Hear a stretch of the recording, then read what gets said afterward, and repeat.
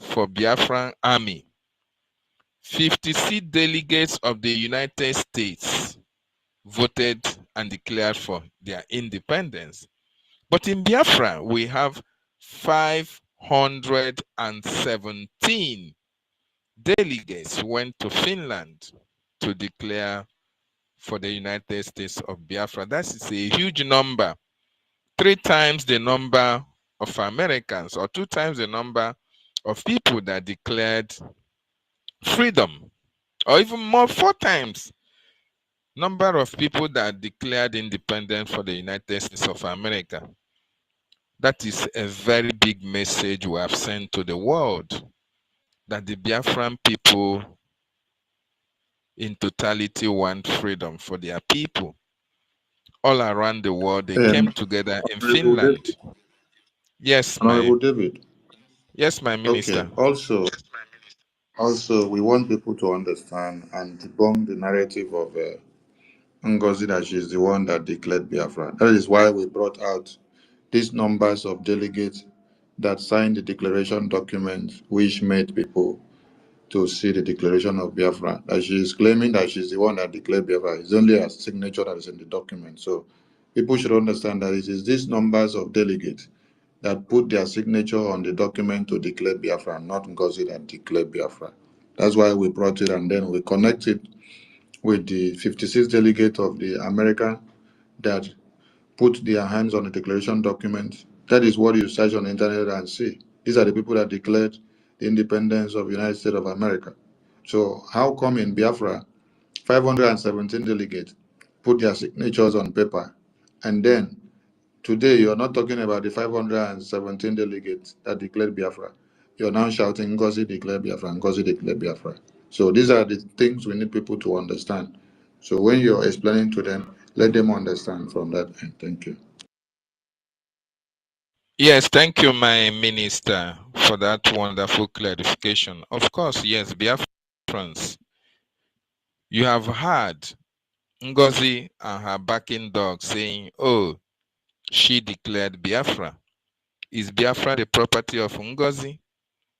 In that declaration document, it clearly stated, we the people of Biafra, we this, we that. But NGOZI and the backing dog that she has, all the ERATs, including Obidiot and all the rest of them, they are just opening their mouth wide on social media and said the woman who declared Biafra. One person never declared Biafra. America, 56 delegates declared independent for the United States of America. 56.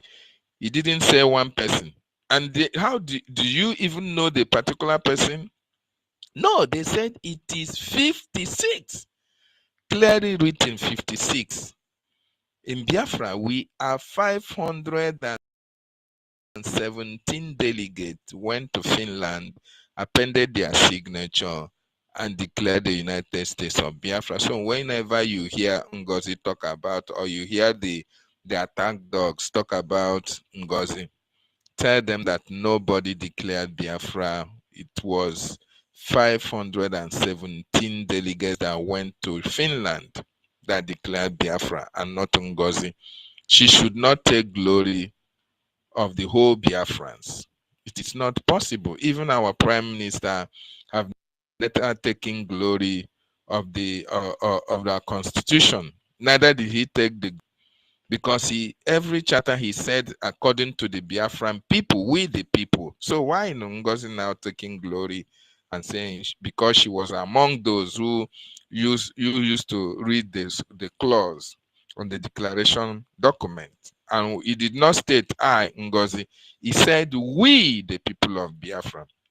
So wonderful people and lovers of freedom, I welcome each and every one of you, and we are going to stay here to do justice, considering the information that we have had this evening, that Ngozi Orabueze, together with her partner in crime, Uche, they did a lot of havoc, committed a lot of atrocities, starting to dupe Biafra even during the convention. And that is very, very unfortunate. and it is on record. We have testimonies. A brother have testified and have to return the bribe they are giving her. No wonder they are accusing people of being bribed. Why she is the one bribing people who are supporting her? Of course, those people who you see dying with her, oh, Queen Mother, carry on this, that. You thought they are doing it by their own violation?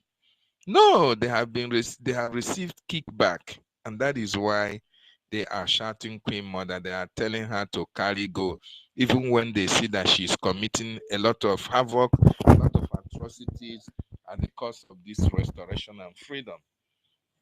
But the spirit of Biafra will continue to punish them for their actions against this our freedom and against our prime minister. They will certainly not go unpunished. So Biafrans, let us speak to this topic. Thank you so much. Socrates, my co-host, you are welcome. You have the mic, sir. Thank you, Dr. David. Honorable Minister Sanya Parawa, thank you very much.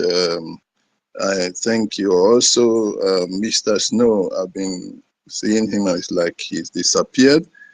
Sister Stella, I can see a lot of people here, Mbatu, Dr. Art, Victor Odum, Rage and Fury, and the house. I want to say my honest appreciation to Prime Minister Simon Ekpa, who has picked up where Martin Nnamdi Kanu stopped and has given us hope. A hope that has given life to many of us, the old and the young, until these recent weeks when someone tried to, what would I say, in fact, not try to kill, after that woman had already killed so many souls.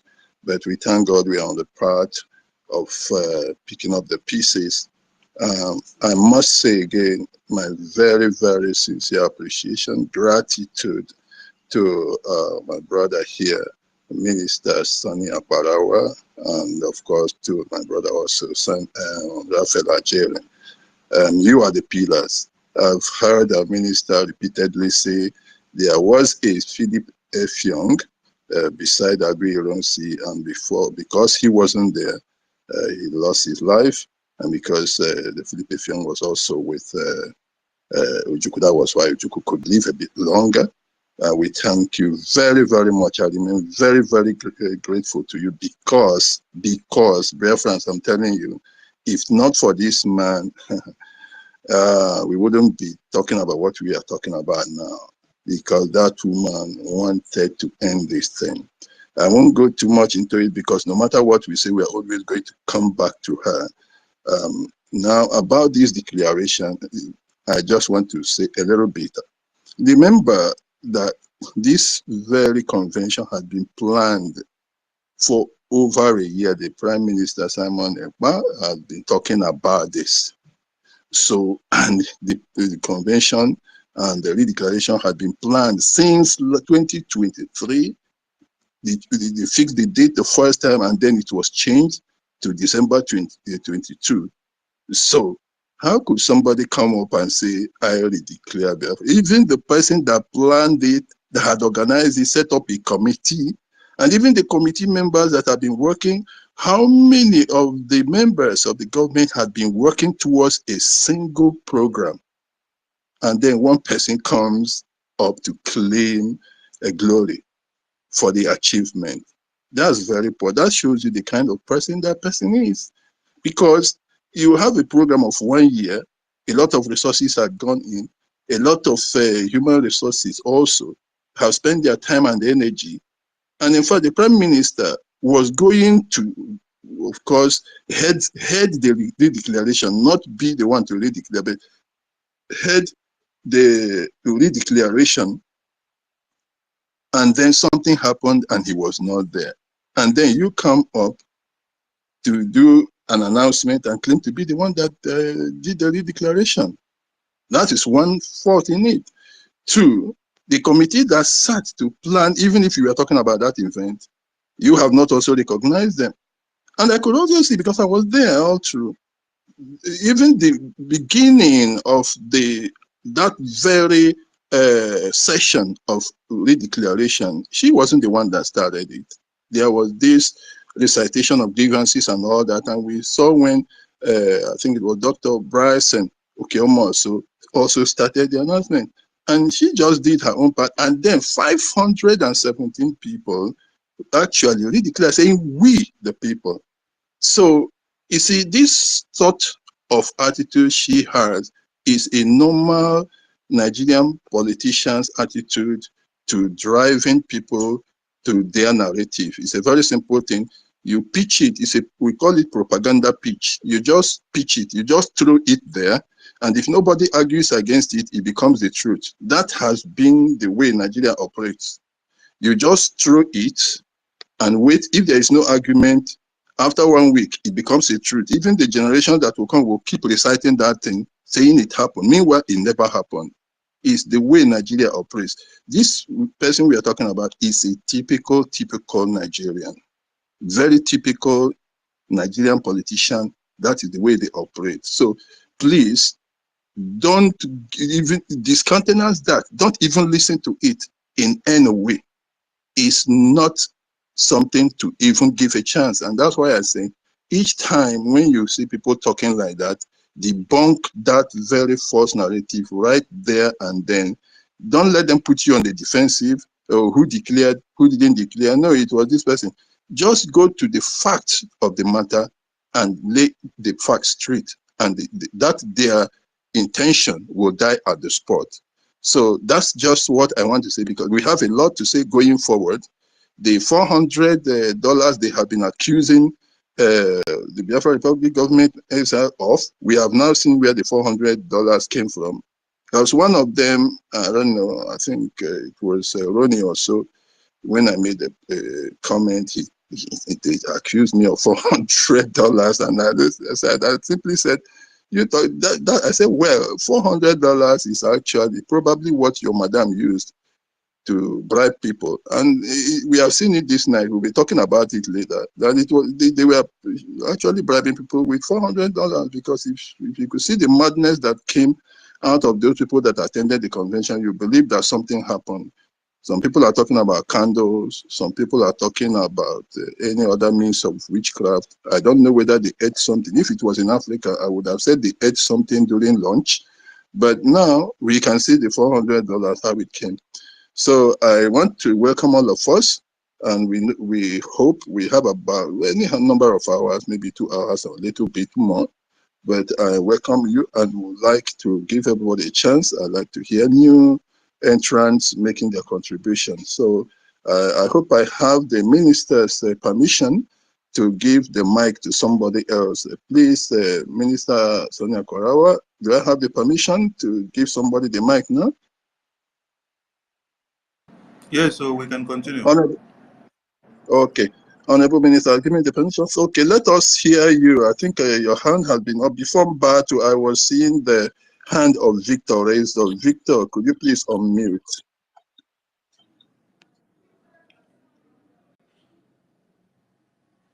Victor, can you hear me? Okay, Victor is not ready. Okay, can we hear Mbatu? Mbatu, could you please unmute?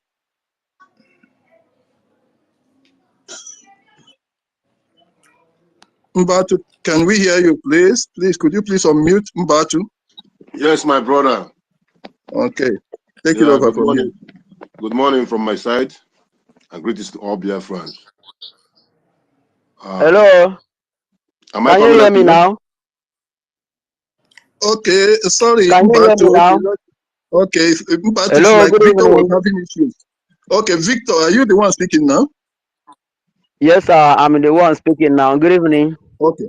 Okay, sorry, just a second. Mbatu, could you please? Let me hang on. Yeah, let me hang on. Okay. Yeah, okay, good, thank you. Now, Victor, you can speak hello. now. Go ahead. Go ahead, Victor. Okay. Victor, go ahead. Okay. Good evening, everybody. Good evening, Victor. I'm go so ahead. I'm so much happy for this opportunity that you people are granting me this evening because I've been here for many times, many weeks. They are not granting me permission to say something. I so much thank God today that I'm favored. Mm. All these You are while welcome. I've been giving, yeah, all these while I've been giving kudos to my brother Akwarawa Sonny. Men never say it in because when someone is truthful, many people will be against him. Although it's not everybody that knows the truth, they always know the truth at the late time because they say that I don't know always come last. So I would like to say that they should not emphasize on the issue of Ngozi or Raboeze because that lady has caused damages already. Anything they can do to eliminate her, let's do it now before it becomes too late. And in other words, I so much thank God Victory, for the victory, victory we have gotten victory, already. victory, Hello. victory. Can you Yes, hear me? sir. I'm hearing you. We don't use the word. We don't use the word eliminate here, so that people will not say we want to go and buy somebody, please. We don't eliminate It's anybody. okay. You All can right. say we can push her out of the Biafra government. They don't use the word Okay. eliminate, please. As a All disclaimer. right. Thank you. All right. Thank you, sir. So I thank God so much for the victory we have already achieved so far. And now, what I'm about to say majorly is that anything that they can do now to make the land to be secured more than this, let do, please. I know that you people are working tirelessly to make things fall in place.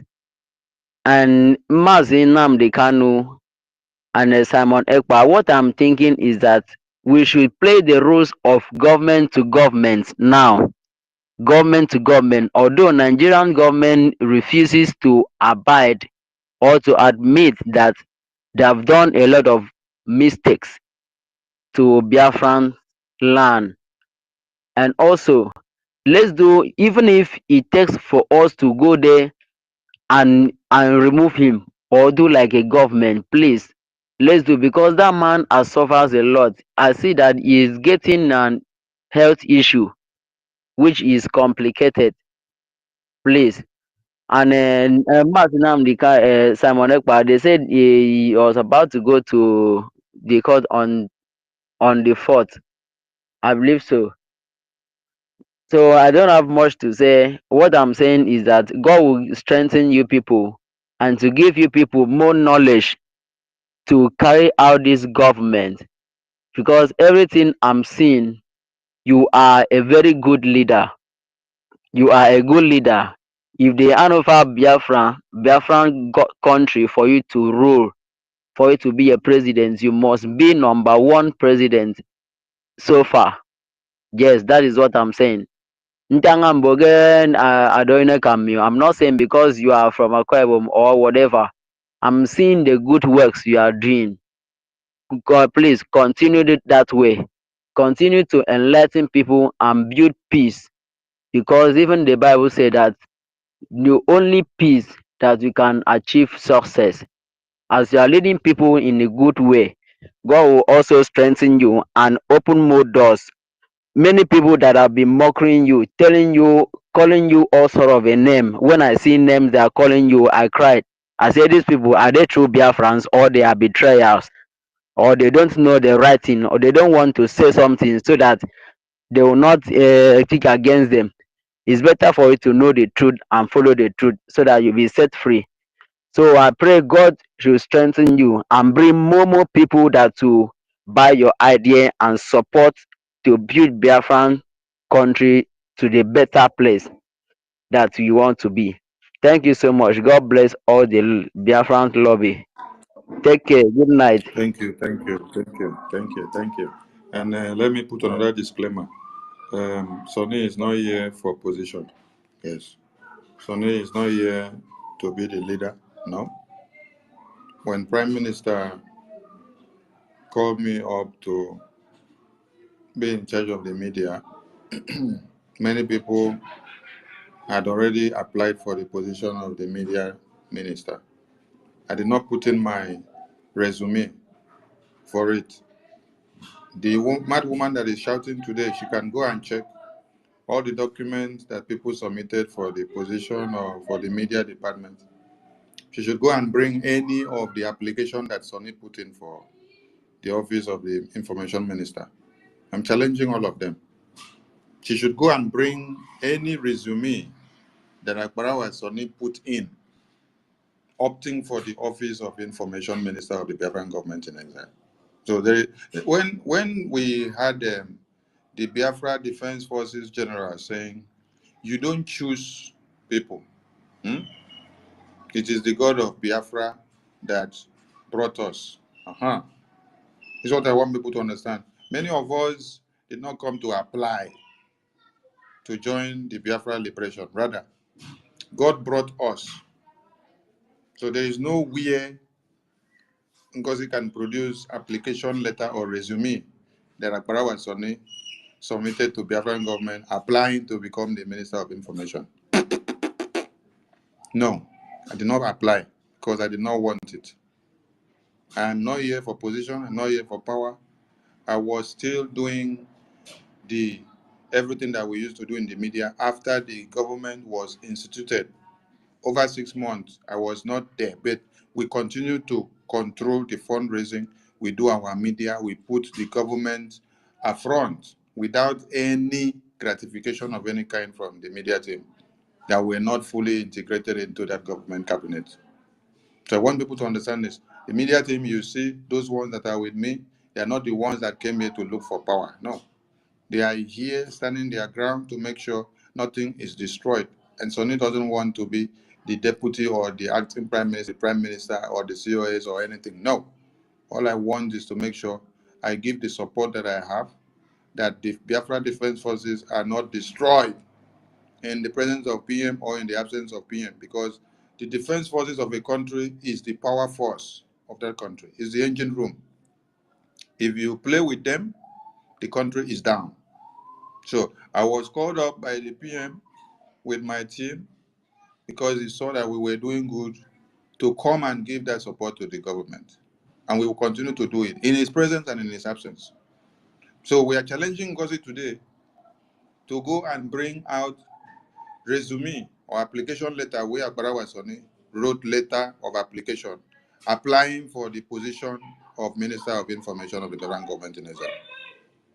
Then while she's searching to bring out that one, she should bring out others that applied to be in one position or another in the government. That is to show you that I did not come because of the positions.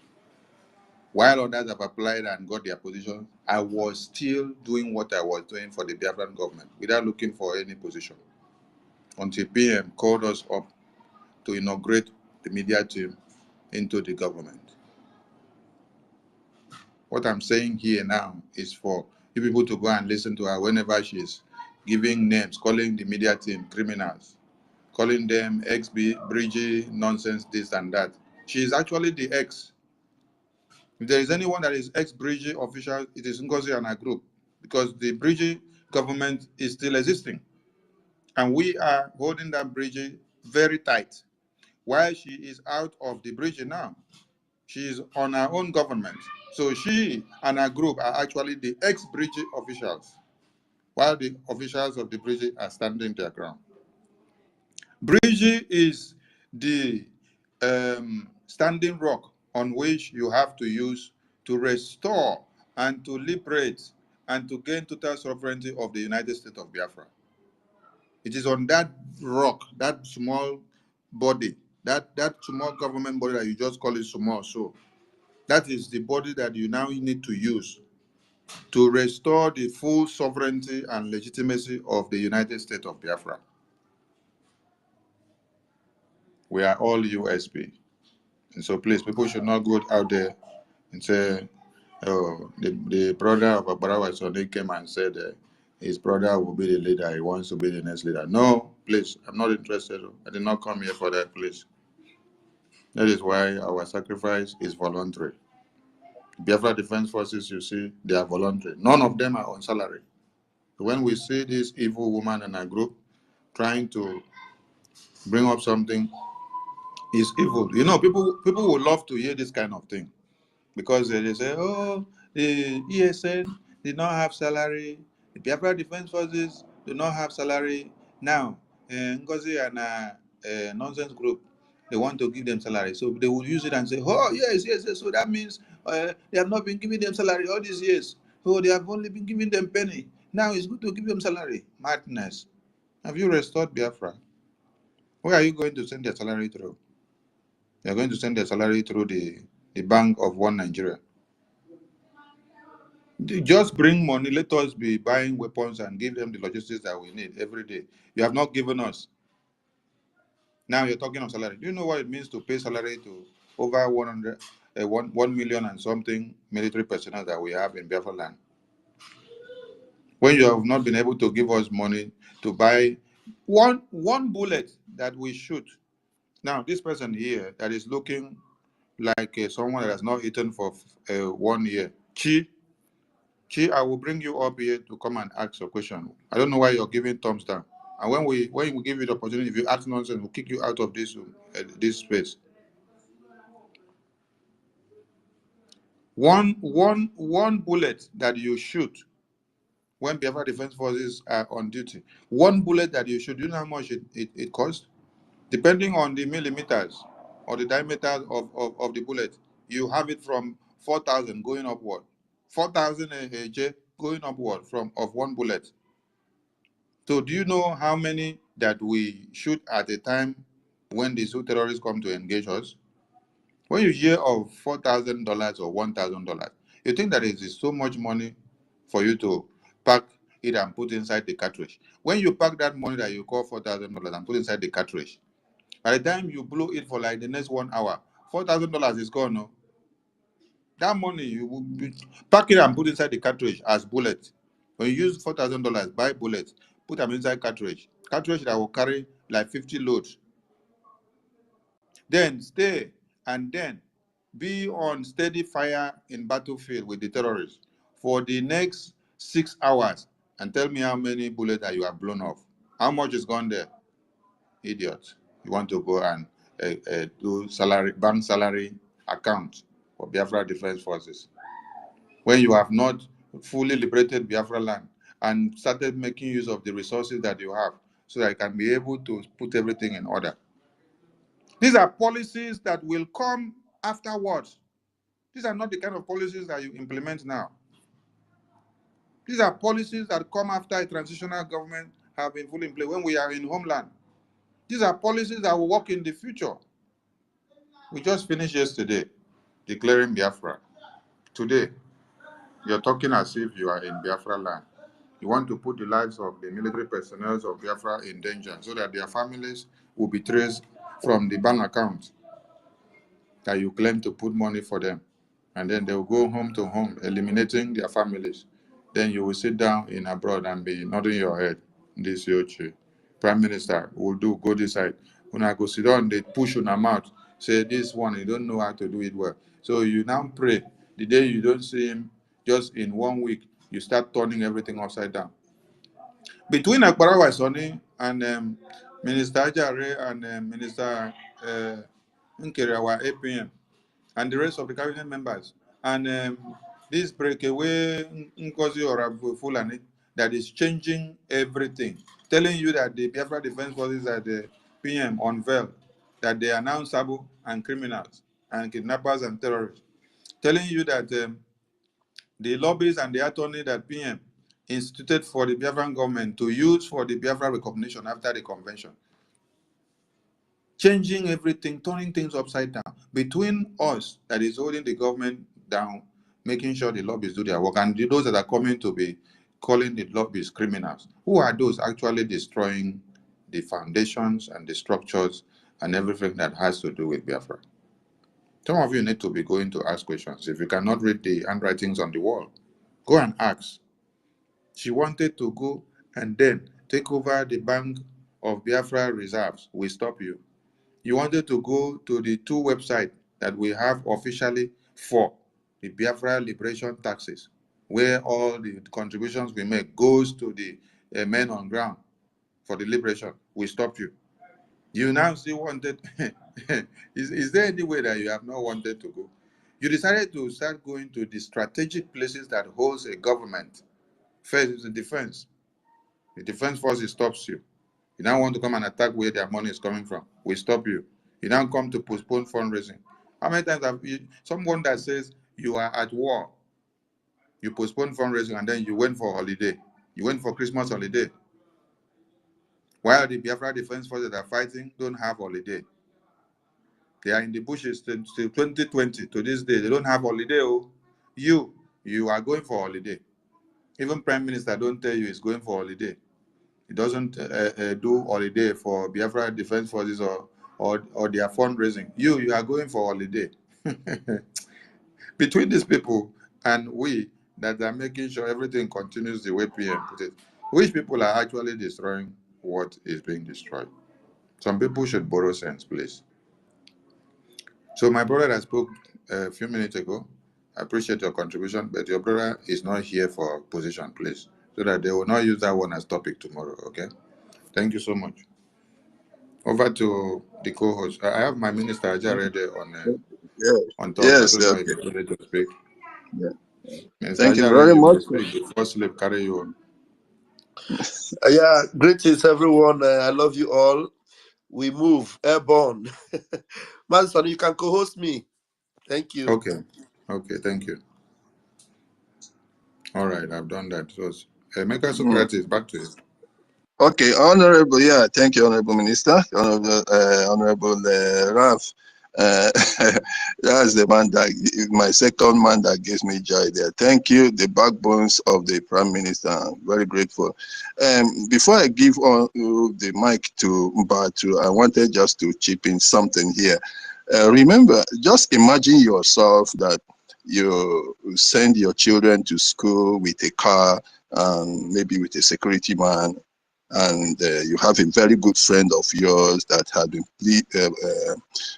pleasing you over the years, pretending to be your best friend. And all of a sudden, for a certain reason, you were called out to some place for some discussions.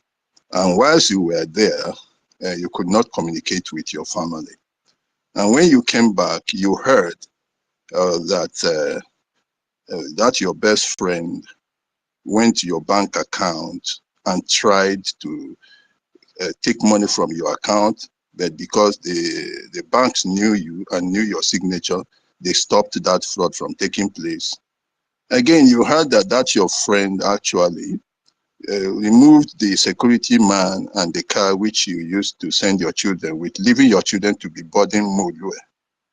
Before you could say Jack Robinson again, you heard that your friend also tried to rape your wife in the night, but your neighbors saved your wife from being raped. No matter how close you were with that friend, no matter how much you trusted that friend, will you continue with that kind of relationship with that person? I'm just pointing this out because there are some of them that believe that this woman is so strong because PM trusted her and this and that. Therefore, thereby somehow when he comes out, she still stands a chance of being that kind of power they were thinking about. Just consider that if you should return and the person you trusted to help you hold on to something went to your bank, they blocked him or her there, he removed the security that you were using to protect your children and the car so that your children could go safely and come back and even try to rape your wife. Would you still keep that person as a friend? Why would you then feel for the person, the second friend that was not actually in any way doing anything to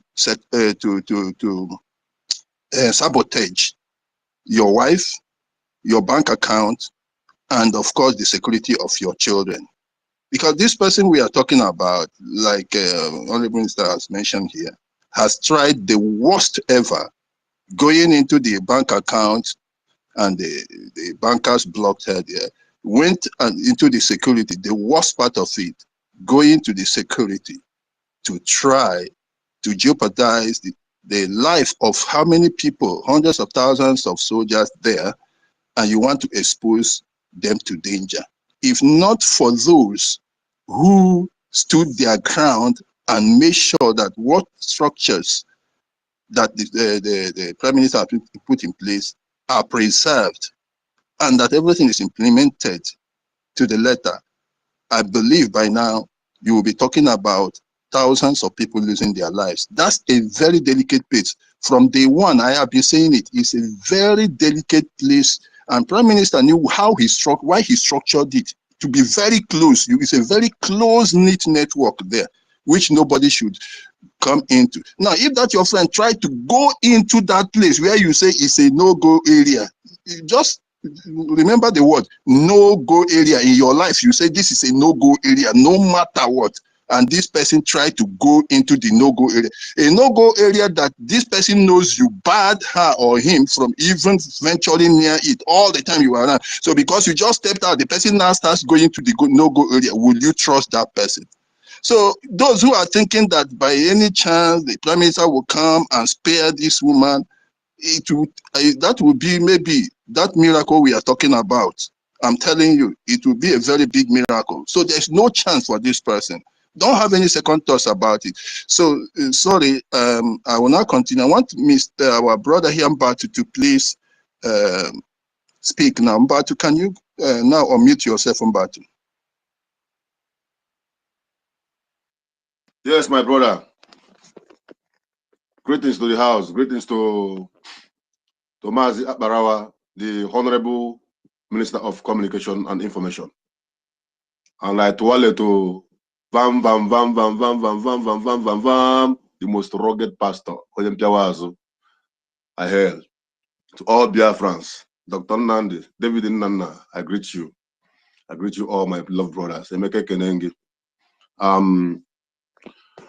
In order to make it shorter, I'm going to outline the little things I can see that is propelling the movement of so-called NGOZI Arabueze, the AKA Madam Mosbao. BIAFRANS, if you look very, very well from the beginning, there are only but two strategic points this woman is looking at. The first is security, defense, our military. Second is finance. This is the instruction they gave to her. Grab these two places. Remember before this convention, Musa was on interview and Musa said that the only problem they have is that they don't know how they are getting their finance. That if you can stop their finance, we will stop them. Immediately NGOZI begin to show her madness. Remember what Musa said? Now I can sleep. Read, just count your teeth with your tongue. Now, she came up with ID card. Everything she's doing is a way to expose our people to danger. Every step she's taking is not hidden. With everything she's doing, it's very open and understandable that she is working under someone's instruction. Very plain and clear. Now that one is not working. She is claiming and telling Biafrans that she declared Biafra. Who the hell are you? You declared NGOZI. Who are? Fuck you. Who are you, NGOZI? I see. Let's assume they said let Omoabara. That is the ladies, iron ladies of Biafra, come out and stand. Will you come and stand close to them? Who are you? A psychiatric nurse. What are the remarkable things that our community can say about you? I have made investigation even to your own father's house. Your story is not good from childhood.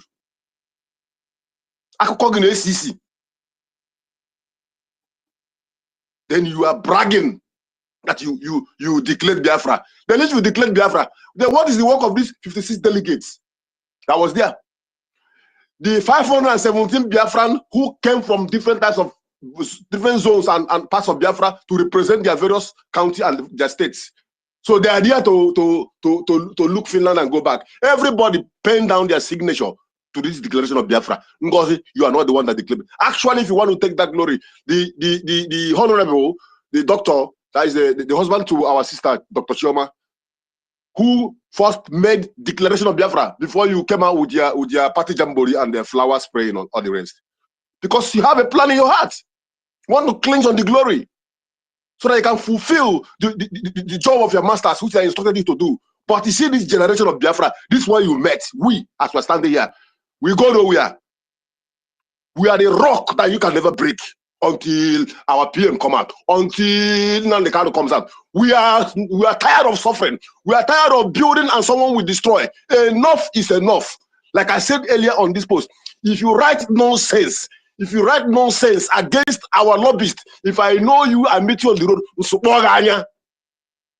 because you are a devil. So, Ngozi, you did not give us Biafra. The discussion about this Biafra has been going on since over 1 year. The planning of Batobi have been planning. Today I was going on the space and I saw Obatobi post where he was talking and he started crying. He said that the world we have. I cried too. I said, upon all these things that this man passed through, people still have the mind to destroy all that he has built. Ngozi, are you going to pay our army salary through which bank? Nigerian bank, with their name and their addresses stipulated down in the bank. Ngozi, who are you fooling? Who are you fooling? Your own Judas self have no, even your own Judas have NAFDAC number. Judas is getting a NAFDAC number. That's at a platter of gold. Like rice, you serve on the zoo. Because of 1 or 2 political interests. When the time comes. And there will be no mercy for all of you, all the betrayers. Finally, for Madam Ugochukwu, because Madam they call him, Osefere, is a fool, is a nincompoop. Look at all the exposition they have made concerning him. I was thinking that big head sitting on top of his body is containing maybe some milk or something. Not knowing that he just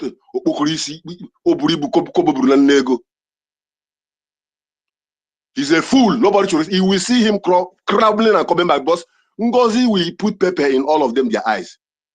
What are they going to do with Ngozi? Are you going to give him her idea and she takes? Are you going to contribute the idea that Ngozi will listen? What will he even do to contribute to the movement? That movement. She is the Alpha and Omega. Anywhere she is, troublemaker.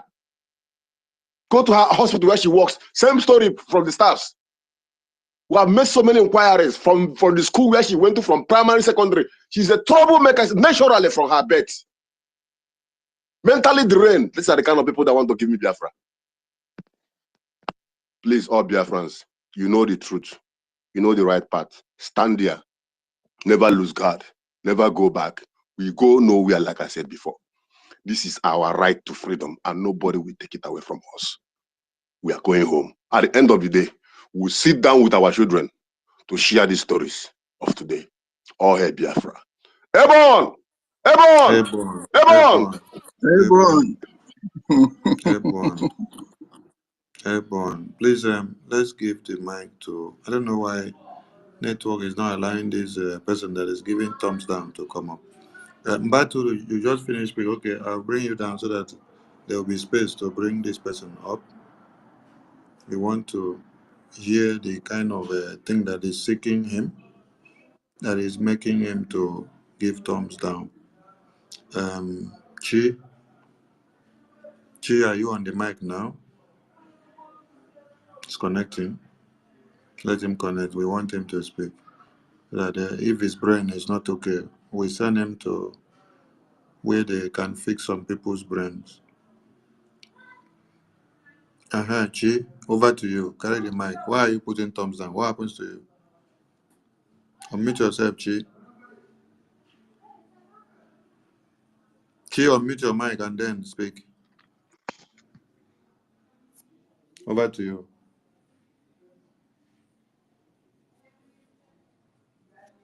Chi, unmute your mic and speak. Now, where they give you mic now? If they fear to talk. You were doing thumbs down, thumbs down. Mic don't reach you talk. Oh. Don't form as if you don't know how to use it. Talk. Talk now. Don't form as Good evening, everyone. Good evening. We did Good evening. Good evening. We did hear you. Why are you Okay, giving thumbs good. down? What happened? Yeah, I have my reasons for it. Yeah, tell your reasons. First of all, I want to just allow me. First of all, I want to say good evening to everyone in this space, and I want to say to everyone, good evening. First of all, I want to start by saying that to this our brother, the last speaker just said, before I ask my question direct to Mazi Sonia Parawa. You said you have made inquiries to our hospital, you have gone to our house. Don't come here and give business, cheap blackmail, just to blackmail her and say, Okay, Na can thunder, you na leave thunder. that one Ogu alone? go kill you. You are a wait, bastard. wait, You monkey. wait, Hey, Rage, Na slave. Na you come on. go calm display for down, all your calm life. down, Look at this monkey idiot. I will meet everyone. calm down. I'll meet everyone here. I don't entertain that kind of opera here, please. Everyone should be guarded. No one should unmute ourselves when I don't give you the mic. Let's be guarded. On now leave the last speaker that spoke. Now bring your question. Let me attend to it.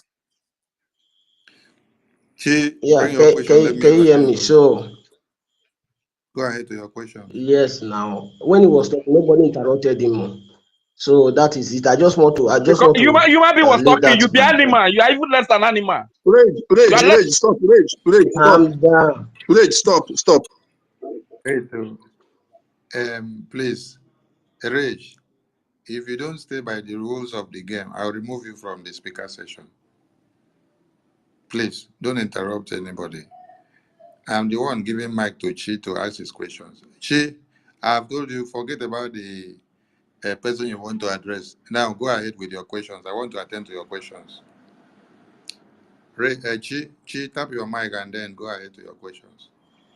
Okay, can you hear me now? Can you hear Make me? your network not do like a person where go to Can you hear me? network. Am I coming? Okay, so that Yes. is it. First of all, you said when you were making comment or you were giving speech, you said yes, it is God that it is Chukwu Kabiama that brought the people that are in the movement now, currently. So, and I decided to ask, and you made the comment that it was not there was a comment you made concerning Ngozi, something that like it was not she's a kind of a spy, a sabo and stuff like that. So I was like, is it the same God that brought? Okay, She's yeah, a I kind of remember. what? Complete your statement. She's Now a I kind of remember what? what you said. That she was not elected, nobody elected her. So I decided to ask, was it the same, was Ogenkere, was it the same? Now, was it God that brought Ogenkere that made her the APM? That is one. Secondly, you talked about stipends and salary. Going by that, how were the men on ground being given that stipends? Will the money be shared to them? You can take the money and go and be giving them in their hands. So what's the meaning? How do you pay that stipends? Do you take it and share it and give it to them? Or was there a means of paying it? And when you talk about salary, you talk about stipends. What is the, if I know the meaning, I know what stipends is all about, but salary is an advanced level of when stipends.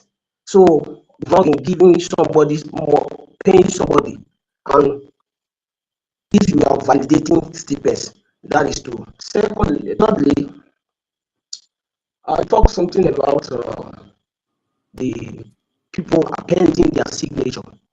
I want to ask, because there's this back and forth of, okay, if she was not the one that declared it, it was 517 persons and stuff like that.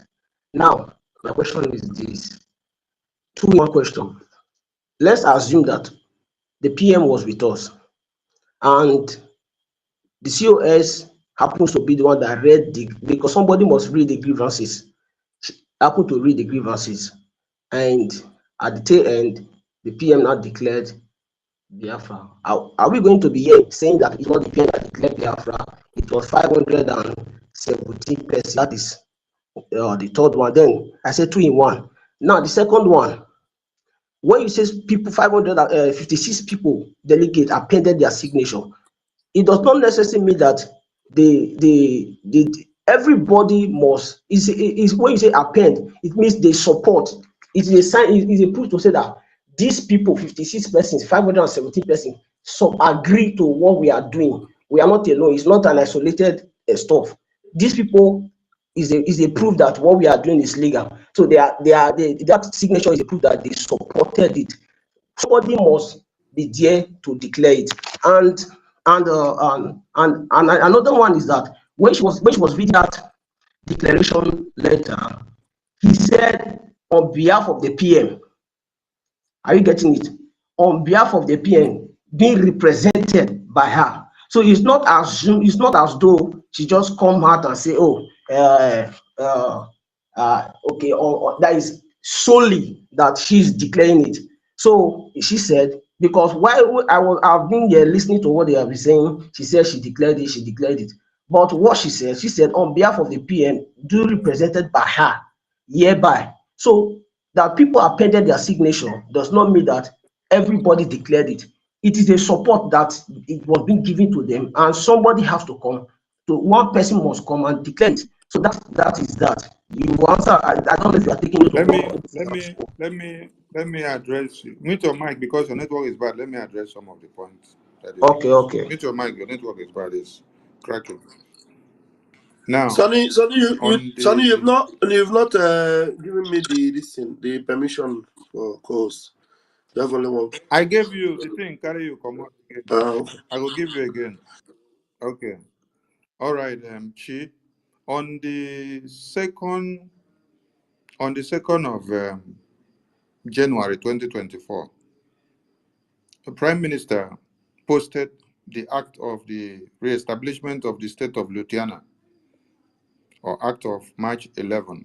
This was an act which the declaration of Louisiana was adopted on March 11, 1990, signed by all members of the Supreme Council. And then the signatures of all the persons that signed that declaration document was posted out. That day, PM now came on air after posting and then explained and told everyone that the same way the lieutenants adopted that declaration document with all those signatures, that it is that signatures that tells you the people that made that declaration. Why didn't you counter the Prime Minister on that day? That no, it is only one person that will come out and say, I am the one that declared Louisiana, or I'm the one that declared Biafra. That will be. Then you read history. You come out here and tell us you read history. If they ask you in school, how many delegates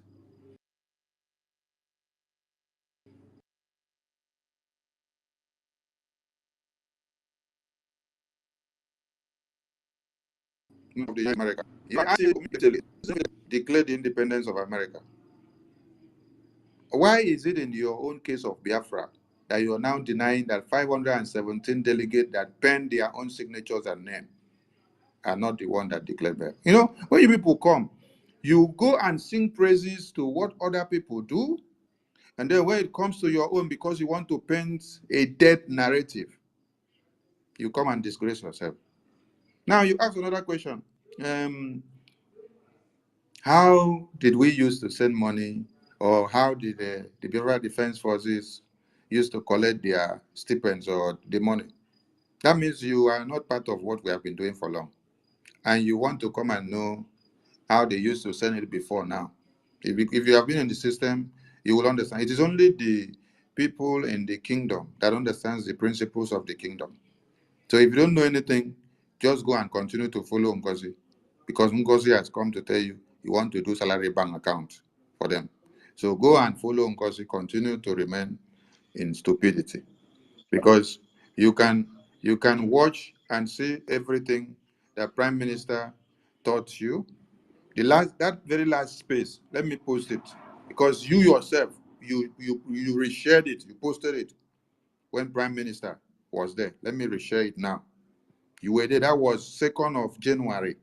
2nd of January 2024.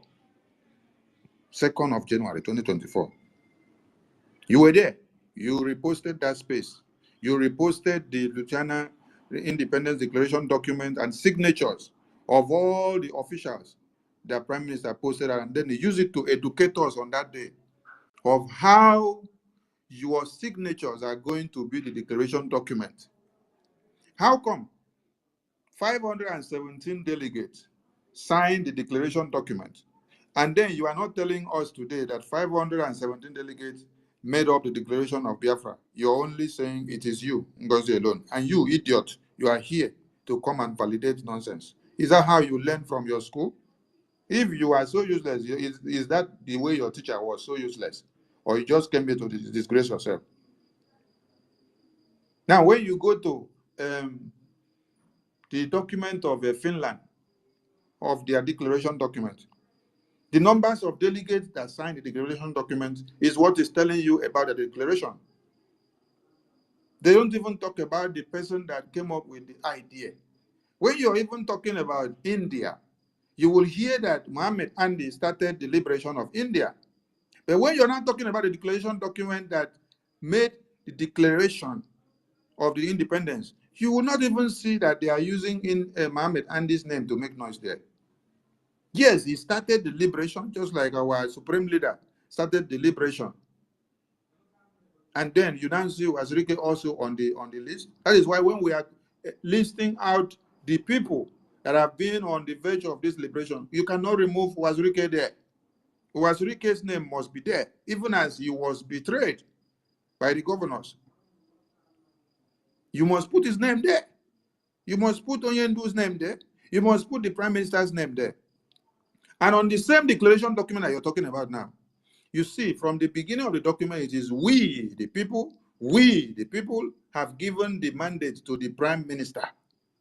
Because of what? Because of the trust, because of the sacrifices that he has done, because of everything that he has gone through. We, the people of Biafra, is giving him the go-ahead. You are here. You are not even talking about the Prime Minister, talking of NGOZI that you just see yesterday. You see how foolish you are, and you claim to be a Biafran. Did you even make mention of the man that was kidnapped, our supreme leader? No, you don't remember that one again. It is NGOZI told you that we wanted to release Mazi Nnamdi Kanu, to bring him to the convention to come and destroy the convention, and you are clapping for him, for her. So NGOZI invariably is telling me now that I am now in charge of the Nigerian DSS. So I wanted to release Onyendu from Nigerian DSS to bring him to convention. So if I had the key to Nigerian DSS since 2021 to today, why haven't I released Onyendu? So I get power like this, and I come be this DSS. Then I work for this side where I did. I know they inside Nigeria. See the kind of nonsense that they will tell some of you, and then you will put it into your head and be coming to come and argue with Sonny when people are trying to educate you. America, go and Google now on internet. How many people, or how did the Declaration or the independence of America come about? The first thing you will see that is written out is that 56 delegates of the American state brought about the Independence Declaration of America. And then today you see that the states have gone more than what they were when the declaration was done. There was a state and some other people that said they don't want to be part of the declaration document when the declaration was done. That was the island of Rhodes. Did it stop the declaration? No. Those that stood their ground and penned their document on the paper, the declaration went on. Today, that same island of Rhodes, they are still part of the America today, and they still enjoy from the independence. So when some of you non-entities And some Itibori like this come, supporting what you don't know. You're even coming to come and argue about the Declaration of Independence Delegate of America with 56 delegates. You see, when I allow some people to be going mad on the media, I will just allow people to train on one thing, train. Then later, when we will come out with factual and quantitative reasonings and analysis that will destroy your madness. We allow all of you to be peddling this nonsense of Ngozi declared Biafra, Ngozi declared Ngozi. Now, we have come to explain to you now that in America, the 56 delegates that signed the document of declaration are the people that declared the independence. So, in that case, why will the 517 delegates of Biafra that signed the document of declaration not be the one that declared independence? Then you people are shouting Ngozi. Nonsense people. All right, the voice, before your network knocks you out, the voice. The All right. voice. Yes. Over to you. Yes. Good evening, everyone. Perfect evening from here to you, my Minister of Information, and all the honorable in the house. Please, I hope everyone can hear me. Yes, we can hear you. We can hear you. Okay.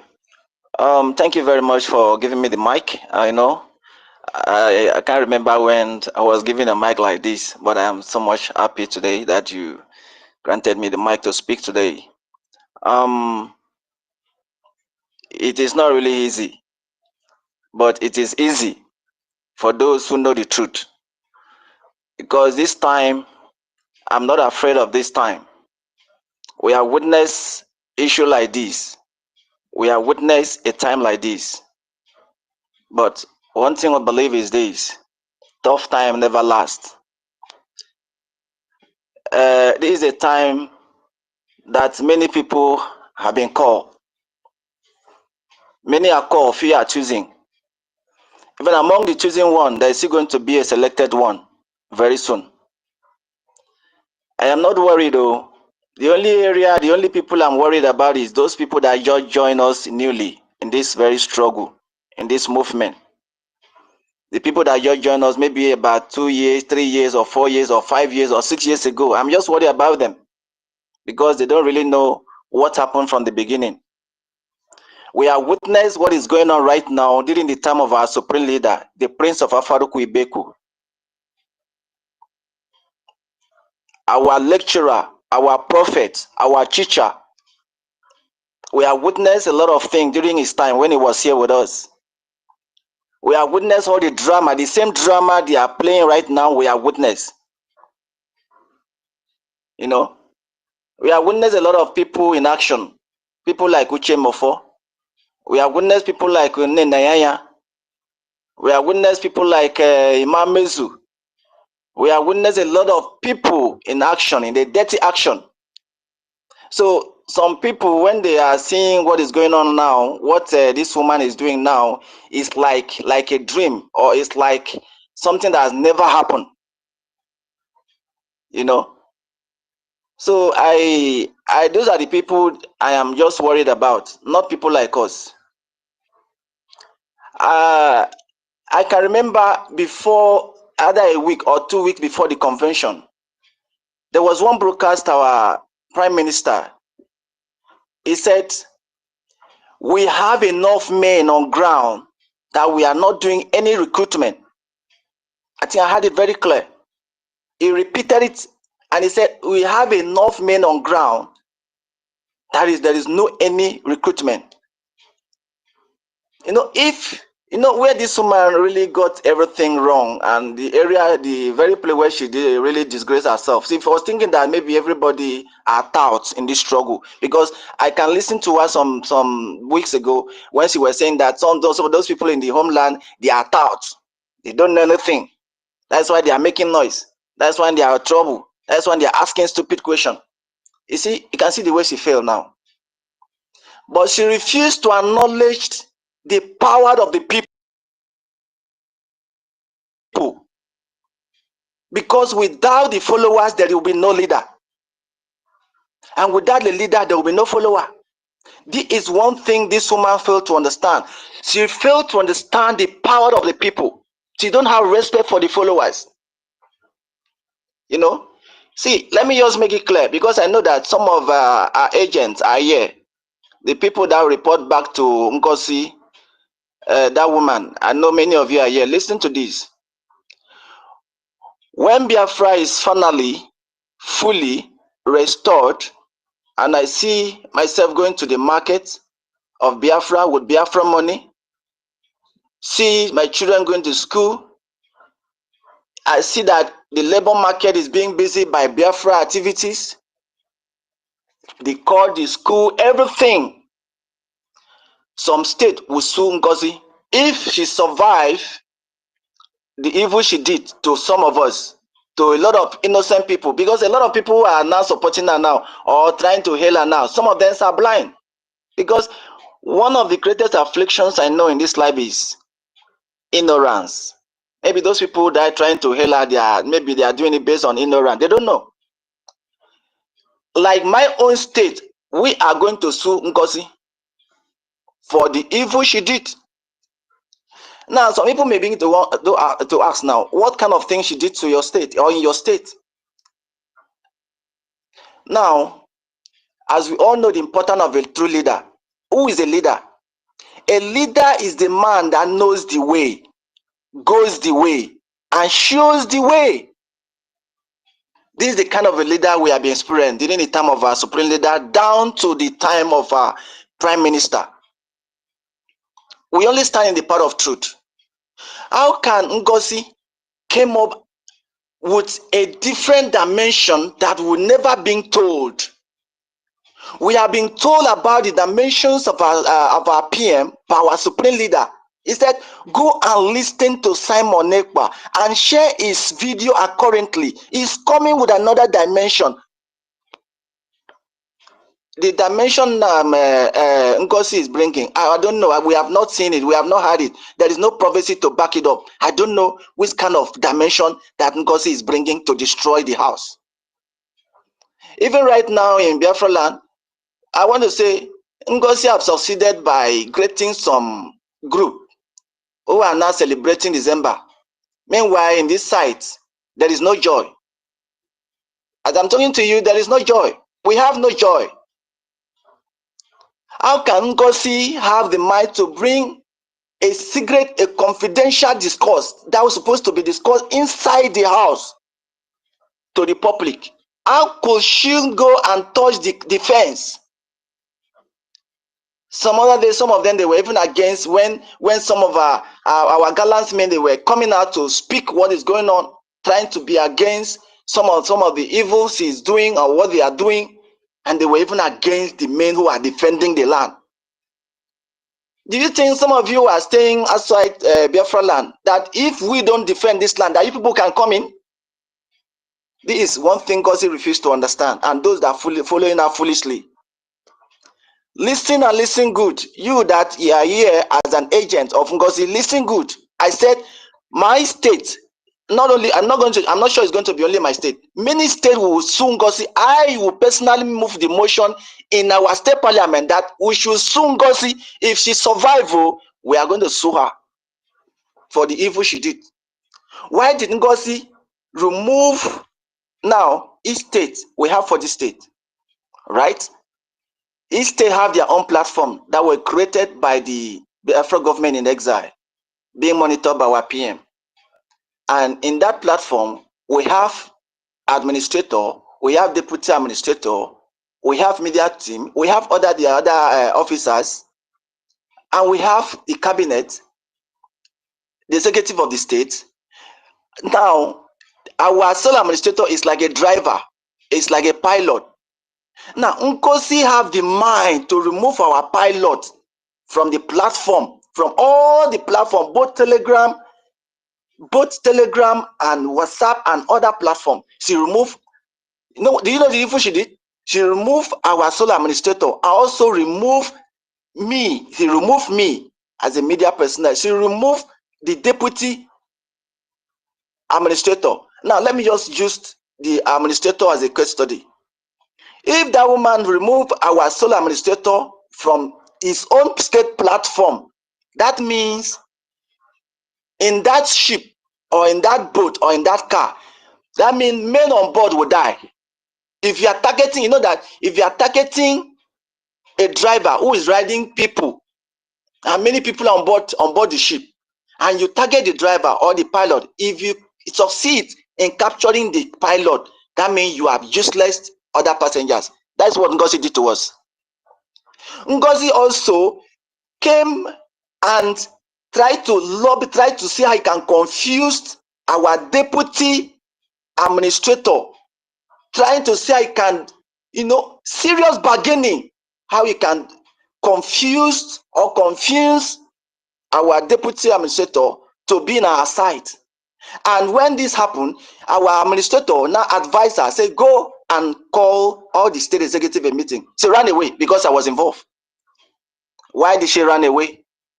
How can NGOZI that knows that the finance is one of the pillars of the government, why did she go and touch the finance? Now today, NGOZI is saying that they want to start paying salary. Who is paying salary? We have been here for many years. We died and resurrected. We've been to prison and we are returned. Many are still in prison. NGOZI never thought or think on how to remove those people in prison. As you want to start paying people salary. Who is the people? Which people are she going to pay this salary? I'm asking. Which people? Which people she want to pay this salary? Why can't we people, some people can, why can't some, the only difference between animal and human being is ability to reason. That is what I'm saying. Some people don't reason. Because the only thing that really makes distinguish between human and animal is ability to reason. Some people who are hailing NGOZI today have no reasoning. They are not qualified to be a human. They are not reasoning. How can this woman doing evil and some people are supporting the evil she's doing? I don't understand. How will she go and tempt the Department of Finance, the finance department? We should know it is the pillar. And you go ahead to go and change, to go and touch the defense. The defense that you know that these men have died and they are determined to die, because in this struggle we are decided to die so that we can live forever. Now as I speak, it does not end there. There are many reasons that we are going to sue this woman and her company. Many of us are being tracked by Nigeria agents. We have evidence. And some people, now imagine, people who are in the freedom fighting.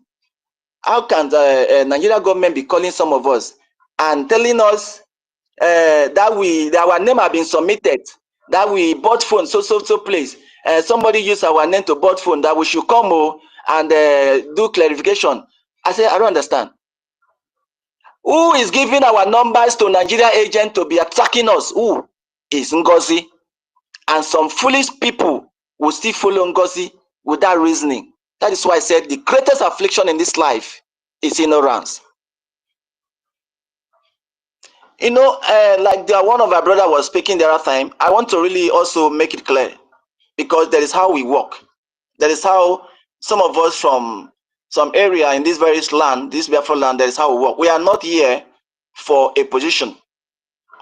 You know, when people want to quote history about during the time of Ojukwu and Effiong, they used to mention only Ojukwu.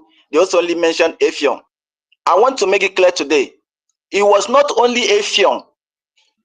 It was not only Effiong that was in the war front. That was from Akwa Ibom, either from Cross River or EFIK Kingdom, because formerly we were EFIK before this divide and rule system. We know the truth. It was not only Philip Effiong. There were many heroes that fought. Even during between 70, there were some people that were still in that Bakassi, that Abuna, that forest, fighting. When I asked my dad said, it is still that fight too. My late dad, Sabi Nebruk took Barak. He said, it is still that fight too of during 1967 and 70. That there are some people are still saying that the Bakassi Peninsula belongs to us. That does not belong to Cameroon. You see? So there are many people that died They are the main people that stood, last man standing. But when the people want to make history, they will only call EFIK-IBIBIO. Do you know men that were down? Do you know men that stand? Just like our brother today is standing. I just decided to follow. I'm not just following because of I know him from anywhere. It's because I'm seeing him standing in the path of truth. I'm also seeing him standing, defending the template of our PM. Yes, of course. I don't follow him because I know him from anywhere, or whether he's from my own state, or whether he's from IKOM, from my crossroad. No. I am here because I am seeing him standing in the path of truth. I'm also seeing him defending and standing with the template of our PM. I believe if some of you can remember, we make a report to our PM before when he was here several times when NGOZI came to our state to interrupt, to change our state structure. We make an announcement, we make a report. We told our PM what is going on, and our PM came up in 2 of his broadcasts. If some people can remember this, he make an announcement, said nobody should go to the homeland, de facto government, and tell them what to do or try to change anything. And when they don't agree with you, you start fighting them. That anybody that is doing that, either you are in the diaspora, stop. Is that not true? This was the handwork of NGOZI. That is why I said, when Biafra is finally restored, and I go to market to purchase with Biafra currency, and I see my children going to school, and I enter taxi, and I pay with Biafra currency, and I go to stadium, I know this is Biafra stadium, I go to market, I do everything, then I will know. NGOZI and our company or our family should get ready. We are going to sue NGOZI. See, the truth is no man's friend. And that is why they hate Nnamdi Kanu. The truth is no man's friend. That is why they hate Simon Ekpa. The truth is no man's friend. That is why they hate Sonny Akbarawa. The truth is no man's friend. That is why they hate some of us. But you know what? We are not going to give up in speaking this truth. Because there's something you know about truth. The truth is the light.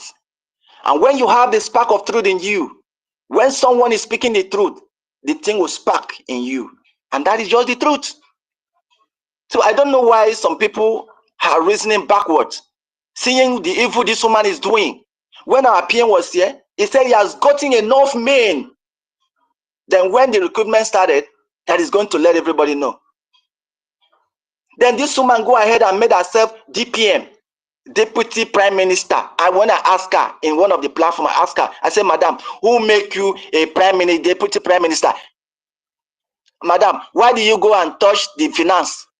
Madam, what concern you with the defense? The woman removed me from the platform. She removed me from all the platforms. As I speak to you, she removed me from all the platform. I don't care. I don't care. But that can't stop me from speaking the truth. So please, my brothers and sisters, I don't really have much to say. I urge everybody to continue to walk in the path of truth, to continue. I know that the truth is very difficult, but you must speak the truth. When our supreme leader were here with us, when we visited him in Afaruku, we will always be there. He said, do you know, he told us, do you know why people are suffering? He was asking, he was in the compound in Afaruku. He said, do you know why people are suffering? It is because people refuse to speak the truth. I would have loved to ask a question, but I don't want to ask. Because the only question I wanted to ask is this. I don't want anybody to pick offense from here. You know, we just like when you are with your, maybe you are your coursemate in the hostel or in the room, or maybe 2 or 3 people or let's say 5 people in one room. Maybe one day, one person keep doing what is not right. People keep warning him, don't do it, don't do it. But we all know ourselves that we are from Cameroon, for example. Maybe all of us now are from different community in Cameroon, or different ethnic group in Cameroon. When they find out that the one that normally do this thing is from so place, Mamela, one day people in the room, they will say, you, this Mamela man, what is wrong with you? You, this man, what is wrong with you? Maybe, for example, maybe Akwa Ibom man, Igbo man, for example, Ogoni man, Ikwere man, you know, Igala man, maybe they are living in one room. Maybe one day, this one keep doing what is not right. They keep warning him. It will go to the point that people will say, you, this Igala man, what is wrong with you? So that is where I want to drive my question now. The question I want to ask is this. Just as I said before, I have witnessed action. I have witnessed people trying to sell out our interest in this struggle. I have witnessed Almighty Uchemofo. I have witnessed Almighty George Onyibe. I have witnessed Nenayanya. I have witnessed many of them, so many of them. There is one woman I also witnessed. That woman was staying in the house of our supreme leader. We stayed there. We normally wear white garment from Yahweh Yeshua synagogue to go with our supreme leader wherever he's going. There was one woman, this particular woman from Enugu. The woman was the head of this synagogue. This woman, this woman was 419, but you can never know that she's 419. This woman collected money from us, and as I speak, we still have a receipt of that money. I will pay some money to her. She said some of our brothers from Israel, the Israel government, they want to remember us. They want to start giving us money.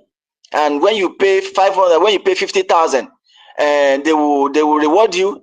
They will do this. Some people start paying. Some people pay 500,000. Some people pay a lot of money. Imagine over 100 and something person in the synagogue, plus the external person. They pay this money to this woman from Enugu. This woman took our money from the synagogue without having fear. You go and build a house. Yet it was still our children that exposed this woman. So we have seen a lot of things. So I'm just worried about the new people that comes into the struggle. That is the only people I'm worried about. So my question is this. Why these betrayers? Why this Sabo? I want people to get, I've given my example so that people will not begin to say, is the tribalism or this and that, because that is how some people normally reason. And that is the truth. And this question must be asked. Why is this betrayer, saboteur, always come from the part of Igbo, like Anambra and Enugu? Why? Why all the almighty Sabo we are having in this struggle, why are they always coming from that direction? Why? That is just only question I have. I don't have much question. But I want to encourage everyone to remain in the path of truth, because we are almost there. Special salutation to men on ground. Special salutation to all the men on ground. And these men who will make a way for you to come back home. And if you don't support these men today, my brother, it's better you remain where you are. If you don't support these men on ground today, it is better if you are staying in Europe, stay in Europe, stay there. If you are staying in China, stay there, don't come back. If NGOZI have created another country for you, it should pack all of you and go there. You people should not come back.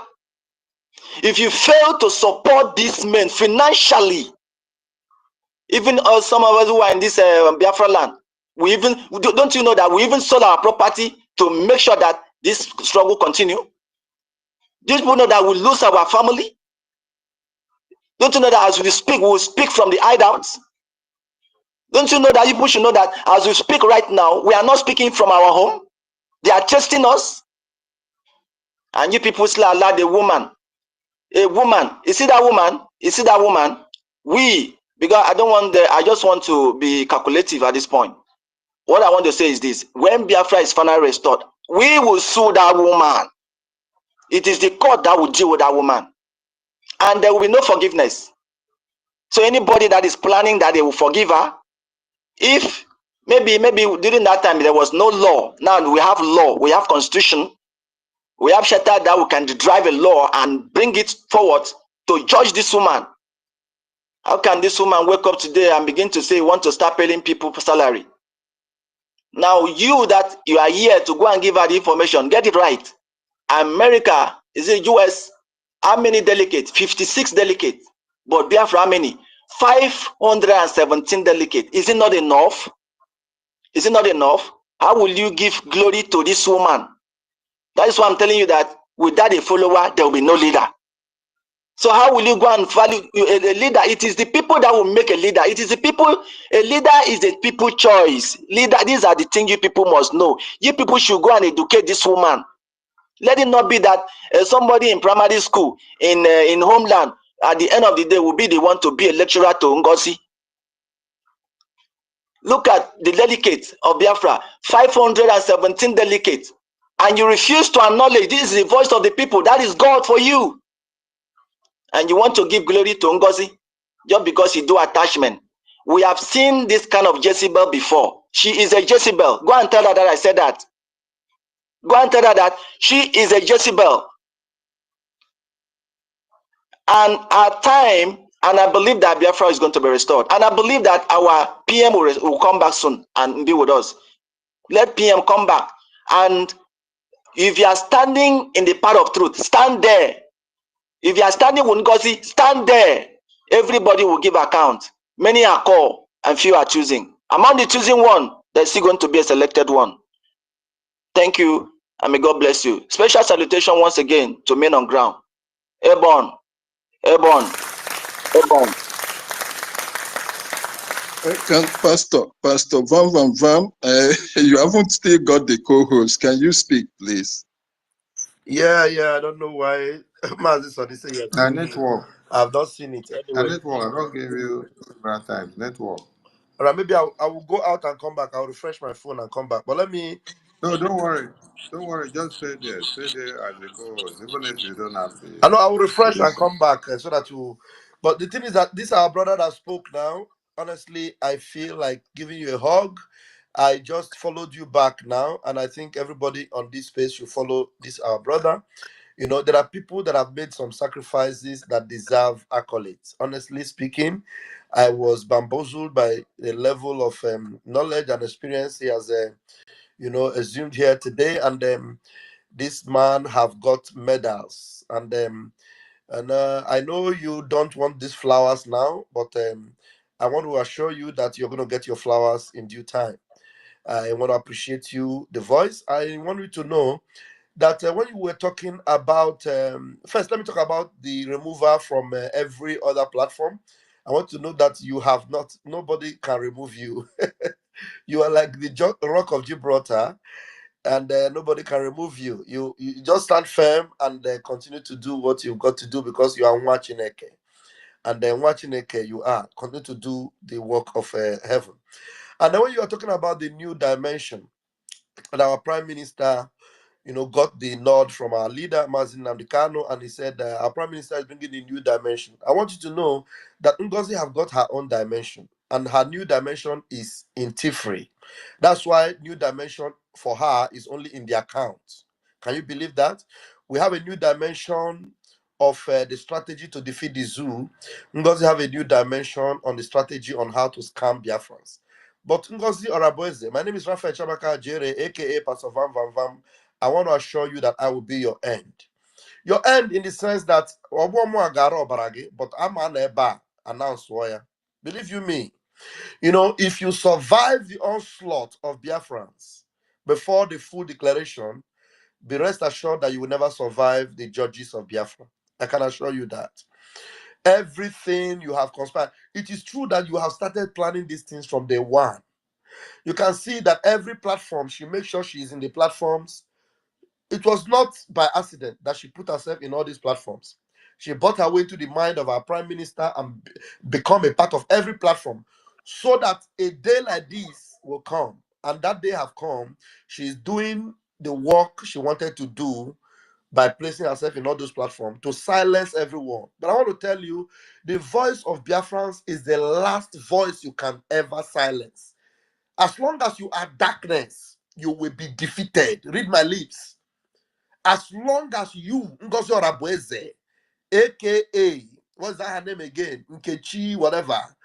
As long as you are darkness, the light of Biafra will completely eliminate you. You will disappear. You will not be found. They will look for you and they will not see you as long as you are darkness. Believe you me, it is not a threat, it is a promise. It's a promise. Biafrans have suffered. Biafrans have been through the fire. Those of us that understand scriptures, you can read Psalm 66 verse 12. He said, that has caused men to ride over our heads. We have been through fire and through water. Ngozi, you were not there when men like the voice went through the fires and waters to experienced all the difficulties in Biafra. And the scriptures go on to say, we have been through fire and through water. Men have ridden over our heads, but thou hast brought us into a worthy place. We have a destination. It is called the worthy place, and that is the place called Biafra. Obodo Chineke. Ngozi, you will not be a part of that land. Believe you me, I bet you with my 10 fingers and my 10 toes, you will never partake in the glory and blessedness of that land. You have committed abominations. The abominations is so cruel that you have deceived younger ones, generations you have deceived. Chineke mere gị ebere. You will forever bemoan your misery because of what you have done. The love you should have gotten if you stood firm, it has turned to sorrow and pain, and you will encounter it, and men will see it. In fact, it will not disappear in a hurry, because people will see you bemoan your misery for what you have done, because it was calculated, it is evil, and you will never go unpunished. The voice, I want you to know that your sacrifices will never be in vain.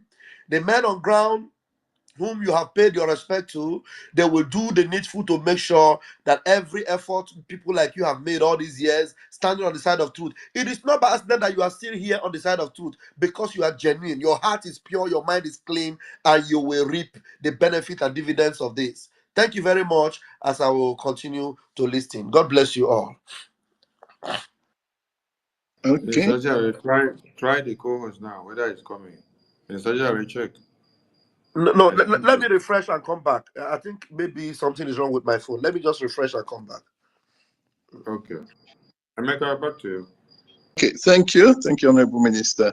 Yes, my brother, the voice. Thank you for being straight to the point. Thank you for not being ashamed of saying the truth. I, as a person, am always very truthful. Even if I am guilty, I am always ready to hear it from anybody, and I tell myself the truth. That is one thing that makes a true Biafran.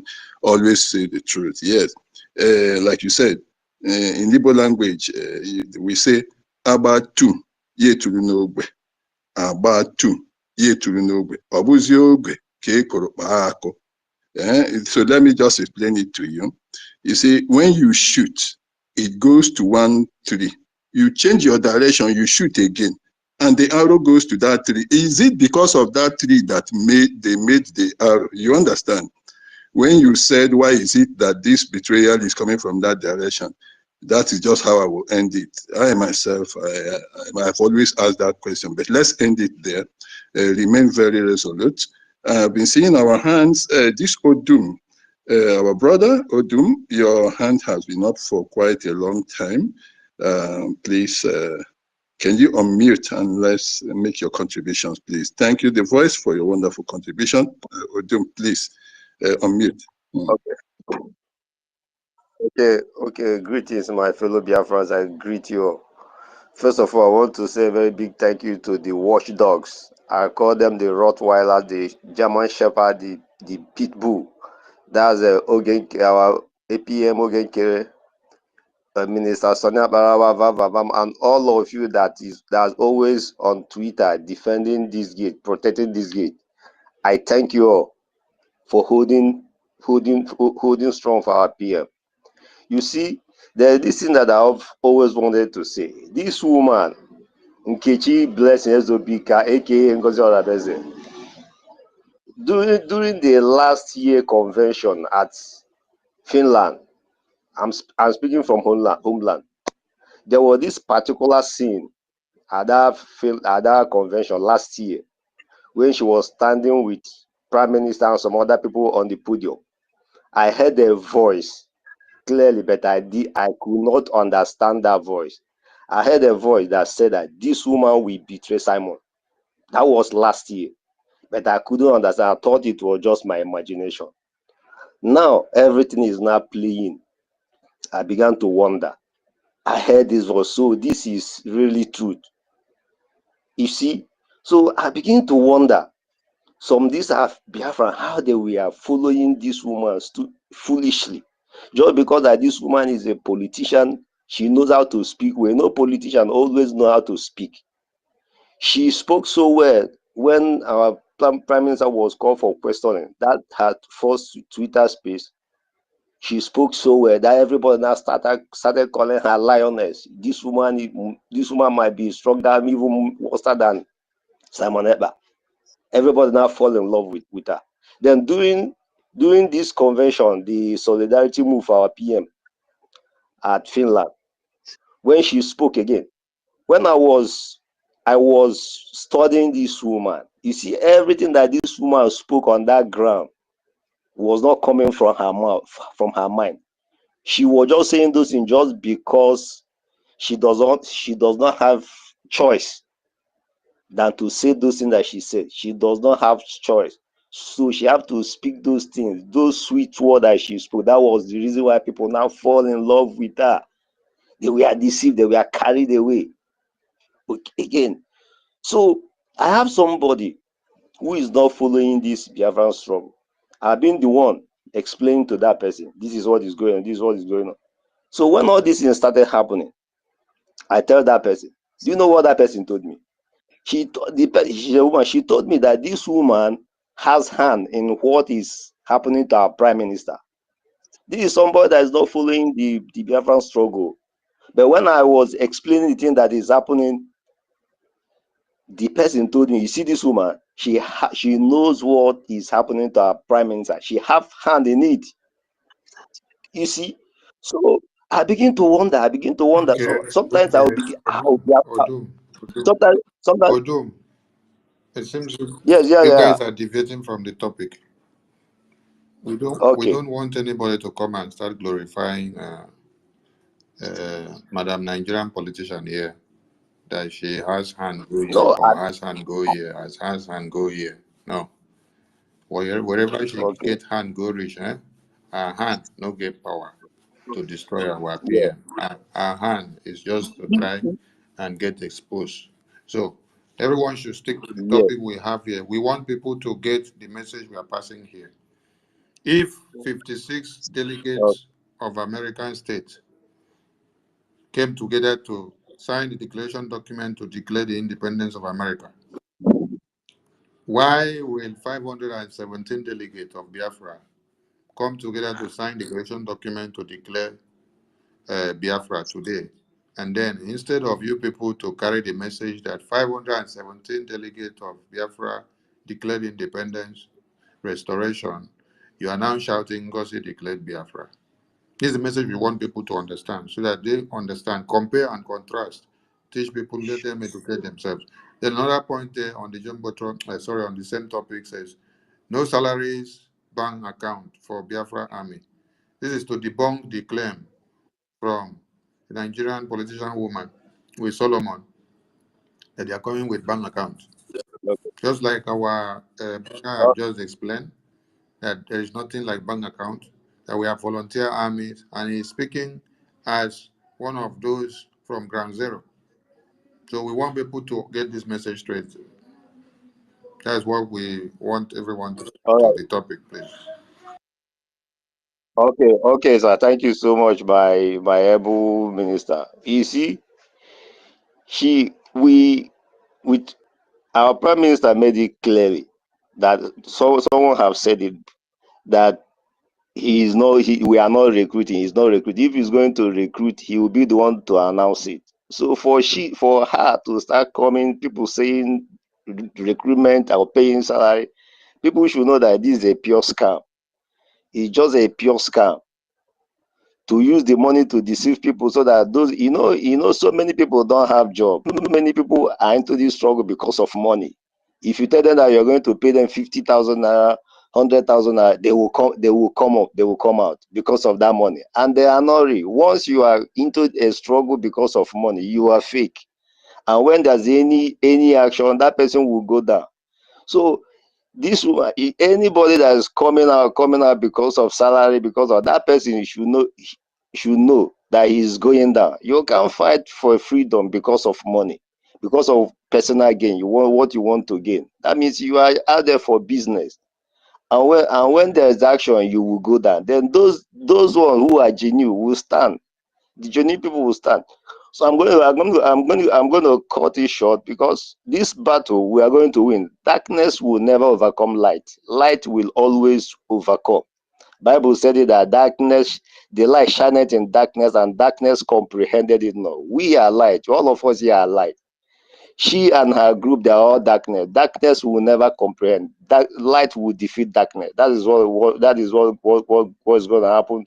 At the end, we will win, and I can see now that we are winning. We are winning. I can see the handwriting on the wall. We are winning. The light is shining. Everybody is beginning to understand, to see it clearly. People very soon now. You see all those people falling out with that. They will start coming back. The genuine will start coming back, because the truth is there. So this is what I want to say. Thank you so much. I especially thank you all, you watchdogs, for holding this gate, for standing on this gate, not allowing anything to go down. I thank you all. God bless you all. Okay, thank you, Minister. Okay, let me just chip in something here. With this salary stuff coming in, there is another dimension to it. It is an indication that their earlier two efforts have failed. You see, the first thing was that, okay, we are decentralizing, so that trying to tell people that there are more opportunities, because when you decentralize, yes, there are job opportunities. It didn't work. We are creating new army, and they thought people will rush in there because it will also give room for more people to get more jobs. It didn't happen. So not being satisfied now, they want to incentivize the job. Saying there will be salary is to incentivize the job, to make it look more lucrative for people to now come in. That's why they are making it a salary, a paid job now. And it's an indication that the two efforts earlier have failed. And when you look at that, okay, why are they concentrating on everything that will affect the military base of Biafra? That is, she is writing the script, or rather trying to play the script of Musa. So the surrogate she's talking about, she is a Musa surrogate now in the Biafran struggle, because all she is doing, she's a proxy for Musa, trying to carry out Musa's program right from within. We want to decentralize. That means, okay, even some states now, like you see, she's been knocking people off. Some people in some states can say, okay, we don't belong again. We now create in our state, we belong to this group. That's the part of what she was trying to do with the decentralization. Those things didn't work. Now this time is to add a to make it a salary job, so that people who are already within the military back home here will now start looking for paid job. It's still an attempt to split that military. All her efforts are geared at splitting it. So, and that is the reason why she is now merging forces. Look at the people rallying around her. Number one, obedience, who say they don't want military. Number two, the IPOB and BCOS, who say you must need politicians in order to achieve Biafra. So she is running around with the people who are against the very principles of the operation that Prime Minister Simon Ekpa is putting together. So she is actually trying to play the script of those people. So the surrogate she is talking about, this is their proxy. She is the surrogate for them. She's a surrogate for Musa. And that is exactly what she is doing. So I just want to stop there, not to take too long when contributing. I'm asking if Pastor Van, do you have the co-host now? Can you speak? You wanted to talk before. Are you I ready can to do? speak, but it's okay. Even without the co-host, I can speak. There's something I want to suggest. With the revelation we've gotten from our beloved brother, The Voice, and he actually said that for a long time he has always wanted to speak in forums like this, and she hasn't gotten the opportunity. So that is to say, there are so many people that are, somewhere in this space that may want to speak, that have a voice like his own, but have not been able to speak. So with that in mind, some of us that have always been very, present here, when we speak, we should try and give space to see if we have more people like the voice, hanging in there that might, come and speak, because I really benefited from what he said, in this meeting tonight. So, with that being said, if somebody is finished speaking, you try and bring them down, so that those down there that want to speak will have the chance to. Thank you very much. Yeah, I'm actually looking at that. I'm looking at that, but there are some of them that are maybe more of those people, the psychiatric patients Yeah, of you can NGOZI. bring down the voice who have already Yes, spoken. yes, I have only one person here. I want to scrutinize him before bringing him up. I like to No, I mean the scrutinize. voice. The voice has spoken, and I don't think he wants to speak again. So Yeah, just bring him now. yeah, We'll I give brought him another. down already. I brought him. He's already down. He's already down. Really, but that Yes, means this is my phone. I need to off this phone and on it again. again, I'm yes, seeing I've him dropped him as a since speaker. and brought somebody else. Eh, I have only one okay. person requesting. I want to scrutinize the person before bringing him in. Eh, In the please meantime, just watch out. Look out for me later. Let me off this phone completely because I'm still seeing him as a speaker. That means my phone gets brain touch. oh All right. yes, I'll. all right. Thank you, Pastor Bam Bam Bam. Thank you, my brother. So I think can we hear now? Young, sorry, my brother, tech guy. Just let us hear. Give the opportunity to Young. Young, can you unmute now? Let's hear from you. Make your submission, please.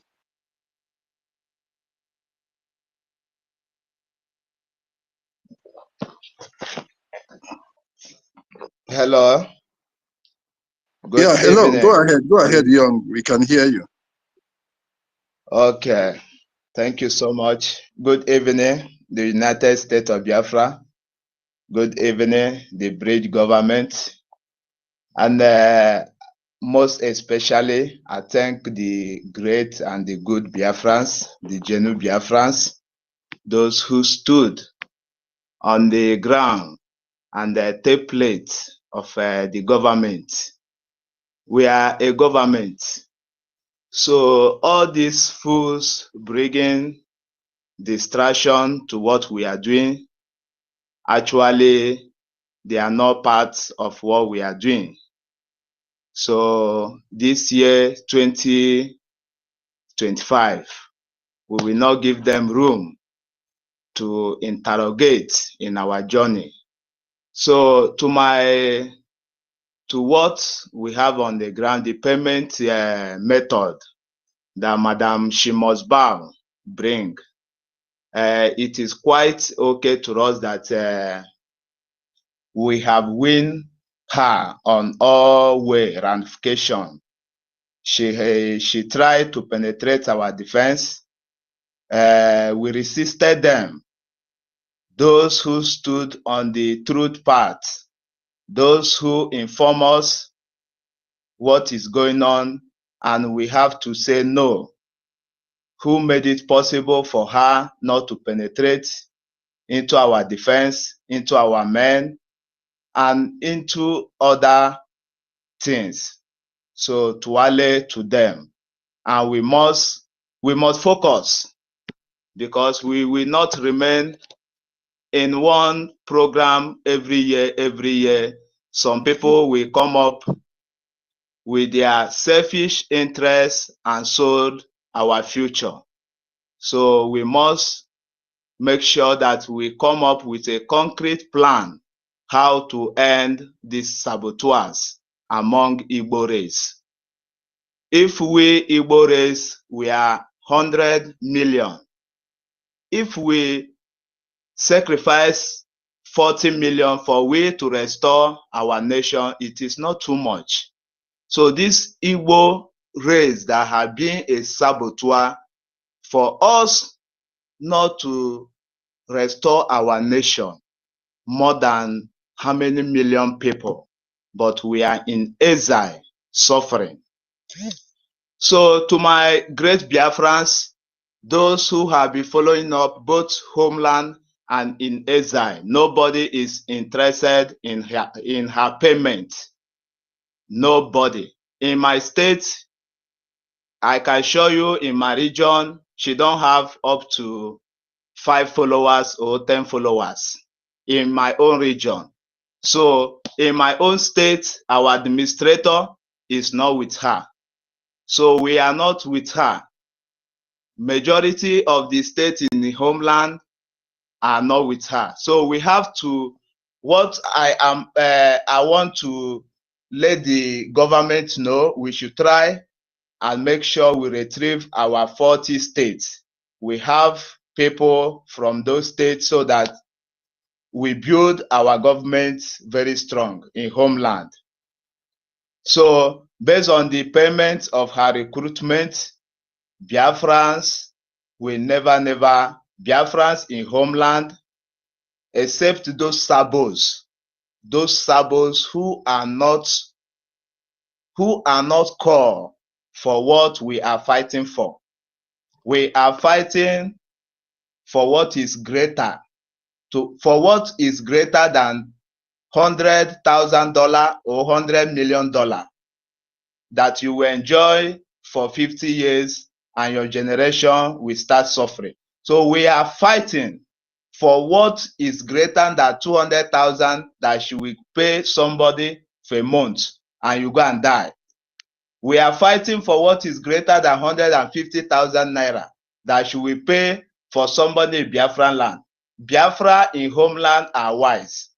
So those Efulefu, those Sabos, those who have been betraying us, because somebody coming out to support her military means that you are betraying the government that we all agree in the template. Not only the prime minister enforce us like she do, she must bow. Not only the prime minister enforce us that this is what we will do. All of us agreed that this charter is going to lead us for 2 years, for 4 years, until we gain our recognition and we go back to homeland. So Biafrans, we are not here for playing. We must be focused. Those who have been causing commotion, anytime they are making us in social media, ask them, have you been funding? They have not been funding. These people are just stout. These people are just efulefus who are in the street, where, looking for opportunity to laugh us. We who have been sacrificing a lot in this journey. Anytime these useless Igbos come to ask you, why are you not supporting NGOZI? Ask him, how much have you invested in this our journey? Because if someone have invested in this our journey, you will not allow NGOZI to destroy what we have labored for more than 5 years under our prime minister. We are a government. So these people think that we come out to joke. We will end them in all way ramification. We will end them in homeland, except they will never come back to their motherland. We don't even know if these people causing commotion in our midst, if they are truly a Biafran or they are just Igbo Nigeria. So my courage go to those Igbo Biafrans. We have those who are real Biafrans. Those who are real Biafrans believe in a government which all of us agreed on, not an individual or a group decision. A government that we agreed until we get recognition, international recognition. We get international recognition that will be able to give us billions of dollars for them to take our resources. Then we move our government back to homeland. We are not a tout. We are people who are civilized. So we must show to the world that we are civilized. So I thank you. I thank those good Biafrans, especially our medians and those who stand on their ground, the individuals and in the cabinet who stand on the ground on the template of our prime minister. And it is not only our Prime Minister that give us that template, it is all what all of us agreed on. So we are focused, and we don't have time for argument this year. All those people asking you that NGOZI Arabese declared a Biafran, they are crazy. They are crazy. Even that imbecile, she's not even qualified. We have people in the convention who are more qualified than her, but she claimed it. Had it been NGOZI Arabese, she said that she don't want. We have many who can speak the language that the world will understand. So let her know. She have used all strategies just to distract us, but we gene anyị kalili ya. Chukwuoke, our Prime Minister once said that Biafra, the spirits of Biafra have piloted the Biafra journey, but people don't understand that word. Up to today, that spirit of Biafra piloted that journey, and those chaff will fail on the way. We who have stand on the truthful path right from the Dan Kingdom come, right from our spring leader Mazi Nnamdi Kanu to our Prime Minister, who shall we call? Is it to call our leader? The same Igbo people betrayed them.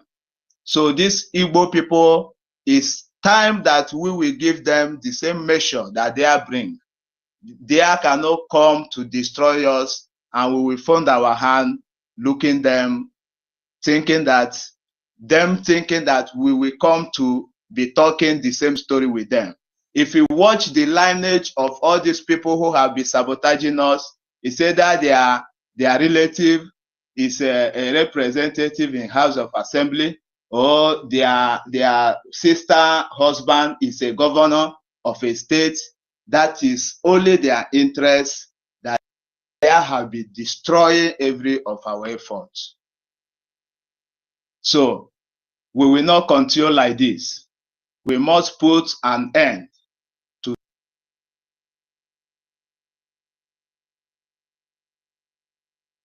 when we restore Biafra, there will be a war in our means, and that a war may consume 20 million, may consume 40 million, we never know.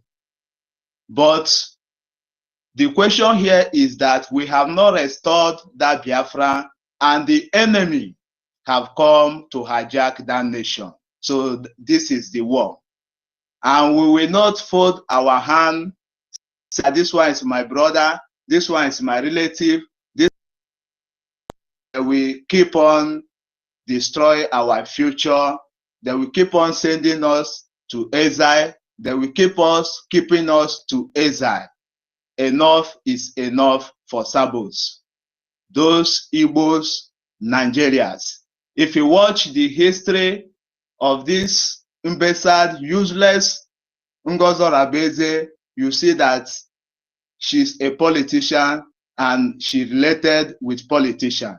So that is how these people, they fight for their interests alone. So I want to also say about the recruitment.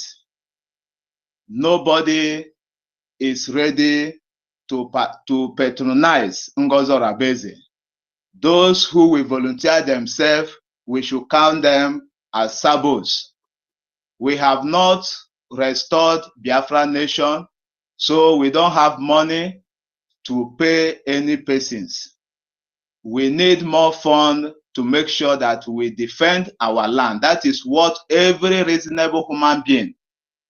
You people should not be, talking to please all these idiots. Those fools, there's no amount of evidence that you will give them that they will listen to you. They are there to destroy what you have suffered, what you have labored for. So let us have it in mind. All those people making noise, like this my base, I have some people who have told me that the woman, she's the one who declared this, we should give her some months for we to see what she will do. And I tell them, we don't give room for that. It takes somebody one day to destroy a building which you have suffered for 10 years to build. It will take an enemy around you, an enemy who know when you will sleep and when you will get up. It will take that enemy just an hour to destroy all your efforts. That is who Ngozi Orabeze, Madam, she must bow. She's the one to bow for us. We are Biafrans, we don't bow for any mermaid. Our leader once told them that he said that Biafra will destroy everything, every damn thing in that territory of zoo. Then everybody will die, even the British, even the America, even the Germany in that land will destroy everything because they cannot keep us in exile like this, and we will keep on watching them, then keep on enjoying. Thank you, great Biafrans. And I want to remind all the Biafrans that we have to make sure we defend our land. We should not be disturbed by Ngozi Orabeze. Those coming with issue of Ngozi Orabeze around you, ignore them. They have not been funding what we are doing. If they have been funding, ignore them. That is an foolish people. That's nothing in their memory. And they don't have, they don't have focus and they don't have direction of what they want and where they are going. We will have direction. Our Prime Minister tell us, depend how fast we get our recognition, we go back home.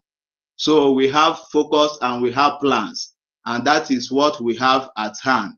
This 2025 is no room for them. Let them go to homeland and we will see how they will build out their government, why every Biafra is against her in the homeland.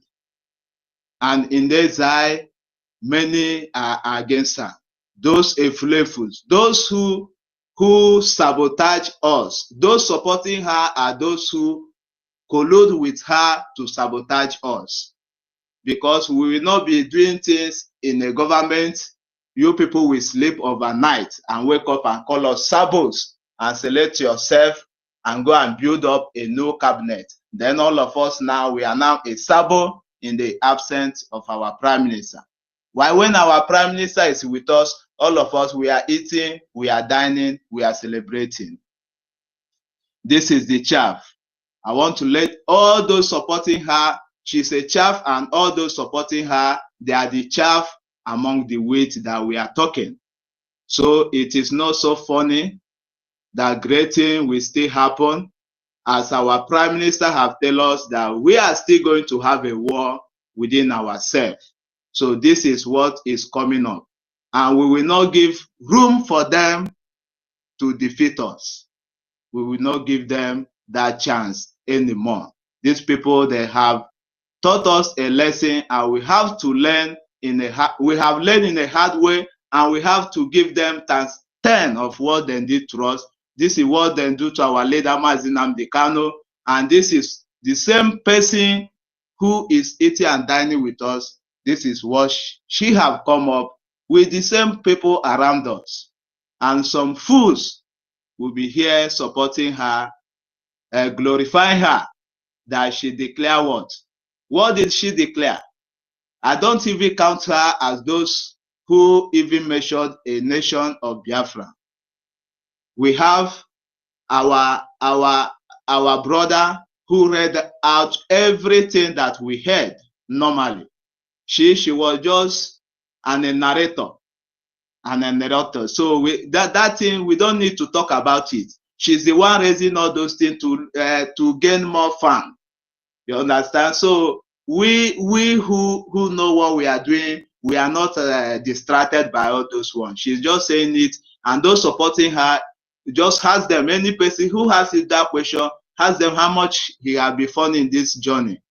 Because you will not tell me that if somebody have did his IOU or have been funding and you will allow someone to come and distract your journey.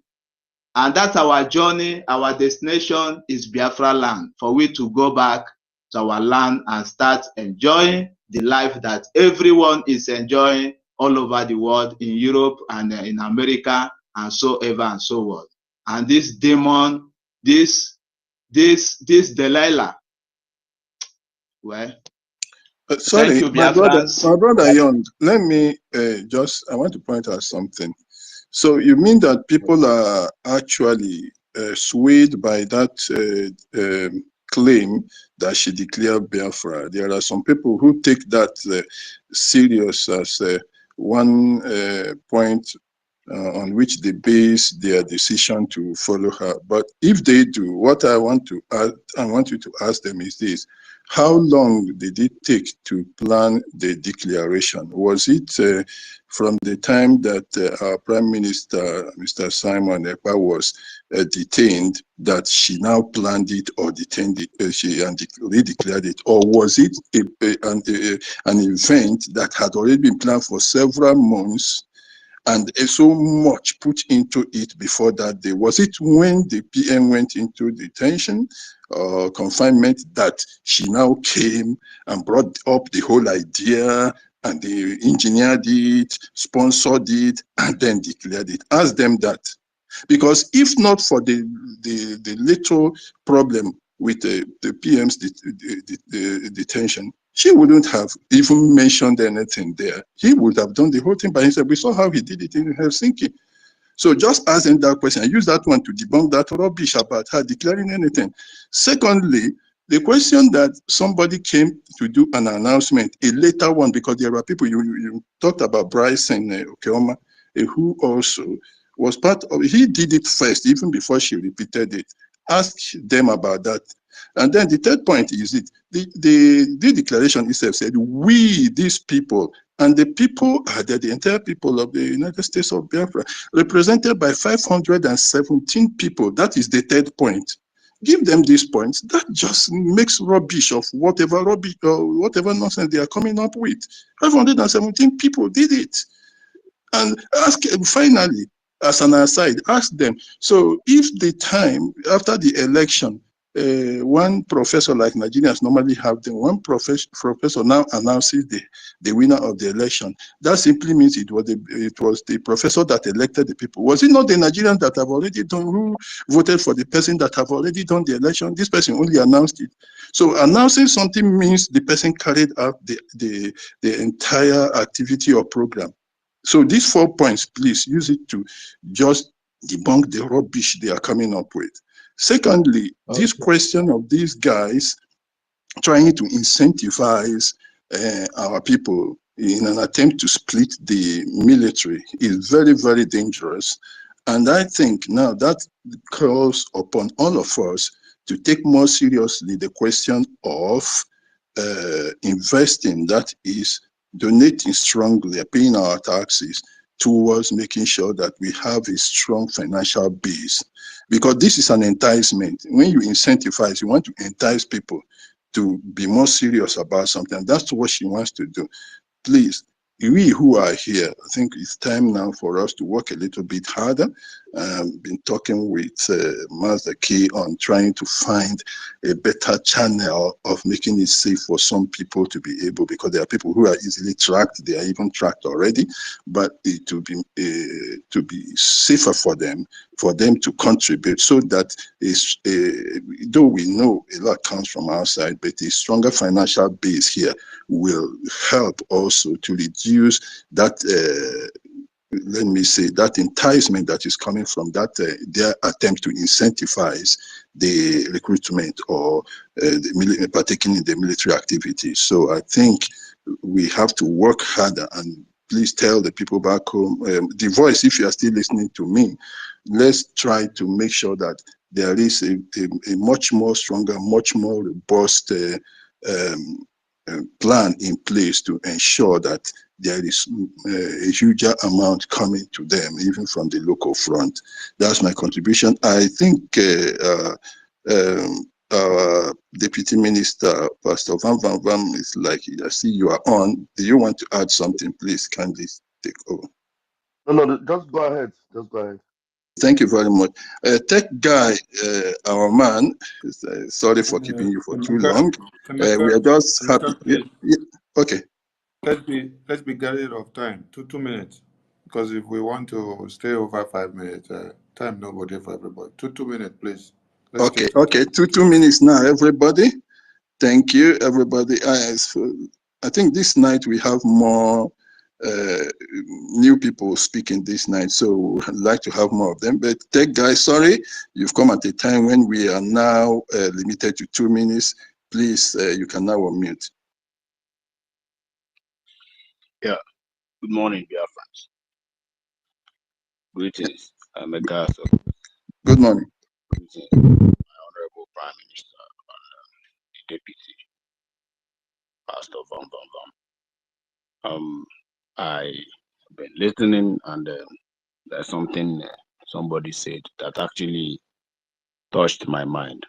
I felt like I have to chip in something here before I proceed to my job. So the person said that the betrayers of Biafra always come from one particular region. Well, that is a topic for another day, because the topic we have today is something that have been disturbing me.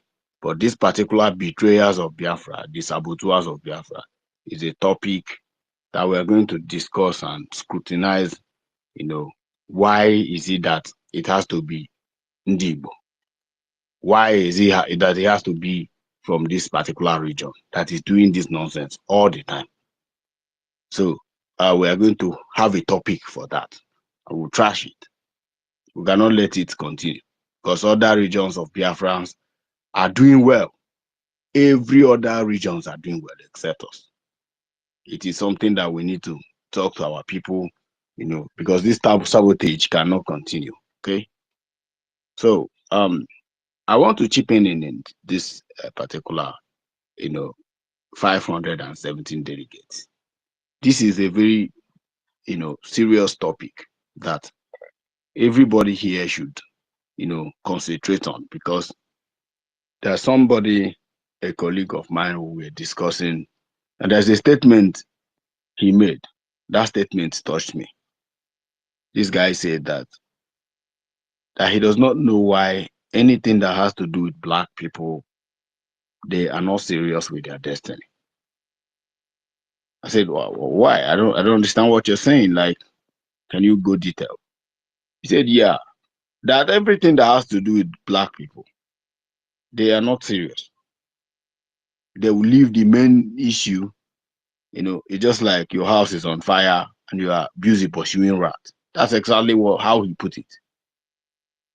He said that now that Biafra has been declared, right, that the main point is we should invest our time, our money on media, because we need to create more awareness. If we think that everybody in the world have known about Biafra, that we are lying, we are deceiving ourselves.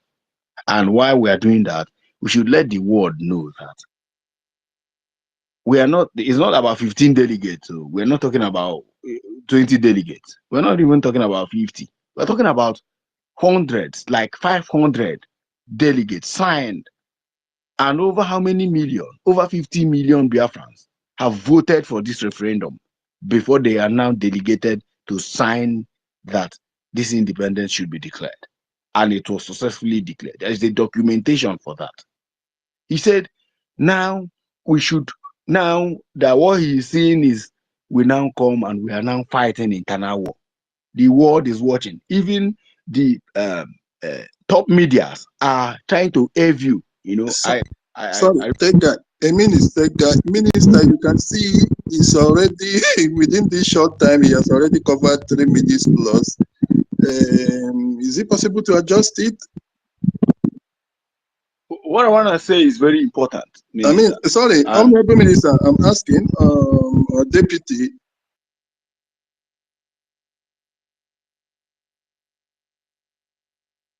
Okay, I yield my mic then, no problem. Okay. Yeah, Emeka Socrates, let him just beat it down and round up. You understand? Continue, that guy. Socrates. Finish up, that guy. Finish up. So that being said, there's something I want to plead with us, Biafrans. We should, be very concerned. Nobody should ever talk about NGOZI Rabezi. I'm telling you, it's just like a distraction. It's just like you are going to somewhere and someone is trying to draw you back to where you say, no, me and you must remain here. That's exactly what the woman is doing. Nobody allow the government officials to deal with her. Anytime she tries to, to touch anything that, of course, that does not in any way, related to her, governments of Biafra ministers should deal with her decisively. We that is in the media, we should be able to be, creating different kind of histories. We go to history of America, we dig it out, we publish it. We go to history of so country, the way they declare their independence, we publish it. We should be doing that and also tagging, the presidents of the world. Why is it that our own nobody is talking about it? Because one of the greatest, one of the good media in US, said something like that, like Biafran, declaration, a quest. You understand? So we have to adopt that. Means we need to be tagging CNN, BBC, all these media houses. We need to be tagging them so that they should talk about this. They must talk about this declaration. Let it not look like a child's play. And let me be honest with you, the world is actually watching. They want to see what will come up. How are they going to do this? How are they going to be able to push from here? That is it. Another thing I want to say is, Biafrans, if you have anybody who is hungry, I always say this, that poor people should never ever show themselves, when it has to do with freedom. If you are very poor, you are managing yourself, you should never ever come and show yourself when fighting for freedom. Because hunger is another thing that drive people, crazy. And whenever you see opportunity, you now try to siphon that opportunity, even when it is in the detriment of our freedom. That's exactly what I'm saying. Everybody who is following this woman, I can see they are not doing well. And the woman with her zoo mentality, zoo political way of doing things have manipulated them into believing that whatever she says she's going to do, whatever fake promises she have promised them, she's going to do it. Even though I know those he has promised that he's going to bring to the United States and he's going to send them invitation, blah, blah, blah, blah. All you need to do is come and rubbish Ajere, come and rubbish Sonny Akparawa, come online and do. And these are fake promises, like the promises of the devil. I know hunger, is dealing with some people. Peanuts that she's trying to, use this kind of aggrandizement and confusing. Warn your people. If you are back home, if you are in exile and you have people back home who is agitating for Biafra and who is willing to join the military, this is not the time. Tell everybody that our army are not, the military is not, Biafran, defense forces are not recruiting. Simple. Make sure you tell them, if you want to die, go ahead and give yourself for a peanut. And you have yourself, family to blame. That's what I want to continue. Thank you, Tech Guy. Thank you very much. We have to obey the rules. We have to stick to the standards that have been set by the Honorable Minister of Transport and the Deputy. So let's keep that up. Wait, is the 2 minutes not enough? Okay, 3. Yeah, that's why I was asking you before. 2 minutes seems to be short. So 3 now. 3. Okay, good. Rage and Fury. I didn't think I even chopped the time. He chop well. Okay, Rage and Fury. I hope we can continue. We can contain your fury now because you just have 3 minutes. Can you? All right, can I go? Yes, okay, I'll good. try. Thank you. Thank you. Good morning from my location here. This is already past 1 p.m. here. Greetings to my Honorable Minister of Information and the Deputy and every Honorable Cabinet member present here. Greetings to my Prime Minister, His Excellency Prime Minister Simon Epa, as well as our leader, Mazio Nadikano. Greetings also goes to our Honorable Acting Prime Minister Ogechukwu Kere, and to the Biafra Defense Forces, Liberation Army, Resistance Fighter, Navy, Air Force, and every group that is defending our land, defending our children and our women from being slaughtered by this bloodthirsty terrorists in uniform and Iraq. Thank you very much. We appreciate you. Thank you for giving me the mic. You know, one thing I've got to understand is that illiteracy is a very big disease, and most of these people are suffering from illiteracy. And these NGOZI are busy. Sometimes it really baffles me when people say she attended Uniben, but it's one of those things, you know. Somehow, some of these girls, when they are in university, they don't really focus. They jump from one allergy to another, carrying, doing hookup and stuff like that, sleeping with one allergy to another and stuff like that, man. It's really appalling, honestly. Rage. You see, we talk and say whether we go feel withstand your rage I'm feeling now. Forget about waiting that CC do for jump and enter. Focus on this topic where they here. We want Biafran All people right. to know the importance of the 56 delegate that signed the document of America, the Okay. 517 that signed the document of Biafra. These are the people that declared Biafra, and not one person All right. calling herself. Then, This no is, salary bank account for Biafra Army. So let's focus thank you. on the topic and then explain to Biafran people why they need to understand the importance of the 517 signatures on the document of the declaration, that these are the people that declared Biafra. All right. Thank you. Thank you very much, sir. Thank you. This is where the illiteracy that I spoke about earlier comes in. Because if this same process that we are embarking on, America has gone through that route to get their independence, Finland has gone through that route. And I also want to remind Finland that no matter whatever they are doing, they should remember the fact that there was a time they went through this route to get their independence. So these big countries that have gotten their independence through this procedure, they have set the precedence. You understand that you don't even hear the name of a single person as the person that declared their independence. So why is our own different? It's because of the high level of illiteracy. You understand? High level of illiteracy. I can't really understand it that, okay, guerrilla army, you want to give them ID card, you want to open a bank account for them. This is high level of illiteracy, in the sense that a guerrilla army is like a special force on a special assignment. That is a guerrilla army, an army that you cannot even see their face, that cover their face. You want to go get ID card, you know. Special army or special forces that are on a special assignment. The reason why they don't, in most cases, they don't go with ID card is that anything can happen. They could be they could be captured. Anything could happen, so that you don't trace where they are coming from. A guerrilla army is the same, just like the same. You understand? So because of high level of illiteracy, somebody is saying that they should give ID card to a guerrilla army. They should open a bank account when you are still having the occupational forces in your territory. So which bank account are you going? Is it the occupational force? Is it the enemy bank account that you are going to use to open the bank account for them?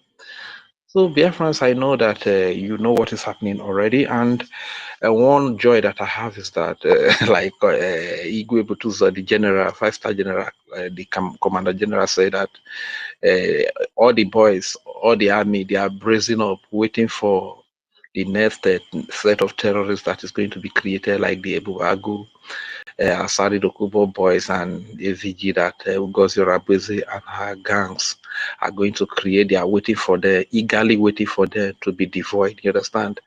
That is a very good source of joy. So, you know, these people, in most cases, what they do is what they will accuse you about.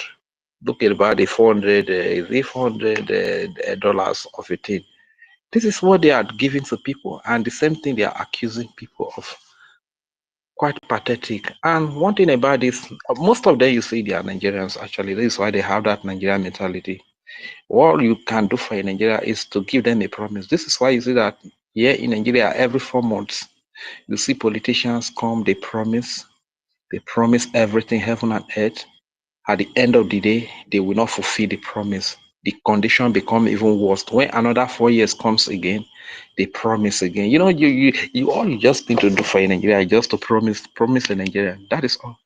This is what is happening to all these people because most of the majority of them, you see, they are a bunch of Nigeria. And that short engine they call whatever, what is his name? Ugo BRT was making a screenshot of their fundraising of plenty hands that were raised. And I want to reply to him that the truth is that if you like have 5 billion Nigerians raising their hands, you cannot deceive the many hands that are raised in your fundraising.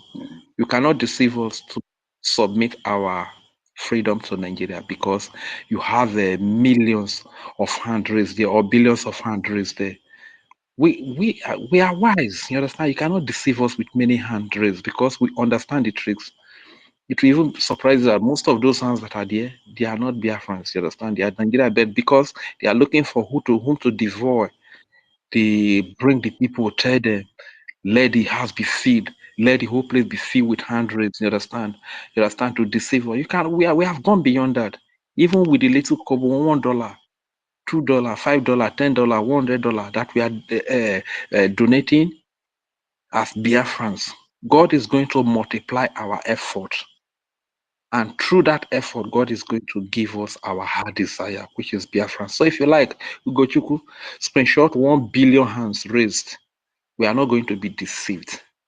You understand? So Okay.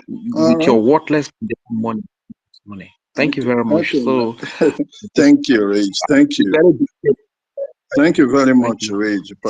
Particularly the last point you made there is like taking picture. Everybody say cheese and the teeth come out and you snap photos.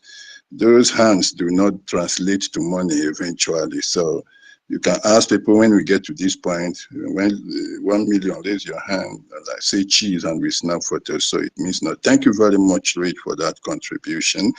And now we come to, I think, Bro Vam, your hand has been up. I don't know, between you and Biafra, and let me say, Bro Vam, after you, then we take the next person, that is Biafra. So please, you can unmute now.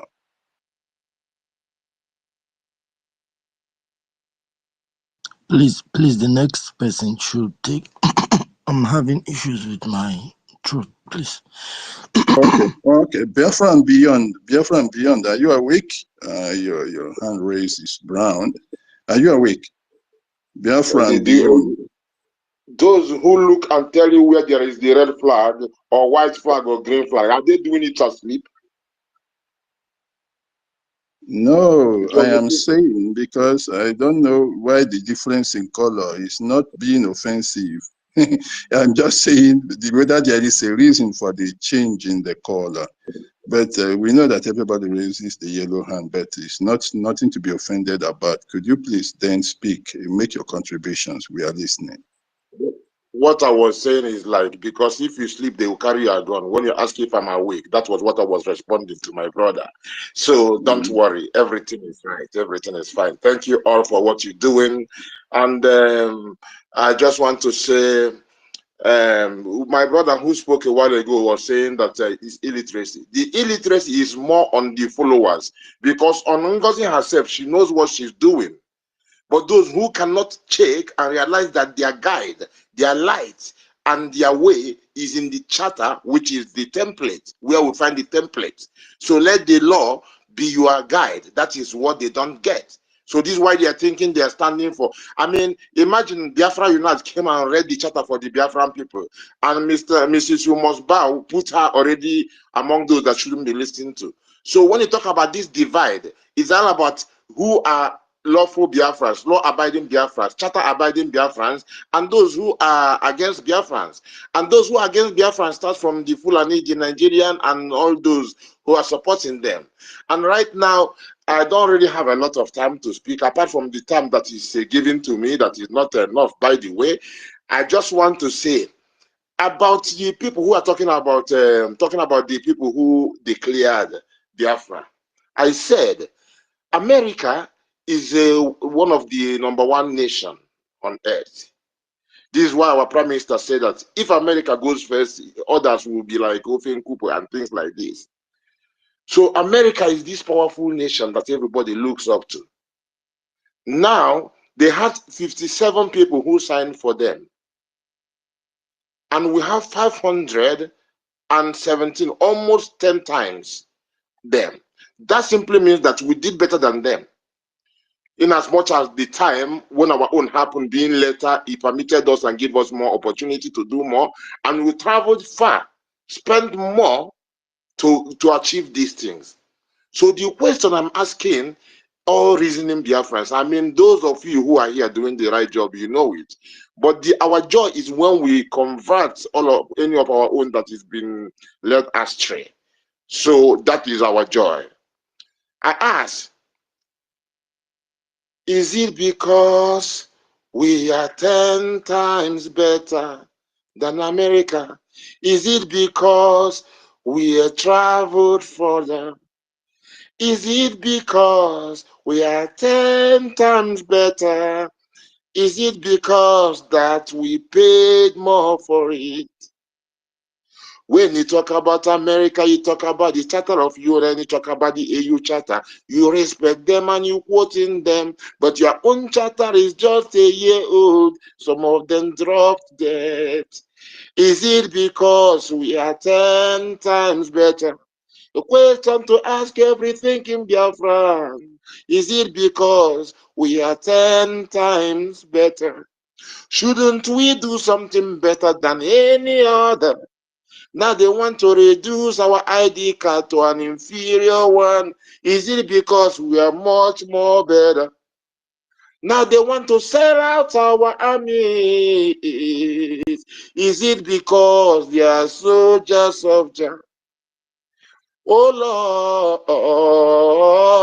Lord, Biafra, please, you better use your mind better. Not in a way that somebody wants to fool you. By the way, I missed the singing of Rage and Fury. Yeah, in his Soko Robo style.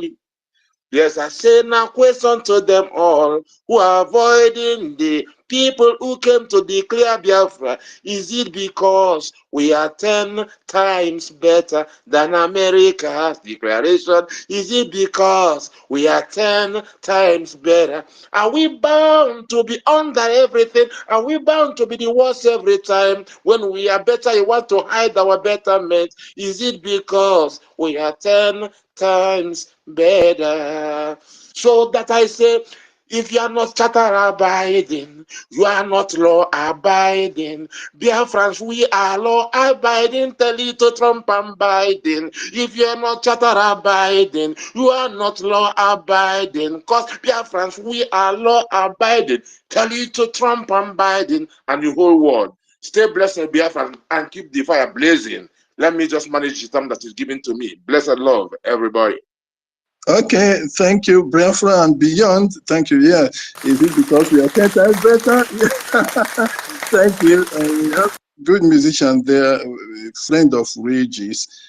Yeah, with us coming, in the case of America, of course, they were gathering in their own country. In our own, you could remember, we had to travel from all over the world, from Asia, from the Middle East, Europe, from Africa, and all around to come there. You could imagine how many millions of naira or millions of dollars that was sunk into that very declaration, which is now being arrogated to one woman that came in. Not even coming in, she was only playing her role as a COS or PA to the Prime Minister. And then, of course, the documents even to be signed, the place was made for the prime minister with his name on it. So at what point did she come? That is it's an absolute mess. I want to talk about the ID card of a thing. If, like Rich said, you have a gorilla, that is a secret service, people working from behind, and now you want to give them ID card. So you are identifying them, you want to identify them, you want to make them visible. So when they come to the Nigerians, and then they will show the ID card and say, esprit de corps. That is something you say to somebody who is a fellow in the soldiery, whether in the army, an army man meets another army, you say, esprit de corps, okay, look at my ID card, esprit de corps. That their esprit de corps ID card, it actually makes a mess of whatever suggestions they have as to their validity. But we need to tell our people, in fact, we don't need to do that, but it's just because people don't seem to listen. You cannot identify a guerrilla soldier, make him to come in the open. And when you give an ID card, it means you are saying esprit de corps, in the spirit of the brotherhood, which means what they are forming is no longer a guerrilla warfare. It is in contradiction to what the PM said, that we cannot fight conventional war. We cannot come in the open. Now you are now making it to look like you have not just even a conventional army, but you are just doing esprit de corps. You are forming another arm, maybe a paramilitary to the Nigerian army, having an ID card. That's an absolute mess. And for the account itself, we tried to divulge that with the Master K's platform the other day. Whether you take cash to POS, it is dangerous. If you use the card, credit card itself, that is more dangerous. And then you link yourself to an Islamic bank. That's why I threw this guy overboard. There is this guy that came up, Awin. He was trying to come up. I went through him. I scrutinized what he was saying. He said, what did he call hypocrisy in the countries where you are living in an Arabian countries? Don't you use Islamic bank? So that's why I just threw him away. I didn't bring him in here. How can you say that they are already living in Islamic countries? Is Nigeria an Islamic country? And we're even talking about Islamization attempt, which is something dangerous to us, which we abhor completely. And you're now saying we want us to come here and accept Islamic bank. Forgetting the connotation of that having an Islamic bank means exactly that you are accepting Nigeria, you are accepting Islamization, and you are opening yourself to be easily picked like a snail, just to pick you as a snail in the homeland for that matter. So everything they are talking about, the card is a mess. It is esprit de corps, the spirit of brotherhood of the military. You are telling him we are fellow soldiers, so allow me to pass. And again, when you give an ID card, you have identified yourself. So she just wants to identify all the soldiers we have. That is what you are doing, an identity card for. While they are supposed to be secret service, you are now identifying them and saying, look at what they are and where they are. That is a mess. The question of paying them salary is another big mess again, because you just want to use that salary, you are paying into an account and they will be known. Paying for what? For salary for who? And then you are identifying them. But it's her trick to again try to expose our soldiers, try to split the camp. She wants to split that camp as much as possible. So I hope and I pray the military, they are listening to us. Please guard yourself, guard your guys, and make sure there is no split in the camp because of the incentive provided by Nigeria. As for the redeclaration, is an absolute mess. I would like to have the Honorable Minister. I know that Bro Vam has his. Oh, okay. Honorable Minister, please permit me to give him. Yes, he excused himself that time. Before I give the mic back to you, may I permit Bro Vam to speak, please? Deputy Minister Vam, this is somebody that adores you so much. Do I permit him to speak? Pastor Van? Okay, Honorable Minister Akparawa. Okay, Bro Van, take it. He might be sleep. He might be resting. Let him Okay, just Bro go. Van, you can now unmute and speak, please. On day one, and happy Sunday. So, I won't lie to you. Since I left school, I've been I've been working by experience, based on the knowledge I have, so I have to mix it with experience. But since this whole issue started, especially when we had to relate to the charter, I won't lie to you, I've been visiting the dictionary often. So, a guerrilla army is a small, independent military force that fights against a larger, more established military using unconventional tactics to gain political or military advantage.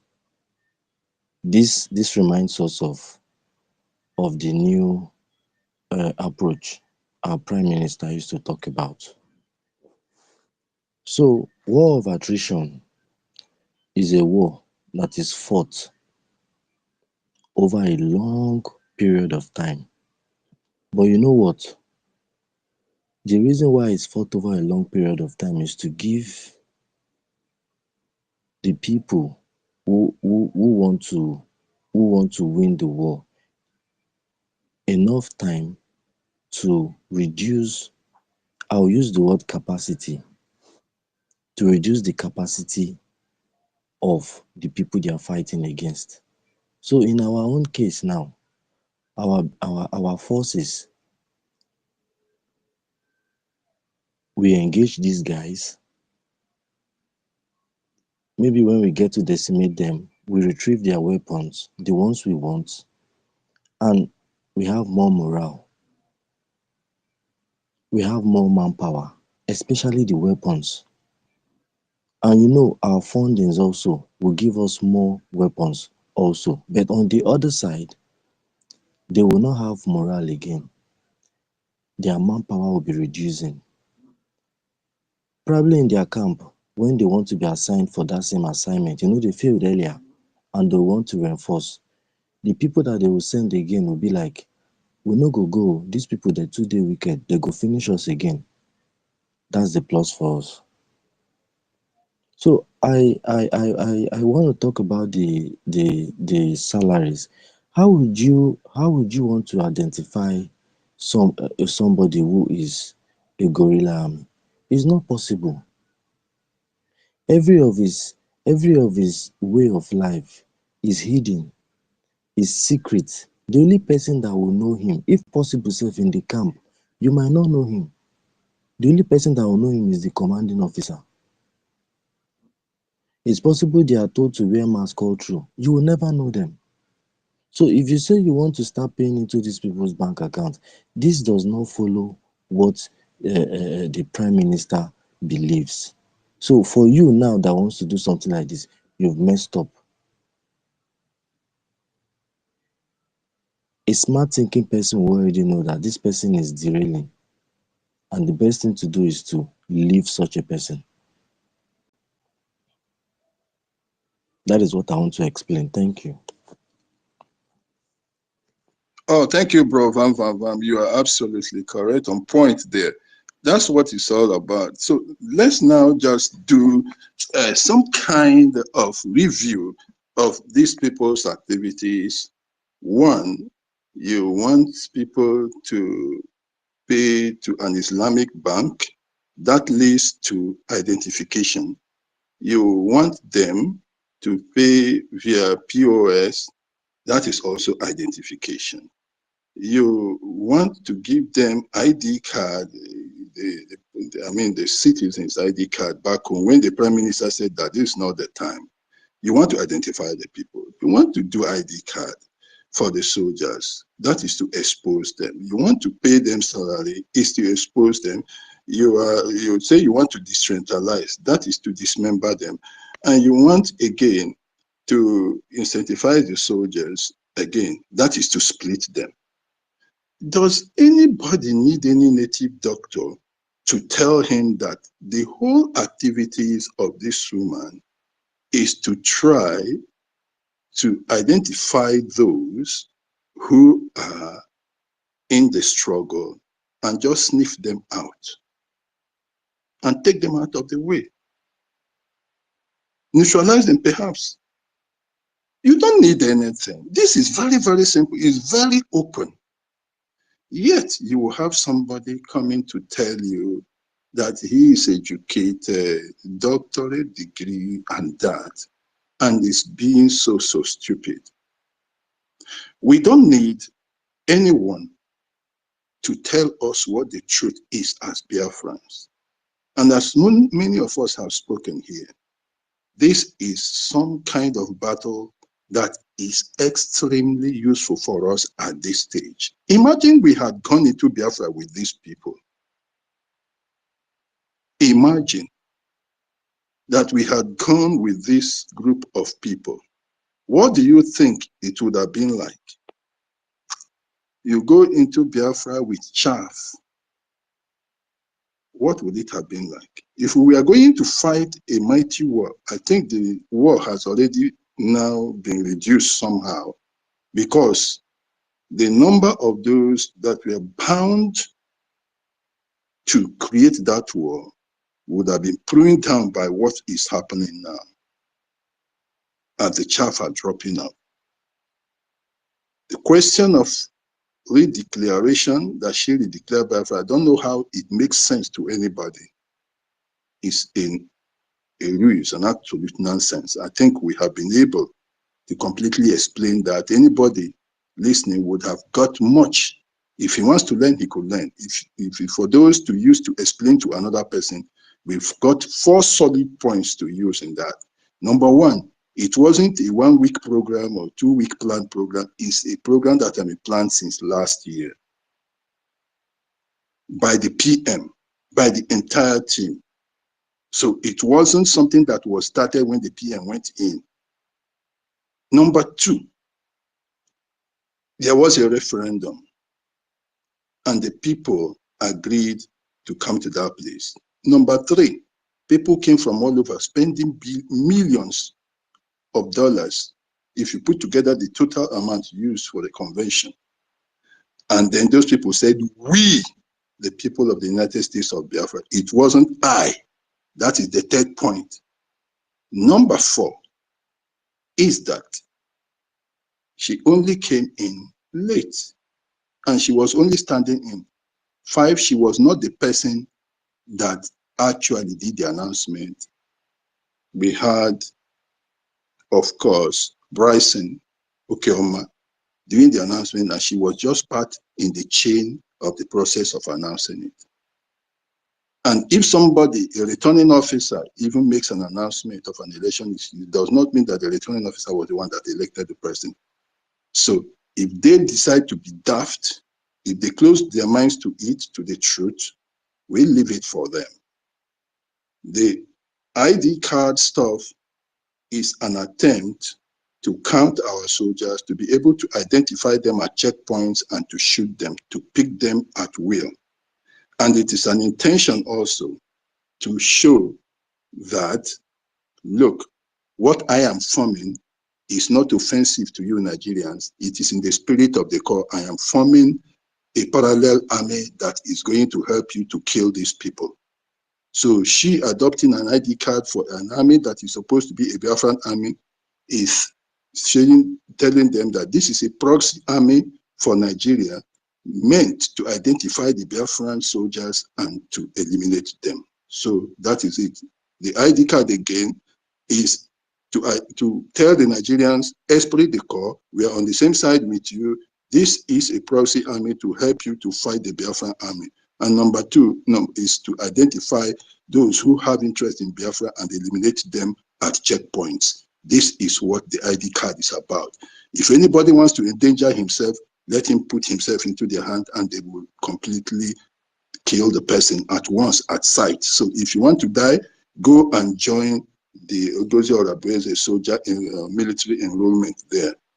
And for us, we need now to strengthen our men, please. All those at the homeland here, we need to be able to find the right channel to make financial contributions to support this military so that people don't get lured, the people don't get enticed to going to accept that incentive, which is called salary.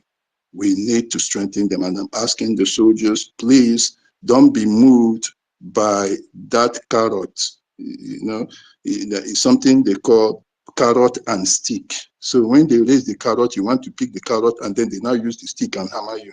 That's what they are doing. They are raising the carrot. So when you want to pick the carrot, they will now get you. Please don't be lured to pick the carrot. Like the normal thing we do when we were setting trap in the village. We'll put the rope and then we'll put 2 pieces of corn there and put that stick. And when the bird wants to come and capture to eat it, that thing will just capture the bird. That is what they are setting. That salary is a trap. It is a trap, a booby trap. Please avoid that salary, please.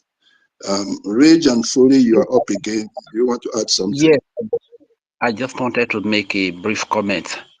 I need to tell our people that don't get carried away by many hands you will see raised in their fundraising. Don't get carried away, okay? No matter the billions that we raise there, the little that we are going to raise, because we are Biafrans at heart, God is going to multiply it to give what our heart desires. You understand? That is one point.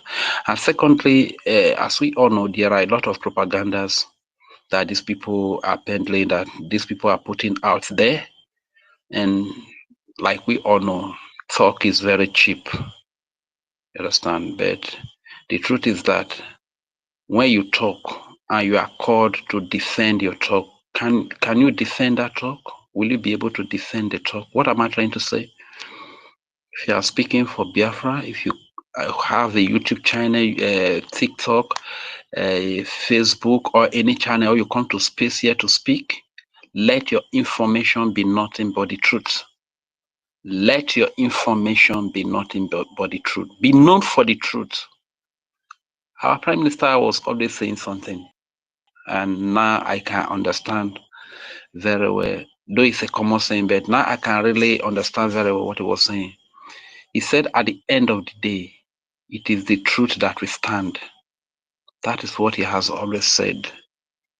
You see many of them accusing American citizens in the people of the lobbyists, Elijah Rasulis, and the international attorney, Ahmad Dabiri. You know, you see them accusing these people that they are Yahoo boys, they are criminal. These are U.S. citizens, people that have served U.S., people that have made name for themselves, people that have helped a lot of countries to get their independence. You understand? And somebody that is even jobless like Ugo 247 is calling these people Yahoo, is calling these people criminals. My brother, you can be sued. If the party you have chosen, we are not here to do propaganda. We are not here to do propaganda. If you don't have your evidence, don't say that somebody has stolen something or somebody is involved in criminality, kidnapping, and stuff like that. You must have your evidence, because even if the Biafra government does not sue you, my brother, you might not be lucky enough to escape the wrath of the person you are accusing. I know our Prime Minister, no matter what you say to him, as far as it's concerned, Prime Minister Simon Emba, he doesn't have the time. So long as you are a Biafran, misguided Biafran, he will not sue you. But everybody is not the same. You may say something to somebody now, and the person will take you to court. Those lies that you are saying because you want to grow, you want to have more views to make more money on your YouTube or your Facebook or any channel. Can you defend that lie? It's very, very important. Let every information we are putting, let us be known as people of truth, just like we stand by the charter. The world is watching us. Let the world know us by the standards that we set. Let the world know us by our truth. Let me tell you one thing. If the whole world gang up against the truth, they cannot kill the truth. Okay? So if we can stand by the truth, and everything we say is the truth, believe you me, God is going to give us this freedom. God is going to help us with the little that we are able to donate. God is going to help us to get this freedom as quick as possible, and we will be able to erase any presence of Nigeria from our land. And to my Isoko and Urobo people, please, we need to buckle up, because this time around, man, we have major challenges ahead of us. Isoko Honorable, please, you need to sit up. You need to buckle up.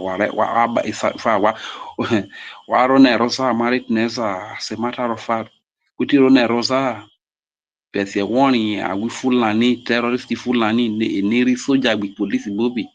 Harere Utoma, Nari Baguma Bobby Kusiana Raja Rotoma. So Mariko Bokube Nivuma, Neru Big Bo, Be Calaba, Big Godo, Migodo, Big Quero, Big Bibio, Big Ka. Obi Doma, Obi Gala, Obi Gede, Obi Shekiri Ijo, Nineri Abobize, Ma Bobi Mari Kobo, Ma Kobo Kubekere, Ma Horo, Utoma, Ma Horoko, Ufo Mama, understand? So when it no Wona no Wigbo, Wona no Wigodo, Migodo, Yan of Hon Honare, Oniovo, Ifat, Ivegren and I won't Jin, Aten Yazobo, Aribu Man, Abobi Kufieno.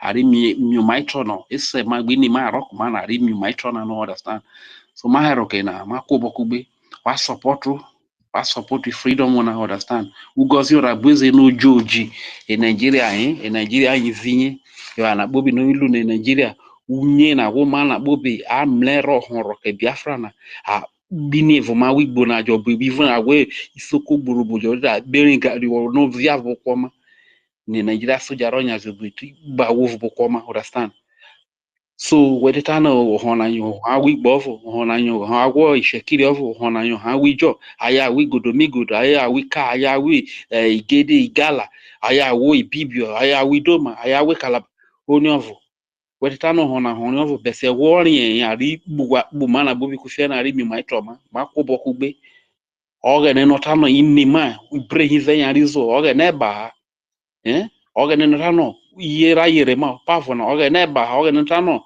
yugere move na mare ogene ba idekenena mambobi maokugbe mambobi mainefo makobo kubekere mahoroko ufo mama na rese Biafra.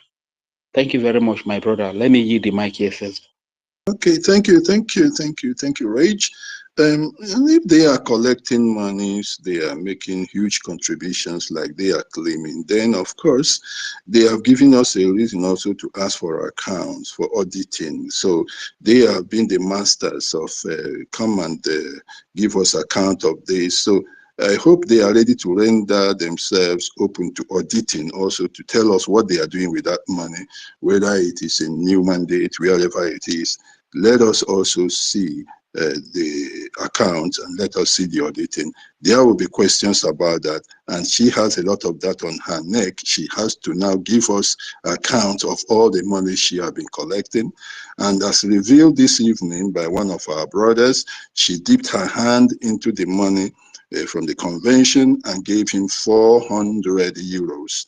And of course, you could now link that to the $400 accusation they have been raising. Because like I told you, I've been saying it, that whilst people were there at the convention trying to put efforts together to see to reach success, she was politicking. Those people, she had been giving them money, she'd been giving each and every person money. And the manner in which she gave that one to the brother in her hotel room is the normal manner of just giving somebody a bribe. And she did. No vessel, my brother.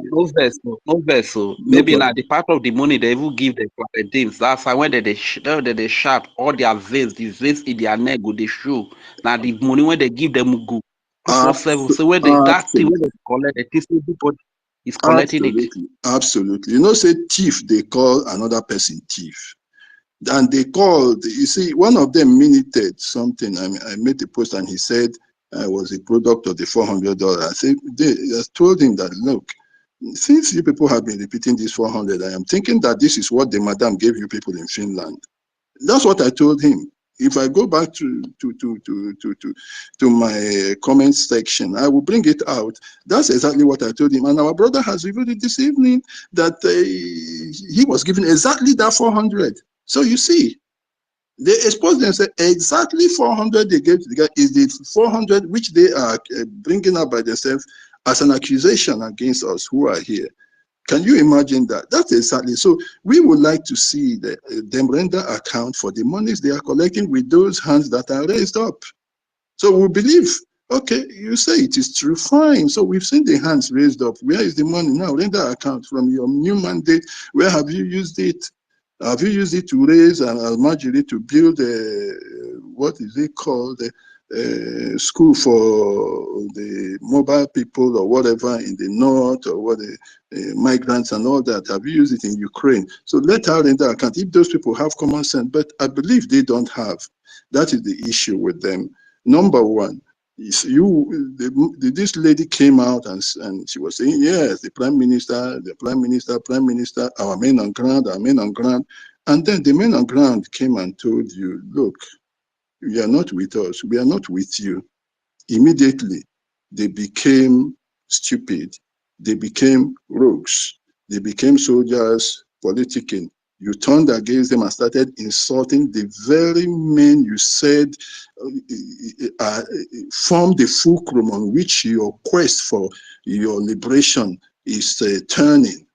You started insulting them day, night, from the highest to the lowest. You insult them day and night. Okay, you say, oh, all the lobbyists are with us. United States, I'm eating with Trump and drinking with Biden. Okay, you went there. The lobbyists said, no, here is the law, and the law does not permit us to do this and that. The lobbyists became 419, they became Yahoo. You started insulting them so shamelessly. And yet, somebody who says he has common sense now follows you. Is that person must be not. That person is not really what calling a human being. Now, you were yesterday praising these people, and immediately they rejected you and denied you. You started insulting them. They became rogues. You went to the other side and said you had a hold on this and you were working with them. They denied you again. You started insulting them shamelessly. And somebody who says he's educated is now following you. And you even opened your mouth and said you don't need lobbyists. You said you don't need lobbyists. You didn't say you don't need this. You said you don't need lobbyists to be able to achieve your, and yet somebody is following you. You open your mouth and say nobody can achieve Biafra without Nigerian politician. Good, come on.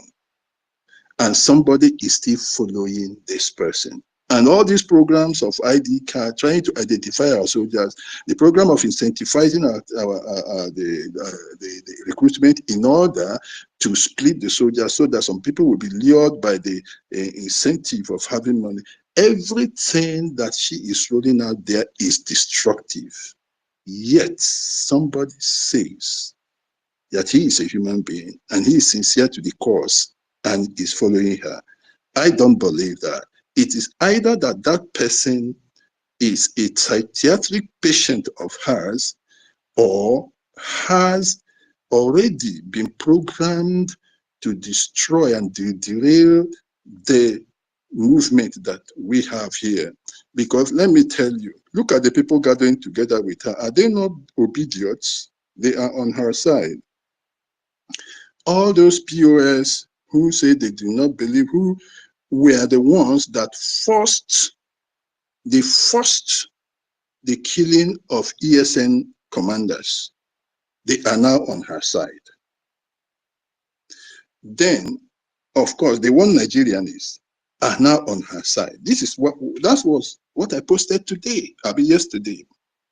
I said, one, you have obedience that some of them say, okay, Igbo people are being marginalized, maltreated, marginalized, okay. And therefore, they are not really against Biafra, but they don't want it by any military or some kind of armed struggle. So take note of this. They don't mind Biafra, but they don't want it by armed struggle. Take note of those two. Then you have the POS. They decided to disband ESN, so they don't want armed struggle, but they want Biafra. So the two of them are the same. Look at the one Nigerians. Most of them, they don't tolerate Biafra at all, and they don't tolerate this armed struggle too. And all of them are now merging forces with this woman. What are the common things with them? Number one, they don't want armed struggle. Number two, They don't want the prime minister because all of them are his enemies. They don't want the prime minister. They don't want armed struggle. Some say they don't mind Biafra. A lot of them want. They don't want Biafra. A lot of them don't want. So you see that all of them, what unifies them is that they hate the prime minister. They hate armed struggle, and they don't mind staying in Nigeria. For Biafra, it is 50-50, and these are the people with her. So how can you be surprised now that she is trying to destroy the military? Because that is the armed struggle that these people with her don't want. So she is together with them in stopping anything that is armed struggle. That is why she is attacking anything that is the military, anything that helps us in armed struggle. Number two, they joined her. What has made her acceptable to them if it is a sudden thing? The one thing that has happened is that they came together with her once the prime minister was taken in, because he seems to be their only problem. And she says she is for him. Meanwhile, you are joining those who are rejoicing, who are joining you because he has been taken in. Only a fool will believe you. Let me relay that again. You say you love this person and he is your leader in this struggle. He is taken in. And those who don't love him now join you. And you are one with them. And you want me to believe that you are not one with them also in seeing him inside that place. Because it is because he's inside that they have now come out to join you. And they can join you because you are with them, since he is their problem. And he is also your problem. Armed struggle is your problem. And all your activities are to stop the armed struggle. Everything is pointing to the fact that these people want this PM in, taken out. They want armed struggle eliminated, and they want to deceive Biafra and to say they are going to give them to give them Biafra, but to wind the thing up gradually as the POS or DOS, they call them, we are trying to do. So there is no doubt about it that she is one and the same thing with them. So when you see somebody who said he was with you becoming completely prejudiced to the idea of, to the ideals of the PM in trying to actualize Biafra, and that person was with you, I don't think it happens within 24 hours. It means the person was never with you from the beginning. Such a change of principles doesn't happen in 24 hours. It's because the person was never there. The person was there for another reason, or the person was actually an implanted agent, mole in your midst. This is what these people are. From the ones that were protesting, good man, he was not given chance to hold space according to him, the Ugo, or whatever you could see, and all those people, they were never with us. They were never before with us, so we shouldn't be bothered about them. It is good it has taken place now so that we could have the real people working towards this. And the stronger, the fewer strong and able-bodied and valiant warriors you have, the greater your chances of victory than having a multitude that is afraid of even hearing the sound of a gun. That is where we are now. So I would like for the Minister of Communication, Honorable Minister, I'm not sure he's near his mic, Deputy Prime Minister, Honorable Van Van Van, are you awake? Okay, all right, so let me ask Mazda K, do you have something to add? Brother, I want to say Okay. something. So, as a matter of fact, I still want to talk to our people, my people in my place a little bit. Isoko and Orobo, once again, there's something I want to tell you. Warajo wareni ame tompolo na wamemlena amasari dokubo iwe grade yaro, understand?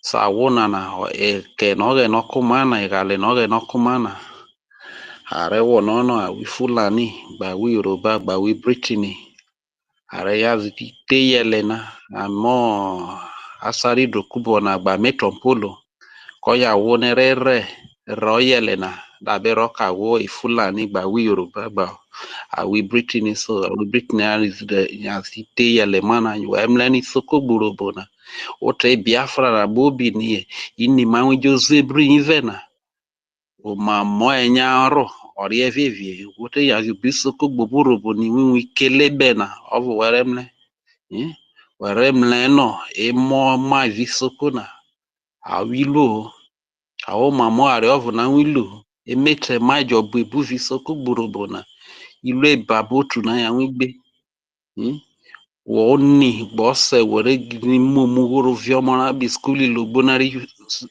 si university emona ji wotro ni skulu ze ami lolu ejogbinigbe babotu arenya wo card higher purchase aje wo card higher purchase na ipolisi aja adokada na rawo udide polisi ri laicha mi nyago neri aloria ibelabo ma need yo ufo manari so e Biafra freedom understand ma one wa feel borovia roko ufo mana ma we ho kenari si freedom na evonyo wo noro bi Yoruba renyazi obi onyi uzo oye company nori wore wo noro wi Yoruba wo Fulani uzo oye company nori vi wore fo no rejere understand makobo kube kere ma horoko the freedom ma horoko fo mama onyari so e Biafra.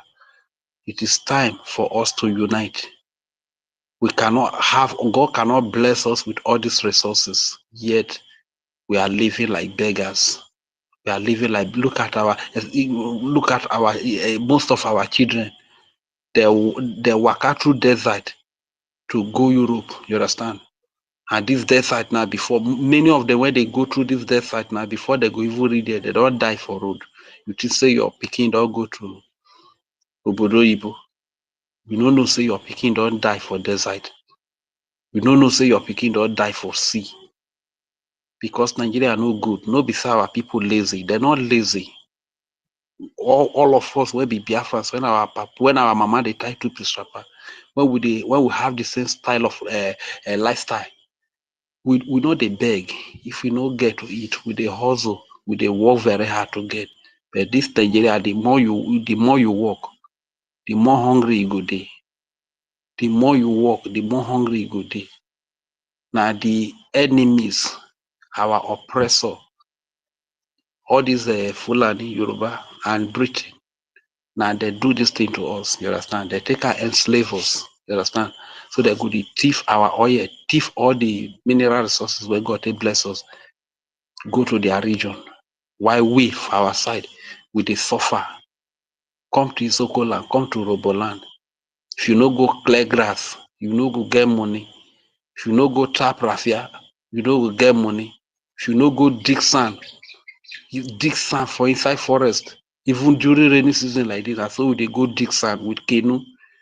We go carry the shovel deep, go inside the water, carry shovel sand, come back, throw am inside canoe. When canoe full, go push and go to the shore. If we don't do that, we no go fit chop. You understand? And boys, people when no fit do that one, they evolve themselves into Yahoo. Yahoo. Now what did they rain now? Yahoo. Now you make it you see many Nigeria, they don't want to support the coming of Biafra because if Biafra come, there will be what that they call database system good day. Where we say if you commit crime, they go quick catch you. You understand? Look at now all over Nigeria. Yahoo na in the rain. White person go work finish, make their money finish. You go call yourself say Yahoo, you go dupe that white person, collect all the money when it suffer for you, collect the money from her. Now waiting Nigerians want to go continue. That is why most of them they fight against freedom. Or most of these all these obedience, one Nigerian is all these are fungers. Now what did they do forbid that because they are deeply, even some of our Biafran people, they are deeply involved in Yahoo or drugs or one crime or the other. So they don't want a same country when we say there is database system. You understand? So this is why all of us we need to unite. We need to live we need to have a better country where we can call our own, where security day, Where terrorists no go fit come and kill our children, kill our women. Where terrorists no go fit enter in uniform in the name of I wear military uniform, I wear police uniform. You come rape our women, burn our people. When they did sleep, you burn our homes, burn our people to death. We no need that kind of country. We need a safe country where development day. Country where be like Dubai, country where be like America, country where be like China, country where be like Canada, where be like Europe. We get we get the resources to build that kind of country in our region where they call Biafra today. You understand? So when you see us coming here to speak day and night, we want better life for each and every one of us. A country where there are schools, good schools, when we say the children of the poor and the children of the rich could fit attend. You no go even know who be poor, who be rich person. Where good roads then dey, where good hospital dey. Here in Nigeria now, many of us, if you carry us go hospital, go test us, the kind sickness when you go discover for our body. That's why, because of that one, many of us we know they go hospital, go do checkup. Because when you go do checkup and you can't discover sickness and you no get money to treat them, think itself go quick kill you before the sickness. You understand? That's why majority of us we just a waka. You understand? Anywhere we fall put, we give glory to God. We end and there. You not supposed to be like that. Better country, good hospital supposed to, even though say you no get money, government does subsidize everything. Go check up. If you find any small sickness, they go treat them for you. Even though say you no get money, government go pay the money. If you dey work, government go take small thing from the money when you receive. And you live a very long life. Look at the way people are dying in our side now. You see children of 50 years, they are dying. 60 years, they are dying. You not be like that before. You understand? So this freedom we ask for. Now everybody go benefit her. Not fight against her. Not allow politicians to they promise you every 4 years. They carry Indomie, a bag of salt can't give you. They go promise you 4 years. After that 4 years, nothing happen. Life said go stay hard pass. Another 4 years, they come again, carry Indomie, bag of salt, spaghetti come. They promise you again. No be like that. We need to fight to get out of this grave where Britain keep us. So they use gun. Now gun, I Britain take Colombia everybody. Colombia everybody from Biafra, Yoruba, Hausa, Fulani, they match us together, build up. If you move, they fire your hand, scatter, you understand? Now gun, I they carry us for you. You get? If you still they do like Odoyo for that place, say you know, wake up, say Biafra na for only Igbo, any to all good or me good or only Urobe. My brother, now back you day like this, so you understand? We need to stand up feet, Mudiaga, move fight for our freedom. And wanna tear on her eye because this lady when Nigeria they use when they call OGOJA Rabis, now me ask now what she be with that true. How she want to move our young men, move our young women, rubbish all the effort when we don't put into fight for freedom, we'll get independence. All the blood of people when die for this Biafra. Now what did you do man all rubbish like this? So see for the small time when our PM they invite me go ask question. Woman they change everything, attack every department, you understand? Don't attack finance, don't attack defense, don't attack lobbyists, everything when Prime Minister, every structure, every template when Prime Minister give us, we take get Biafra. Now the woman want Dabaruso, you understand? Wanna tear on her eye if wanna see anywhere because they recruit wanna clear, wanna delete, you understand? Not near that place at all, you understand? Biafra me know they recruit you get. Wanna not allow this woman make con deceive una. Yeah? Go poof all off and finish you understand? Gorilla army, they know they get identity. You they hear me so? They appear, they disappear, and so that they do their work. You get? You know, can't let any you one international you when they jump from one allergy to another one. You understand? Can't they deceive you? Don't take taba, naka with to guguru and some other hard things. Can't they shake it like shaky? You understand? I don't believe that kind of person. No. area, wanna unite together with PM. The government went in charge now, and the Biafra Republic government in exile. Now that government will stand to fight to achieve the one we just declare when they call the United States of Biafra. You understand? You must stand on top of something to fight for something. You get that kind of thing. And what did they happen be that? Or the kind of level when this woman they operate because now Nigeria, the woman don't confess, don't tell us now.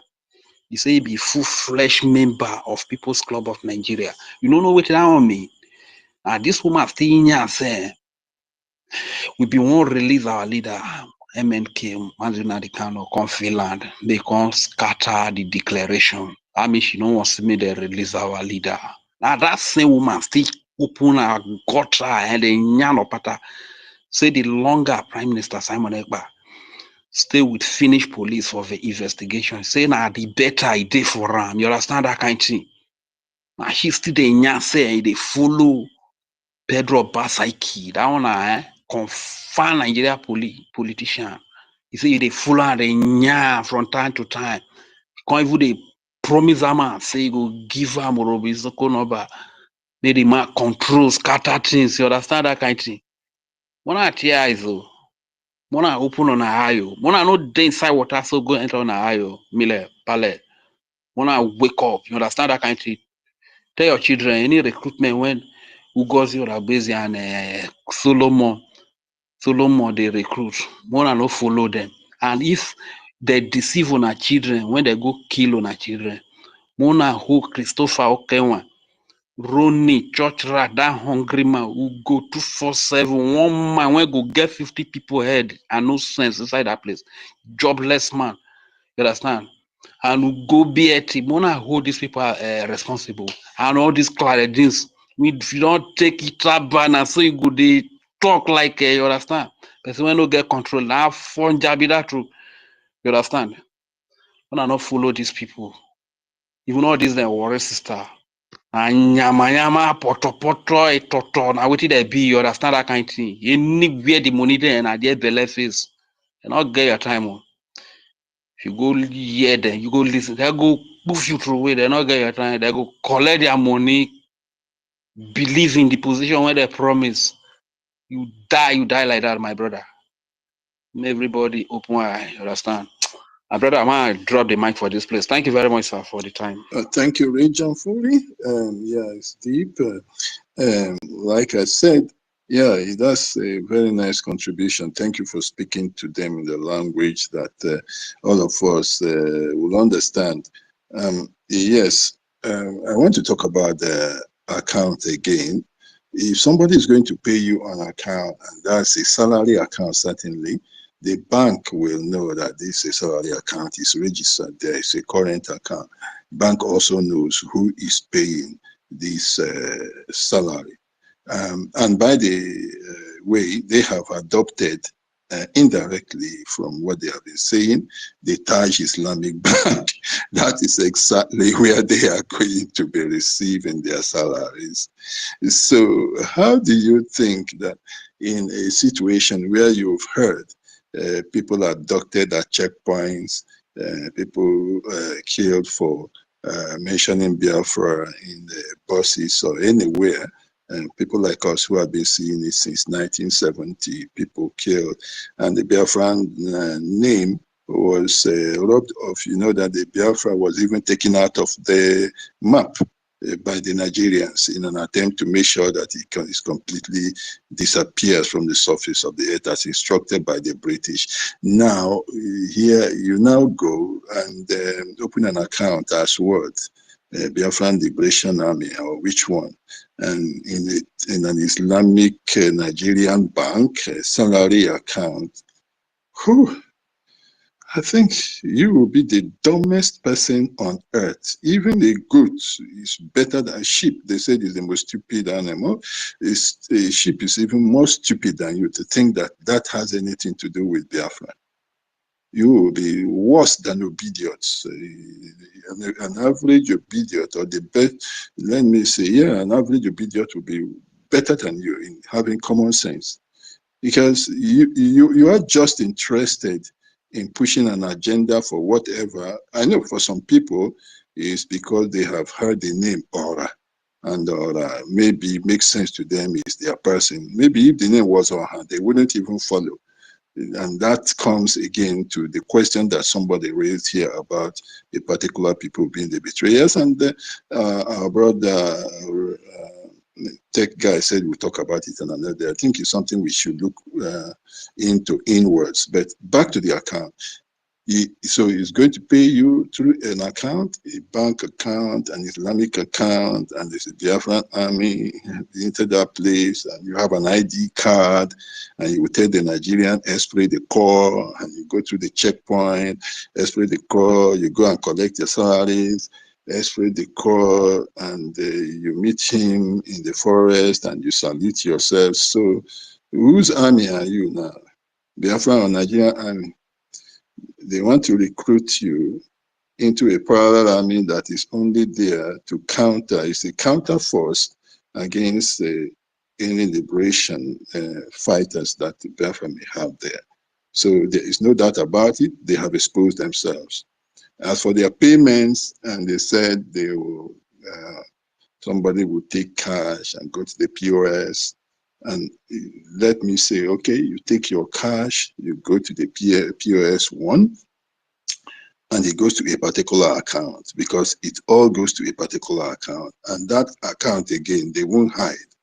Whether it's new mandate, whatever they call that account, is going to be established that it is for Biafra movement, in whichever way you look at it. Okay.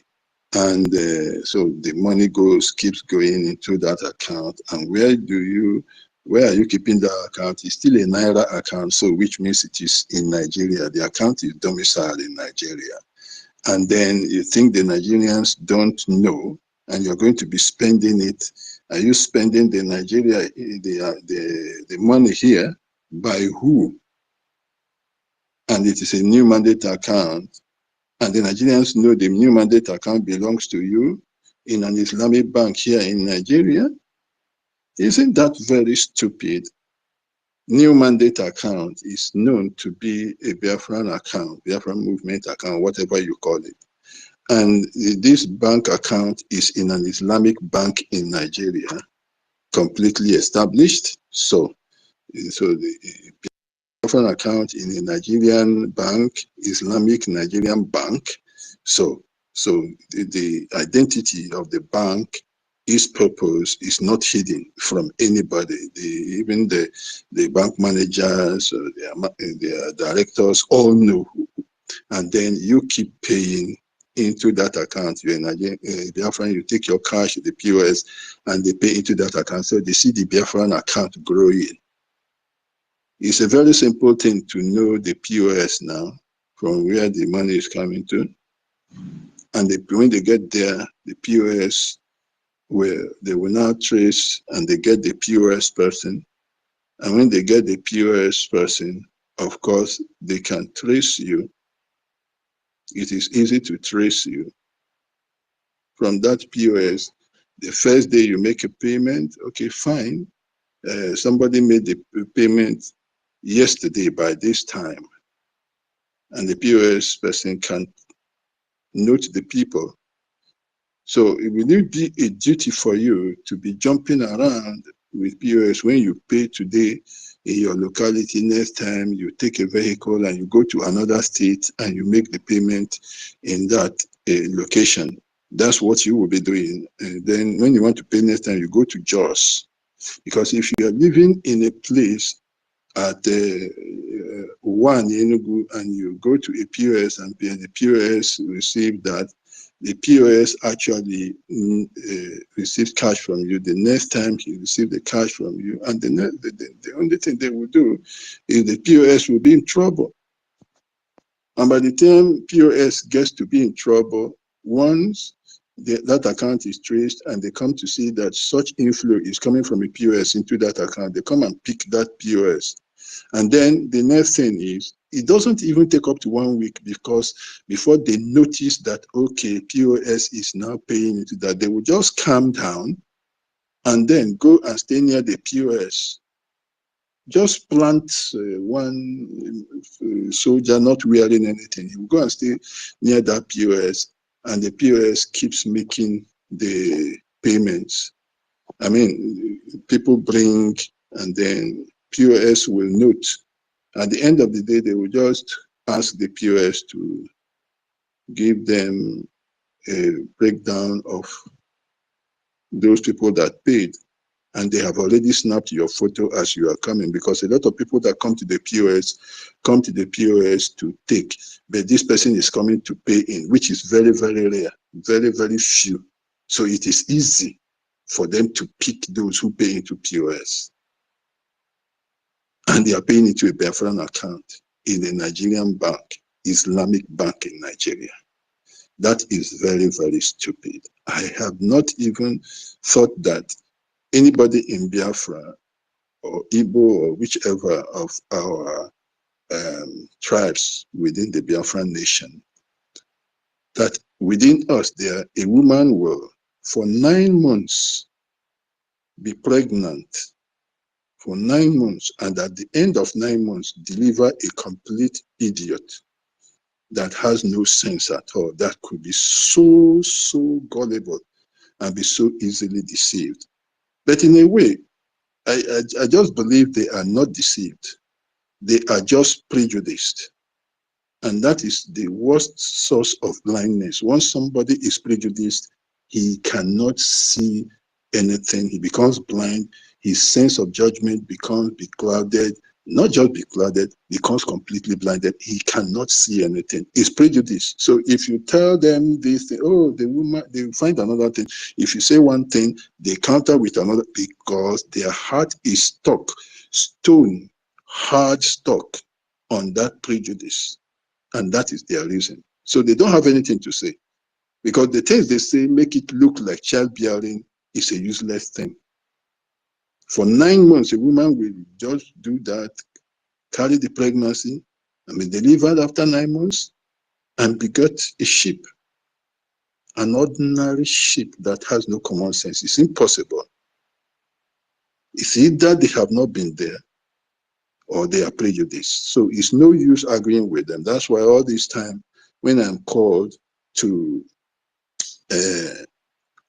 pick somebody who is requesting, I first of all go through what they have to say, or what they have been saying, and I could imagine what they have to say. And by the time I look at it, if they are coming here to trouble us with stupidity, I just throw that one out immediately. I never allow them to speak. So yeah, we said we are going to be here for 2 hours. I think we've been here for more than 3, going into 4 hours, requesting. If there is anybody that wants to speak, could you please make your request now? Yeah, let me see who this is. Sorry, I will just have to take a minute or so. You say for real? I'm going to link you up now. That will be good. Just a minute, I will call you up. Okay. Now for real, let me bring you in. Oh, sorry, just a minute. For real. Let me give you the mic. You should be there now, for real.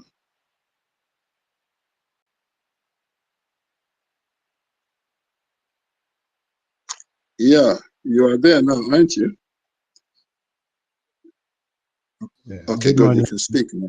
For real, good morning. Okay, sir. Were you the one that said something about obedient?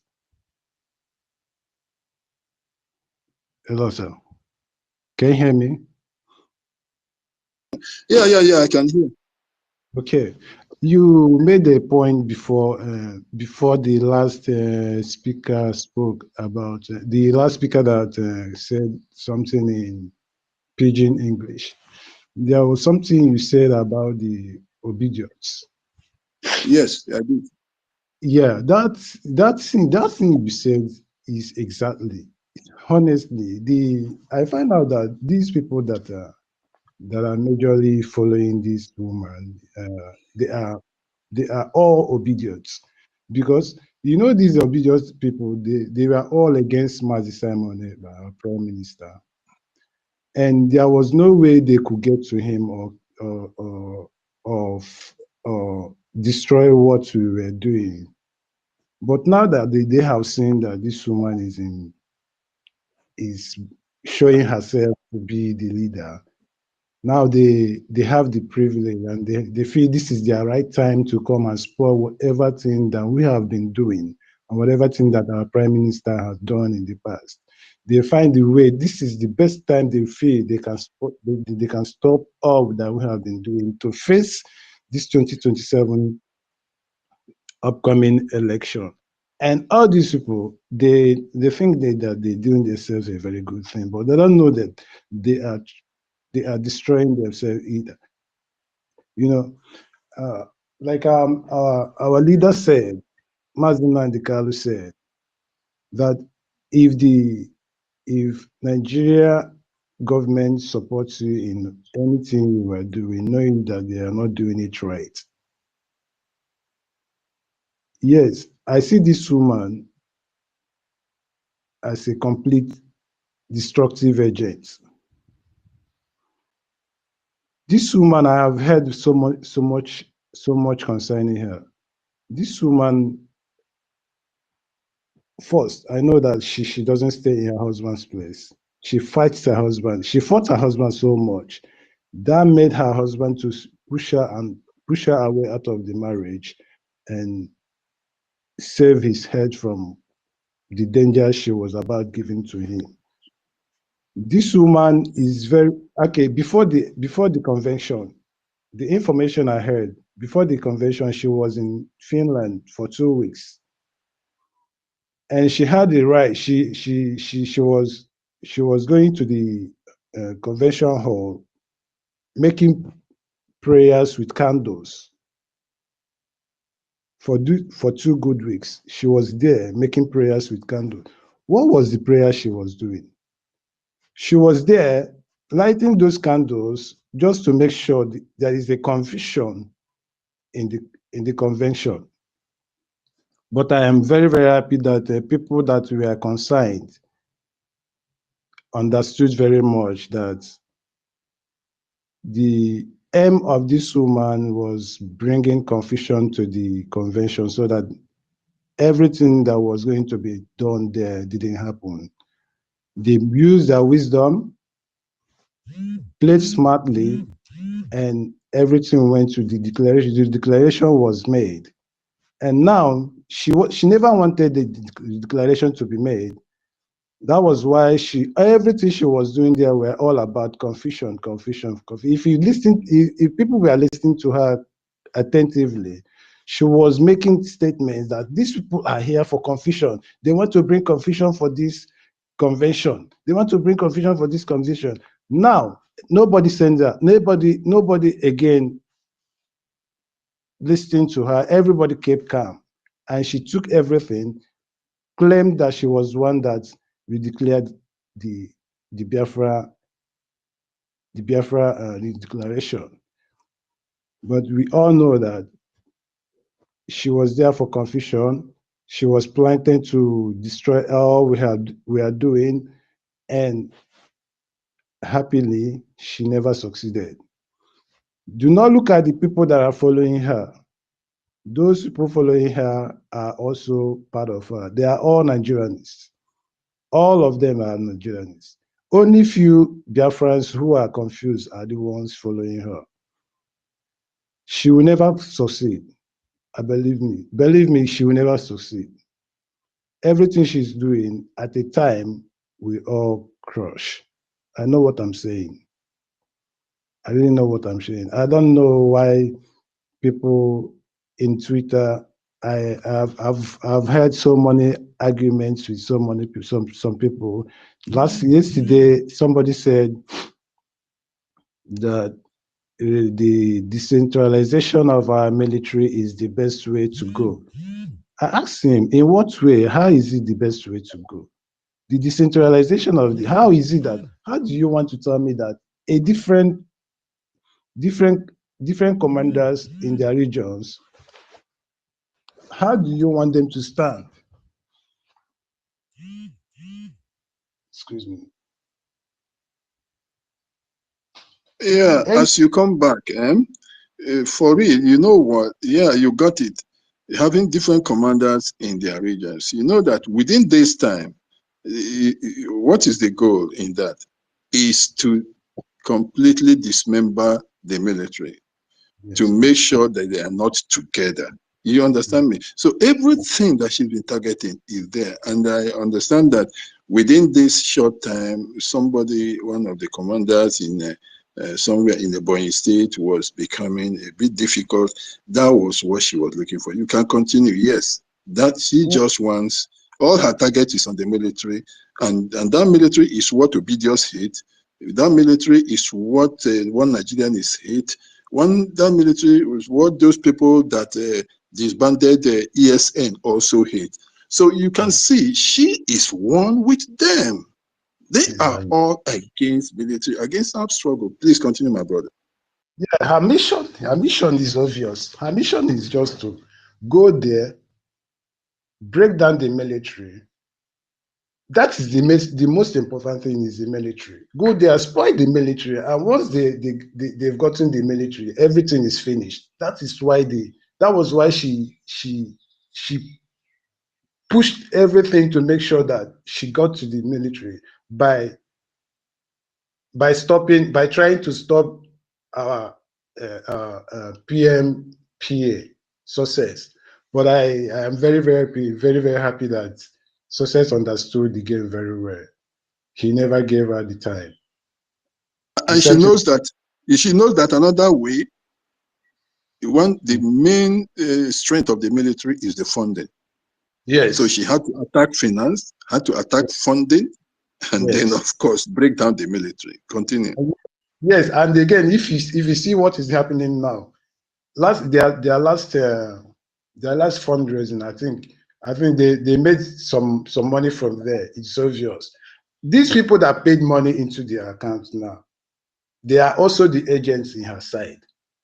To make sure to make people believe that she is the point one, that she is the one doing the right thing, that these people, Sonia Barawa, our minister, our acting prime minister, that they are the less people.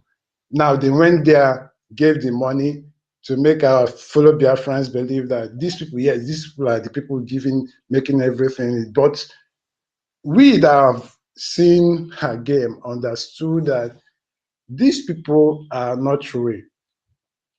They want to bring in money into this matter to make our people believe that, yes, these people are the people who have to follow her.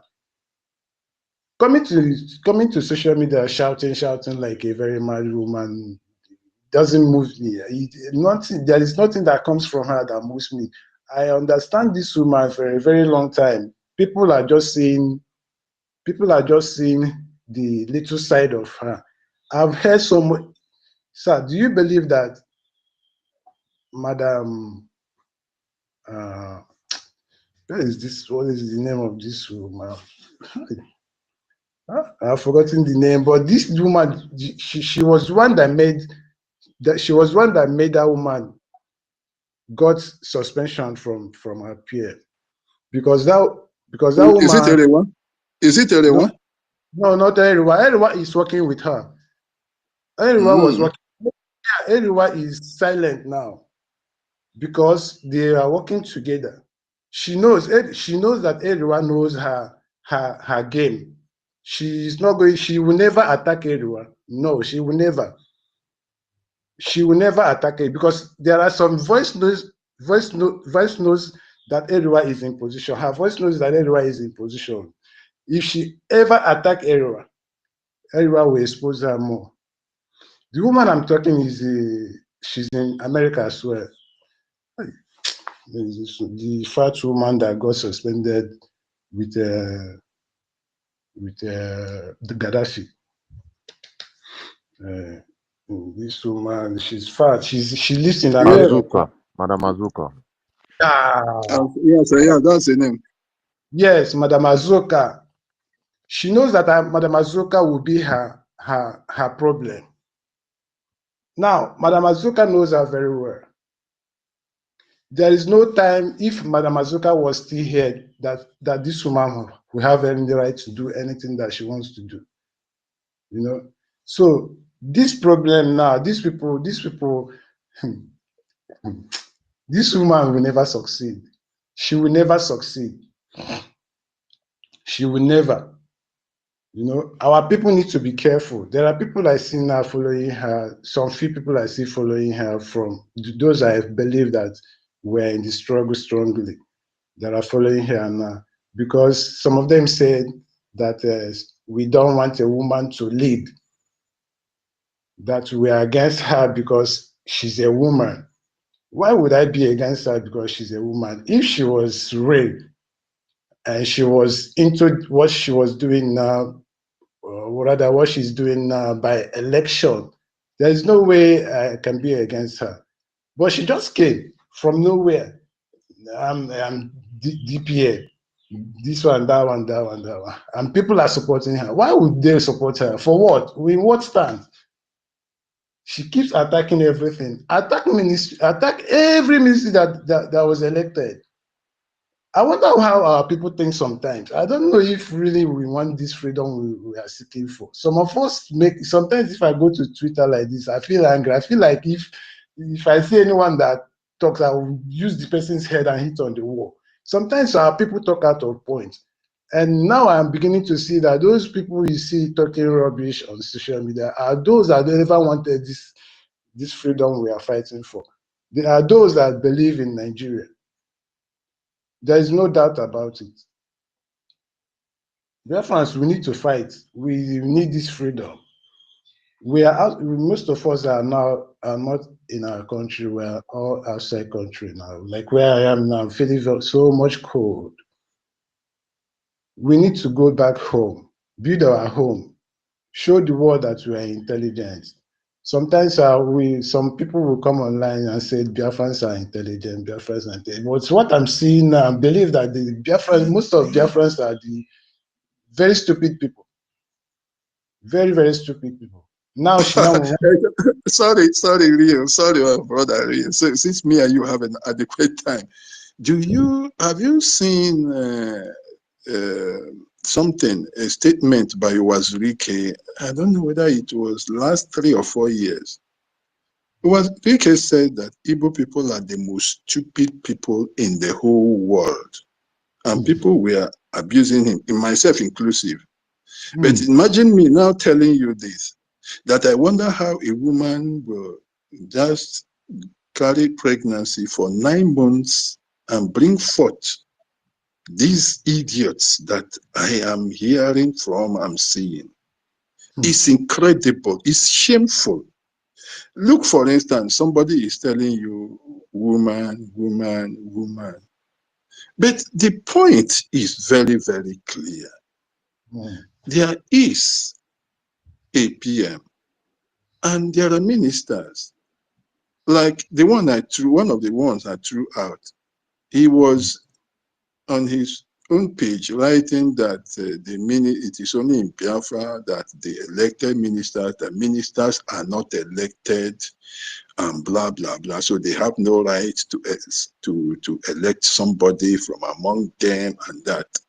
So now, if ministers are not elected, is it an appointee to work in the office of the prime minister that now can, in the absence of the prime minister, just take the letterheading that is available to her and say, I sack this, I disband that, and that.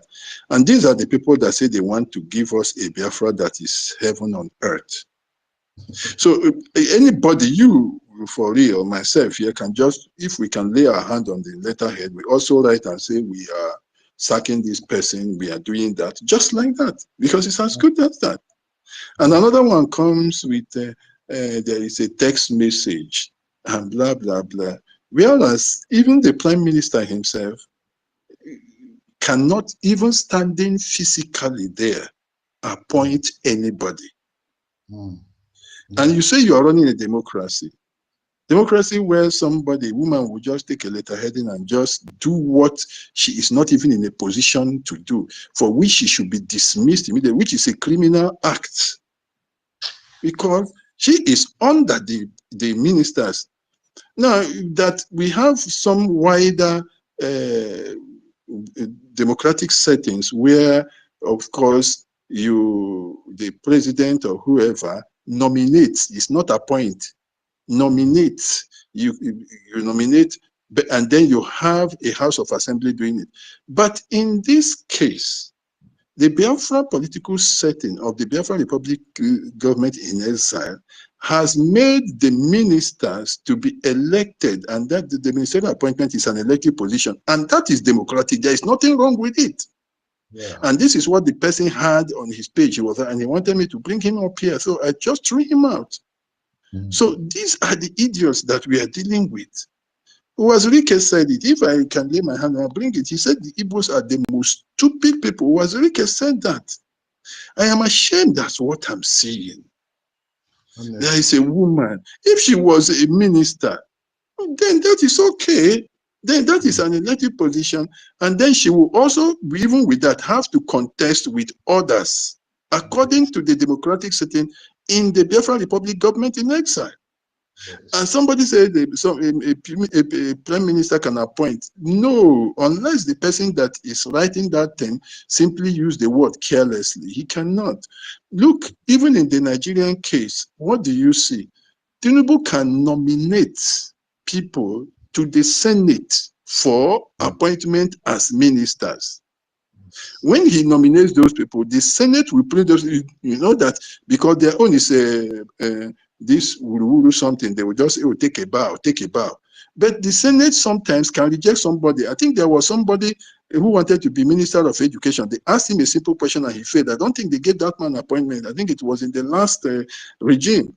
So he can appoint, but this is not one. He can only appoint those who are eligible. You can't make your PA something like that. It doesn't stand anywhere. That PA should be sacked because it's a criminal act. Sorry to cut you short and to take too long, but you are just, we are agreeing with each other here.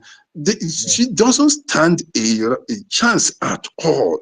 And I'm saying even the prime minister himself standing in person cannot even do it, not to talk about he wrote a letter, not then to talk about text message. So she uses psychology. You know, when she throws down, she uses it to be on the attack so that these people will be forced to be on the defensive. Now, sorry, you will come back. Let me tell you how this links something, one of her actions to this bowing something. You know, what she did was to throw letters to the finance minister to come and render accounts. And by that, indirectly, whether she knew it or not, trying to audit the prime minister in absentia. That he wants to audit the prime minister in his absence by that letter, but didn't know it, or she was possibly just throwing it there to force the finance minister to go on the defensive and start to say, oh, I cannot come because of this. And when she threw that, he didn't answer or something like that. Then, oh, so we've written him and he didn't answer. This is just psychological warfare. And then if that one now starts to say, yes, because I went to the toilet, it's because my wife went, it's because I don't like your face, then he will be derailing, he will be going off the real line of argument. The real line of argument is you don't stand a chance to write to me. In fact, I am dismissing you for even attempting to use the letterheading of the prime minister to write to me. That is the stand that finance minister, but they want to use and then put him under the defensive, and then when he comes, other people will now say, but yes, it is true. Come and render account, come and render account.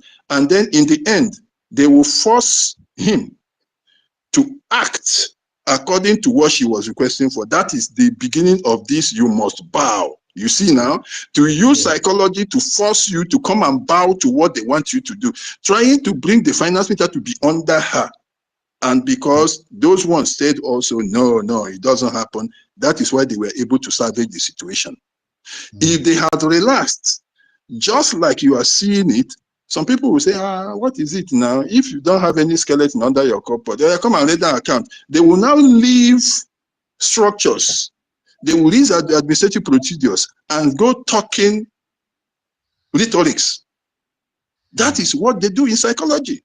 That's what she wanted to do. That is you must bow something.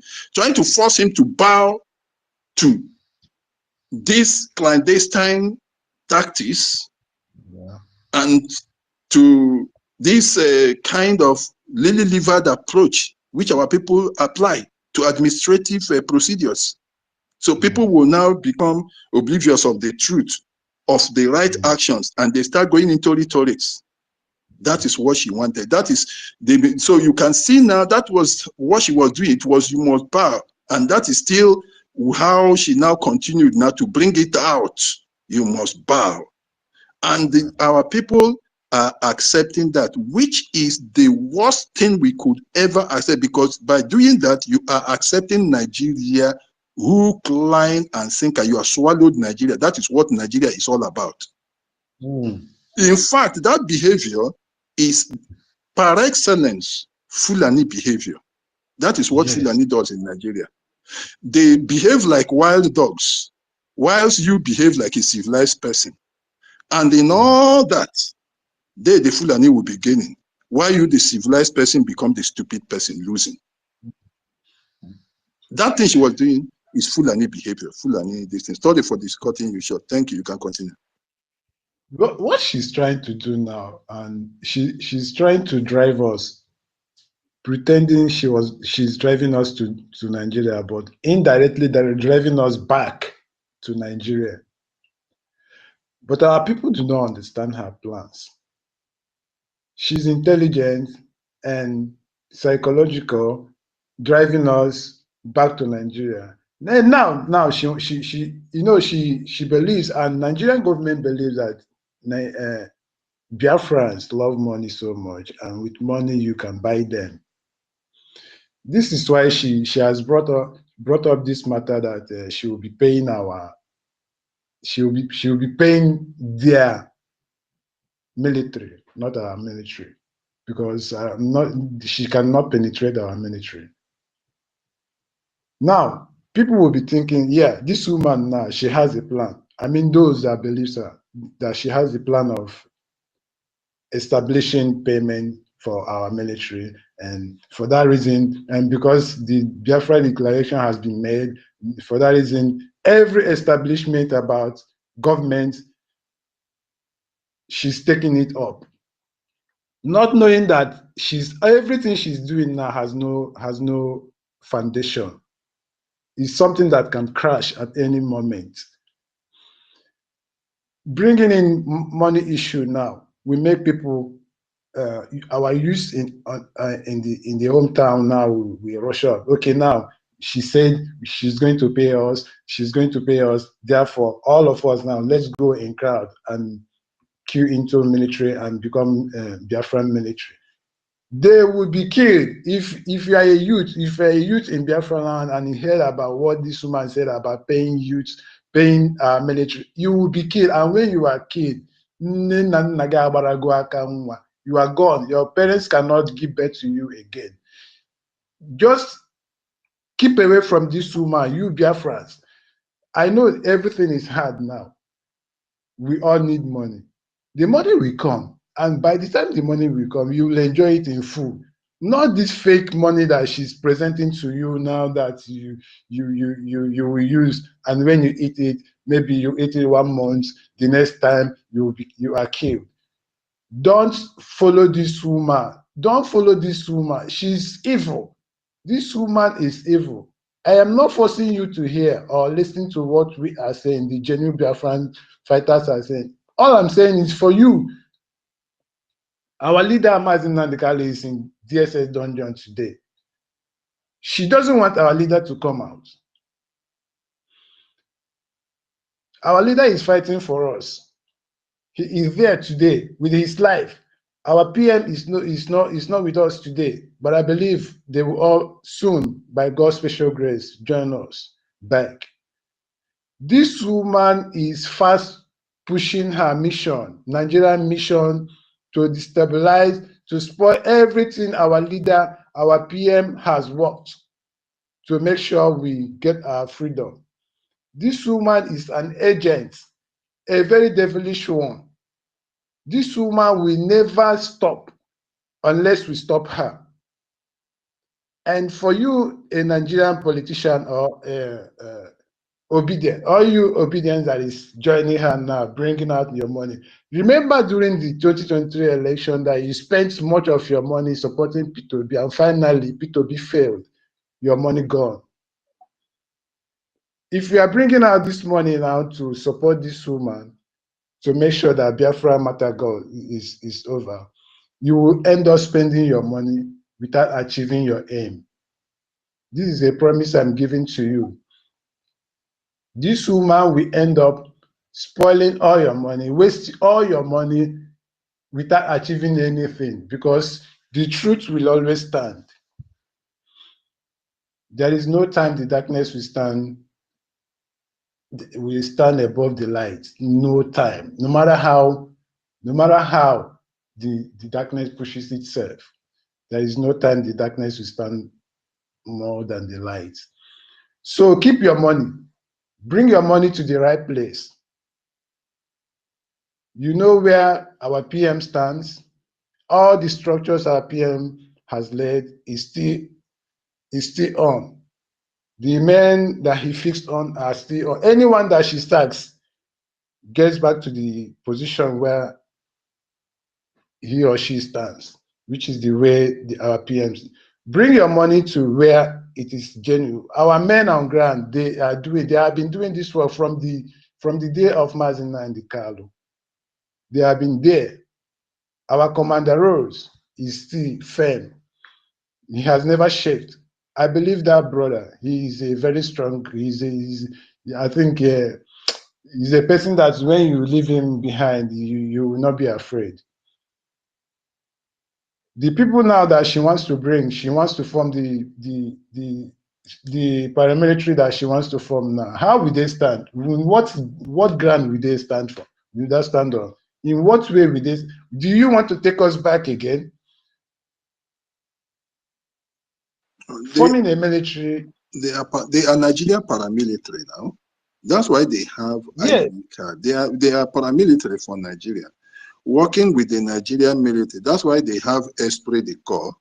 Because if you can bring your ID card and show a Nigerian army, that means in the spirit of the brotherhood, because you cannot bring out a Biafra ID card and give it to a Nigerian military. That is death. So you can show the ID card to somebody whom you share the same camaraderie.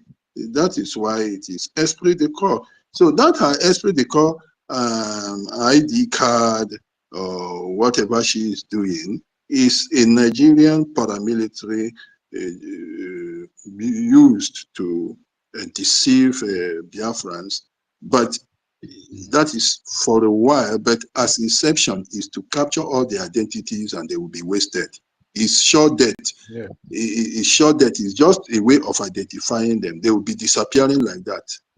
It's sure that you. So you want to enroll into Biafran army to come and kill me, and here is your ID card. I take you out. It's a very simple thing. So it's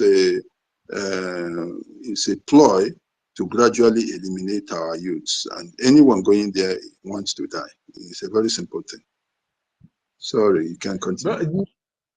Yeah, you know our people. Our people are very, very stubborn. I mean, I don't know the kind of culture. You know, during the time of Mazin and the Carlo, when he was preaching about this Biafra issue, there is this my friend that I always tell that let's give attention to what Mazin and the Carlo is talking. Whenever I bring up this Biafra issue where he is, he'll tell me, come on, take this Biafra issue, go out. Stop talking this Biafra issue where I am. I say, okay, there's no problem. During the time Hope Uzodinma came in power, I told him that, you see this thing, this Biafra you are against, you will see. Something will make you believe that Mazin and Kali is right.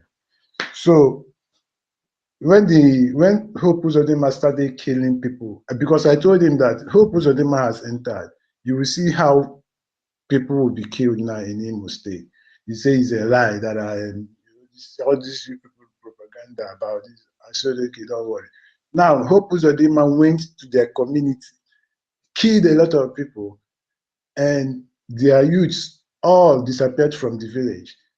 That was when he came back and told me, oh, Biafra, you see this thing now, our youth are now running out of our community. So I said, you never see anything. You will see more. That was when he started believing what I was telling him. And now this, why I bring all this matter is because this woman that is trying to form this military now, our people will see it to be the right direction. But when the time for the death comes, now they will know that this woman, that is when they will know that this woman is evil. Very, very, very evil. I've encountered so much, I think like 3 times. Only God saved me from danger in Nigeria before I left Nigeria. One was when I was going out from that was a festive period like December time. I was going out to get fuel for my generator. So I was on my bike with my brother. So when we were going, these police people, there are police people along the road. They were shouting, hey, come and stop there, you criminal, you this, that. They cocked their gun. I said, what? Do you want to shoot me? Shoot me for what? He said, if you are a criminal, if you smoke Indian hemp, I smoke more than you. That was when I calmed down. I knew there was danger. So my brother was the one talking to them. My brother said, this person you are talking to this way, has he done anything wrong to you? I was just calm. The guy cocked the gun and said, if I move now, he will shoot me. That was when this killing hasn't started fully. So if that was when the killing that has started fully, I think that man would have shot me that very day. But I was calm watching him. He said, come on, park this bike. You come down here. It was just embarrassing me. I said, in my mind, I was saying, why is this man embarrassing me like this? Did I do anything wrong? How am I even looking that this man is embarrassing me like this? So he talked. Then the next policeman took him by the bush side and talked with him.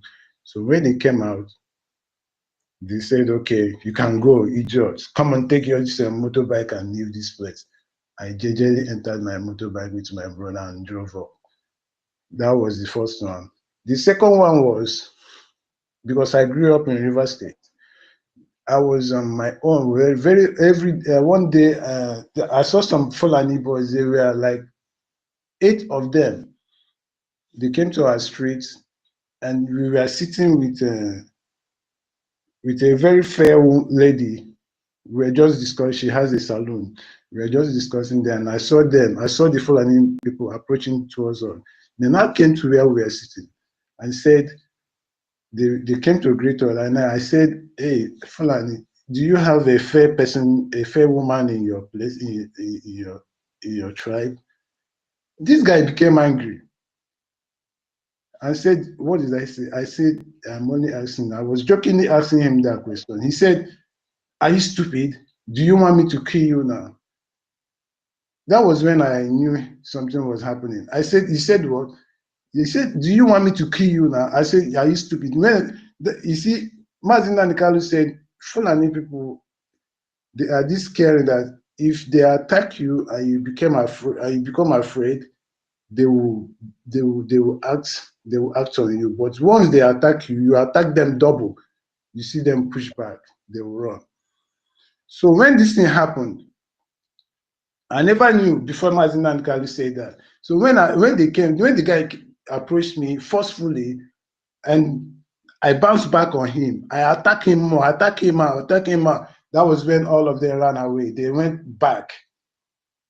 If I didn't attack him, or I never had such privilege to attack him, that guy would have killed me. And I would have been among the people that Fulani killed in Nigeria. You see? So all these things I'm saying now is just a reminder. I want to let our people know that Fulani is not the people we have to do something with. And for this woman to come and drag us back to Fulani, she is evil. We need to run away from this woman. People need to run away from this woman. These people supporting her, I don't know where I don't know how they think. I don't know how they reason. You know, Nigeria has spoiled much of our brains. Nigeria system has truly, my brother, I don't know how to explain this again. Surely, please, we need to wake up. We need to wake up. Madam Orabieze is not a genuine person. If you want to listen, you listen. If you don't want to listen, keep following her. But at the end, I believe you will know that she's not the right one. That the right ones are these ones we call workers. Okay, all right. Thank you, my brother. Yeah, you said the right one. The right ones are with the Biafra Republic government in Israel, the bona fide government that is standing. And as you know, if you have to establish any institution of government, organization, there must be, especially the document that is establishing it, and of course, must be signatories to that who are going to be the promoters. So, for having the Biafra Republic government in exile receiving the promoters of the Biafra Republic government in exile established it on the charter, of course, and of course the charter there, those signatories, and with the voluntary let me say consent of the Biafran people, became the promoters of the Biafra Republic government in exile. So now, then, in order for Biafra Republic government in exile to be able to carry out its activities with the United States government and its Ministry of Justice and all that, through the lobbyists, they had to register, yes, with the Ministry of Justice, to be seen as a body that is canvassing for the independence of the Biafran people. So they had to lodge there the Biafran Charter and also be registered there. Of course, if you want to register an organization, there must be somebody who signs the signature on behalf of that organization.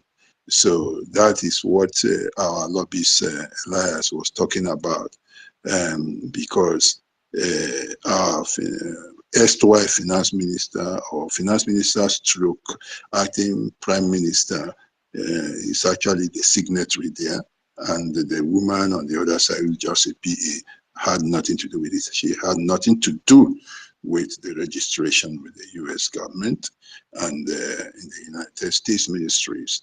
And again, when it comes to the contract with the lobbyists and with the law chambers, it was by the Prime Minister himself. So you could see that she has nothing to do with them. And that's why they are saying, okay, look, when it comes to registering the Biafra Republic government in US, this is the person whose signature is there. And when it comes to, of course, our contract, this is the person we have contract with, and the Biafra Republic government is, of course, the people we are working with, but this is the person that signed that. But on the part of the Biafra Republic government, this is the person that signed it. So this woman is not part of it. So that's why the lobby said, okay, on the basis of this, okay, these are the people that we should be dealing with, and that is very, very simple. So, and they wished her well. So it's as good as that. And if anybody now thinks that there is any foul play, there is very, very unreasonable. As for these that are gathering, look, that woman is a Nigerian, a typical Nigerian. You know that Nigerian, even in the church, Nigerians come to the church, to the bazaar, to anything that is being done in the church, and they say, I am donating 1 billion naira, and people clap their hands, and they can take the best goat, the best cow, or whatever is left there, and go home unscrupulously. They are not even afraid of God. They will not even redeem that pledge.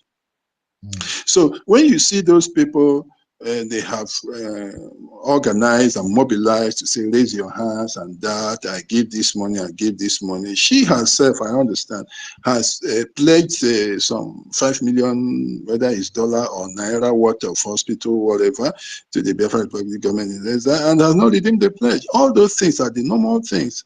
I observed it that even in church, people make pledges they don't redeem.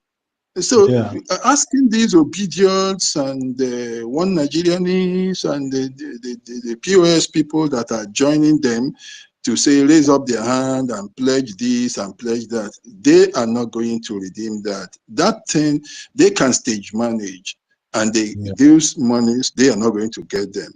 What we need to do is to create the right channels to be able to expand our own sources of getting the funding from all people of grades and levels of people, because there are some that I'm telling you, they are actually in, but because they are very noticeable, and of course their accounts and all that could be monitored, they will be very careful about it and find alternative ways of doing that.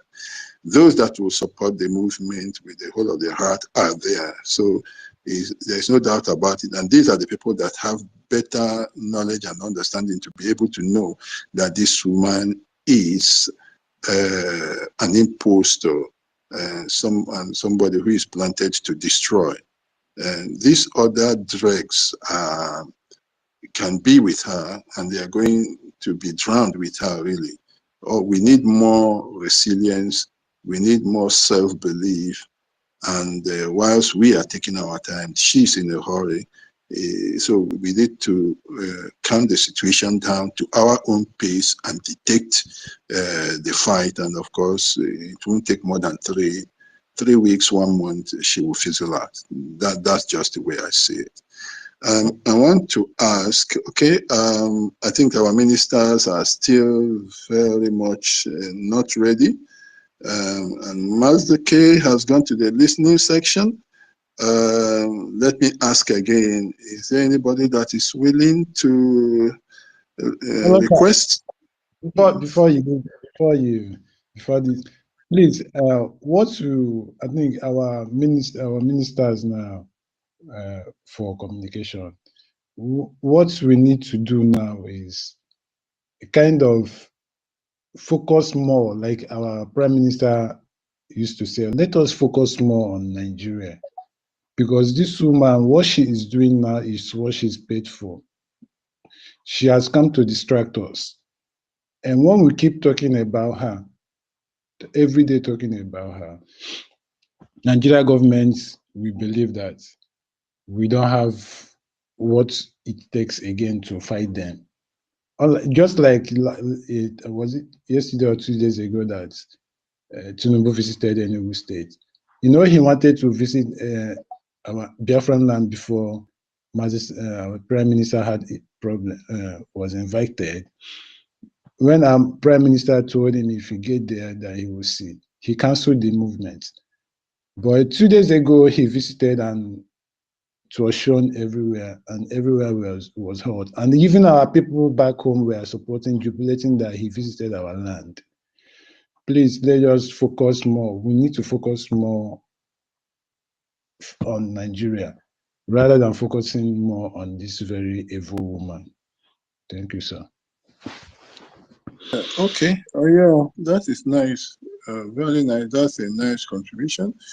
I also want to tell our people that it's very, very important to keep sitting at home, to make it tight, and not to leave any loose end, because if we don't sit at home, mind you, you are giving the impression that you are incited or being forced to sit at home, and you will be endangering your future, the one of your own children, because the moment that the Prime Minister is not out.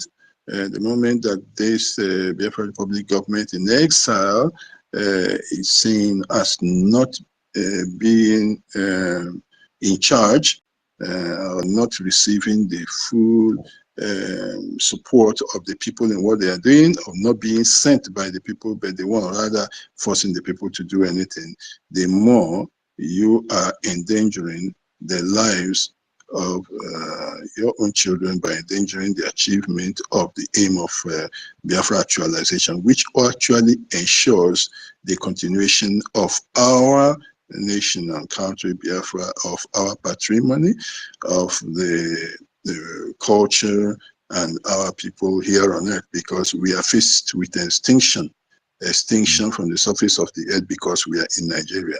So it is necessary you sit at home voluntarily, whether in the main city areas, in the other towns, suburbs, or in the villages. Make sure that you observe the sit at home. Make it tight and strong, and let it speak for itself, because the sit at home is a referendum on its own. The sit at home is saying that you want to take the government in your hands. The sit at home is trying to say that you are a unique people and do not belong to Nigeria. The sit at home is trying to say that you do not believe in this government of Nigeria. You want another government, one that takes your destinies in your hands. Therefore, you have to make sure that you sit at home. If you want, there are 7 days in a week. If you sit at home on Monday, it won't kill you. So that which you used to do on Friday, during one of those Mondays, take it to Saturday. That which you used to do on Saturday, take it to Sunday. Just make a sacrifice of 1 day for Biafra, for your ancestors, for your children that are coming ahead, by sitting at home, to tell the world that yes, you are a unique people, to tell the world you don't believe in the British enclave called Nigeria, to tell the world that you are prepared, willing, and you are very, very hungry to have your freedom so that you can determine your future. It is in the sit at home. Sit there, speak to the world without making noise. Sit down, stop noise causes noise. When you stop noise, you are actually making a lot of noise. You stop noise by sitting at home. You're not fighting against anybody, you're not killing anybody, but you are speaking by keeping quiet. There is a time when silence becomes a way of speaking. So please keep silent to speak. That your silence, that you're sitting at home, makes more noise than you even shouting. That is why sit at home is extremely necessary. It's not incitement, you are not forced. And that could also be a very big argument for the Prime Minister as his case comes up, because they are saying he is inciting violence or whatever. And that incitement primarily is because we have decided to sit at home. So you have to say you are not incited, that it is by choice that you are sitting at home. And if anybody goes about coming in the morning and say, we are ESN, and shoot, we are ESN, you say, we don't know those people. We are sitting at home. We are not incited. That very shooting you are hearing, or you are, and the videos you are seeing, are not from us. They are from the Nigerian government. That is what I expect, and I've advised the 40 states to individually, on their own, write letters and send to that Finnish police station and hashtag Alex Stubbs and say, we, this particular state in the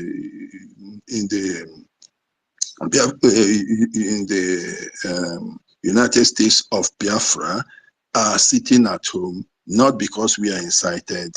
We do not shoot, we do not maim or fight on that day. What we do is we speak by staying silent. That is what we are doing. So that is exactly what you have to do. If you watch the film on Mahatma Gandhi, that was what he used. At times, he said he took the Indians to the Salt Sea because the British weren't allowing them to go to this, and the salt was what they were using to eat food on. He went there, the British came there. You need to see how wicked the British could be. Sea batting, hitting people's heads, breaking heads by the Salt Sea there. So that was civil disobedience, and nobody will say you are incited to civil disobedience if you say you are the one. But he keeps silent, and Nigeria comes up with the narrative that you are incited. Then that is a problem. So that is a service, a big service you could do to the for the Prime Minister by sitting at home. Change it. So when people know, they know that that place is a different place. It is not the same. Wait, Nigeria, because those people have a different calendar. They have a different set of working days, whereas Nigeria has a different work. Nigeria works from Monday till Friday. They work probably, if you like, from Tuesday to Friday or from Tuesday to Saturday. So you have actually made the difference by showing that you have a new set of working days. It's like somebody going to UAE or to the Arabian countries, and you see that Friday is a different day. So you make a difference. That is one thing. One other thing that the sit at home does is distinguishes us. It brings us, isolates us as a special place. They themselves going there on that day, no, they don't work on that day.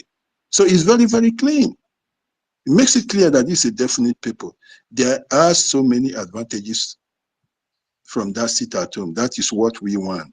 So if people saying those ones that are touts and arboros that help them to collect money from market women and from traders and the bus men, the bus drivers, they are the ones making noise that they lose their money. Because Nigeria doesn't have any clear-cut taxation system. The only people that tried to implement a taxation system were the regimes of the last two regimes, the first two regimes since this new republic came in, the first one by Obasanjo and the one that followed by Jonathan.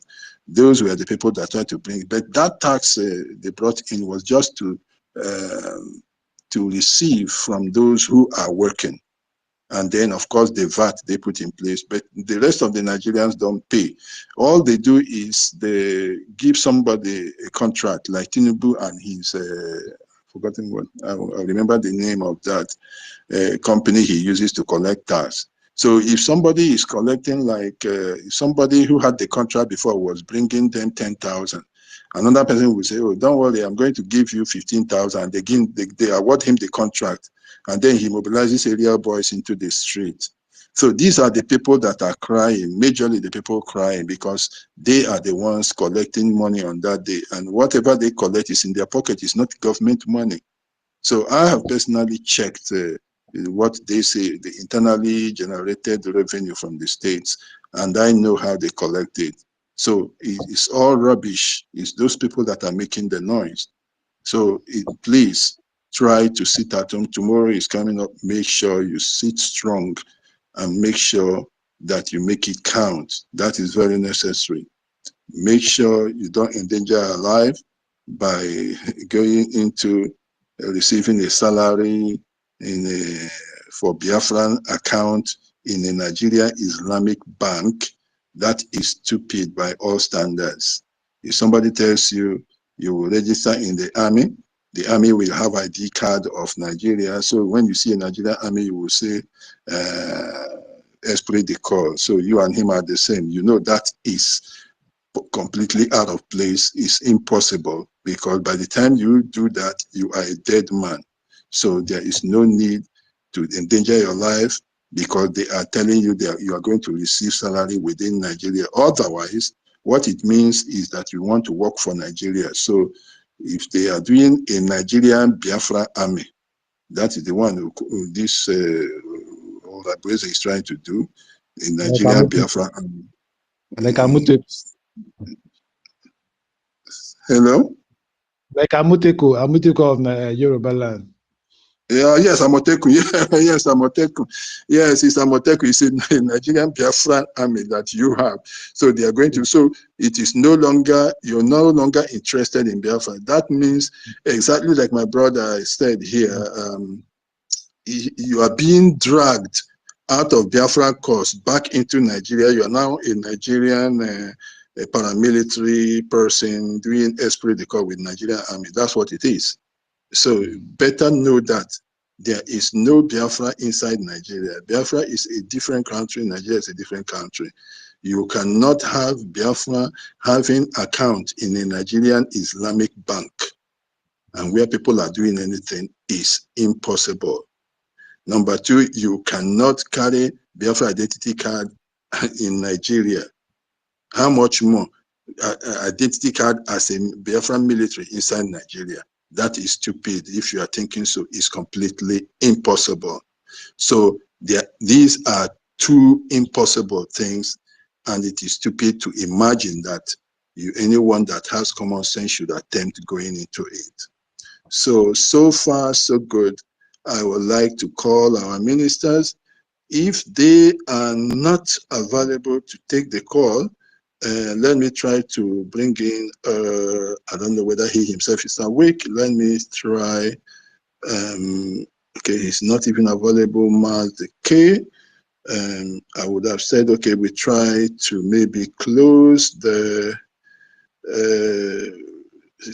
space because actually we've been here. We thought we were going to be here for 2 hours, but I think we've done almost 5 now, almost 5 hours. Let me just call on Bonnie. So Minister Sonny, are you there? Honorable Minister Sonny. Honorable Minister Parawa, are you there? Honorable Mr. Jerry. Pastor Van Van Vam, are you there? Okay, let me ask Mazda K, are you there? Mazda K, are you there?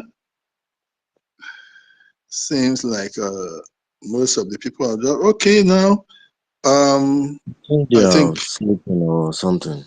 yeah, or something like that. I think they are sleeping. Mazda K, are you there? Yeah, so I want to bring you up. You were having a nap or something like that. It's allowed. Okay, Mazda K. So you're welcome back. I just want you to support us with your contribution. We have been talking about this Islamic bank account to pay salaries to Biafra armies. That is Biafra having an account in an Islamic Nigerian bank. Also to pay Biafran soldiers who will be carrying Biafra IDs within Nigeria and receiving salaries in a Biafra account in a Nigerian bank. So what's your take on it? And of course, the second point is about the fact that 517 delegates actually redeclared the independence of Biafra, and not one single woman that happened to be there 2 days because the Prime Minister wasn't around to do the announcement, and what she did was just one single announcement. Thank you. Yeah. Happy Monday, my people. And yeah, we're on a conversation, and we are still on the conversation. We're talking about salaries being paid into Nigerian bank accounts. We all know that this move is a move that would lure a lot of people into destruction. I believe Ngozi just wants to um, put our people in a very huge mess. She wants to increase the people that the Nigerian occupation would probably throw into prison, detain and uh, keep them more subjugated and more oppressed. So For this reason, she decided to bring up payment directly into people's banks, something that our prime minister, when he was here, never ever ever thought of. He actually, he would have seen this kind of an option, but knowing that it would jeopardize the security of our men on ground, he took it away and didn't even bring it out to the public. But this woman, seeing it as one of the best options in her force or in her on her table, literally for her to bring it, just know that she thought it was the best option. And her best option, we have we've seen it that she she's just trying to like put our people into a very big trap. It's very, very bad to know and to sense this and to know this that uh for choosing for going with paying people salaries. All these soldiers that she claims she wants to pay, or she wants to do this, she wants to do that. I'm very sure she doesn't have soldiers, but breaking it down to having soldiers that we are having to fight our own Biafra freedom are volunteered soldiers. We are not paying any. We're not paying anybody. You get. We're not paying salaries to any of our men on ground because voluntarily they are doing this job. They choose themselves. You understand? They pick themselves to fight for our country. That is why they are using all their might, all their everything in them to defend our land.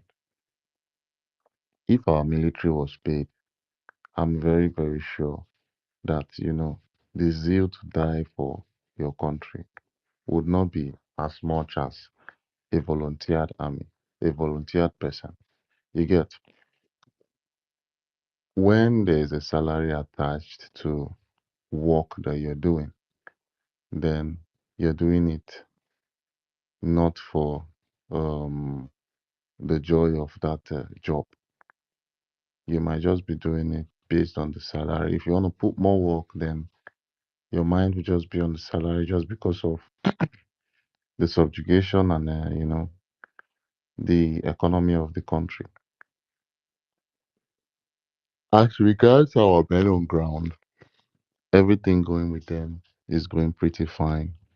Ever since our Prime Minister unveiled our Biafran forces since 2023, they have never complained of inadequate feeding. They have never complained of health issues.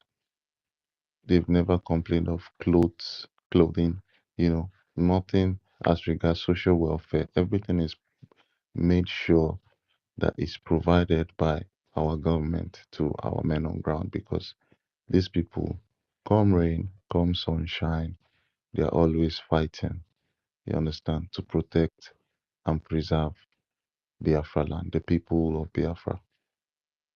So, like I said, they are volunteered army. They are not being paid. They are not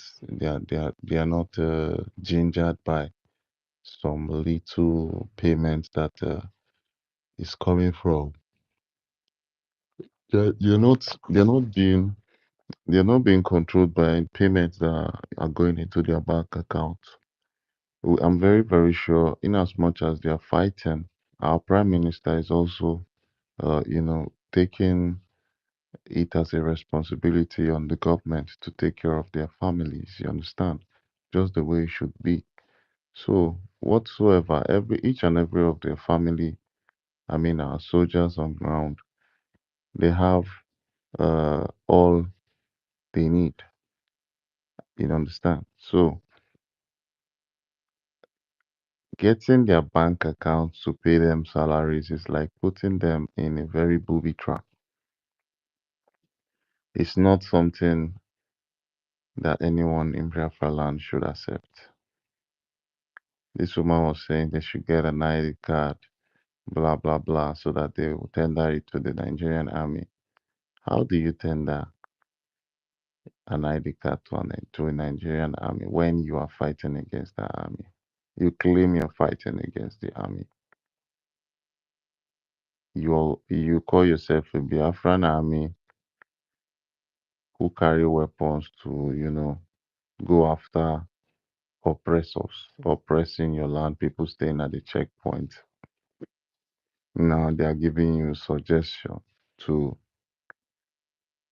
carry that ID card up and down in case it is maybe the way she's thinking, because I don't really see any sense in this. There are some things some people will say and you will just find out that there's no sense in it. Like how would you say you want to go show an ID card to someone you are looking to shoot in the heart? You're literally looking for these people to blow their head off because of because of what they do to people in Biafra land. They bring fighter jets, they bring tanks to come and shoot innocent people. And you now being the protector of those innocent people, you want to accept being given an ID card so that you show those people that are bringing tanks and fighter jets to come and say, oh yes, okay, I want to be a Liberation Army. All right, no problem. Now next week we'll see in battleground now. Maybe this is what she's thinking. But let me just tell her today she's a very, very dumb woman. If she doesn't have an advisor to advise her on some things, man, for real, she's a very, very, very dumb woman. This is the reason I have no respect for this particular lady. For real. I just believe she takes probably snuff, you know, because it takes a very high it takes a very high woman. When I'm saying high woman, I mean high on one drug or the other, not high in level of reason. This is a very high woman because we say people are high whenever they take Igbo, when they drink something. I don't know what this woman drank that made her talk like this, made her reason this way. It's really shocking for her to formulate all this nonsense. But although she has been giving us red flags coming, red huge and huge red flags. So for me personally, I don't see the sense in you know collecting salaries, even though our people are very hungry. I know people that she's going to recruit because I was on space one day like that recently, probably 2 weeks back, and there were people suggesting to be recruited in an army, and I was just listening, and if someone came, he said he's into intelligence part of the military. He knows how some things are run, maybe how to set surveillance cameras, how to do. He just said some things about the military, and I was like, wow, this one that is hungry man. Now income they talk say yeah this, yeah that. You might even just be a zoo spy. You know, we talked about the recruitment some days back, and I'm very happy our information minister said some things about that. He had to shut it down in a very, very, very professional way. You understand? So, like I said, she does not even know whether there are spies, there can be spies coming in. She is just all about going with the template of the zoo. It's been a very long time she has been planning this. I've sensed it ever since months back. I think before some more. some months before our prime minister left us, I was just, observing. He barely comes on spaces to come talk, to come, I don't know if there was a policy that our prime minister gave her that she shouldn't speak on spaces, but maybe, I don't know, maybe not. But others were always on spaces. Even our commander Ross was always on space. Listen, but he never speaks. He has never. We literally not don't know his voice. But she being a chief of staff, I don't think she's limited to addressing or sharing her voice on space. And there was a time recently that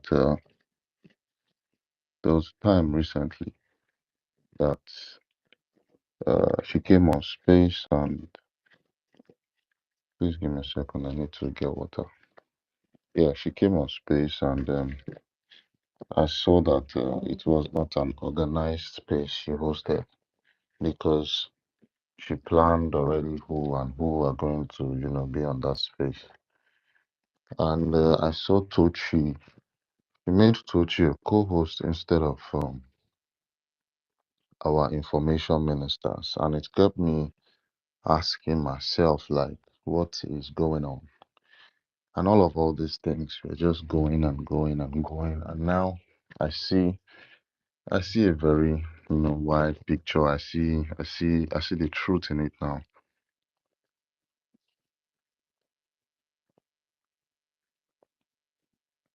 Sorry, I had to quickly drink water. My throat is so dry. So yeah, and I saw the truth in it, and I was just like, wow, this woman is this woman is something else.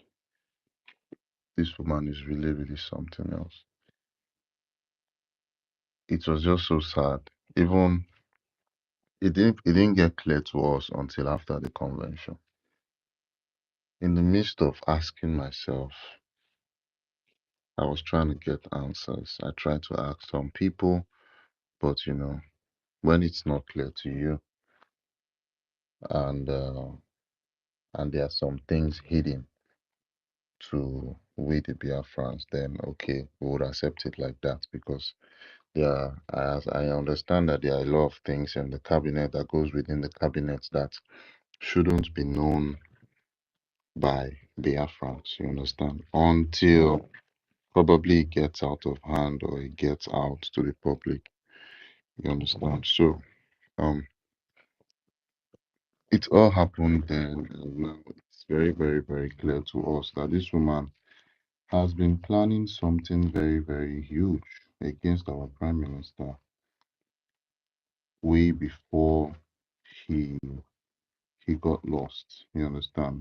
Way before he disappeared, and I'm very, very sure that when our prime minister gets back, he will not accept all these things. My prime minister that I know has allergies to anything Islamic.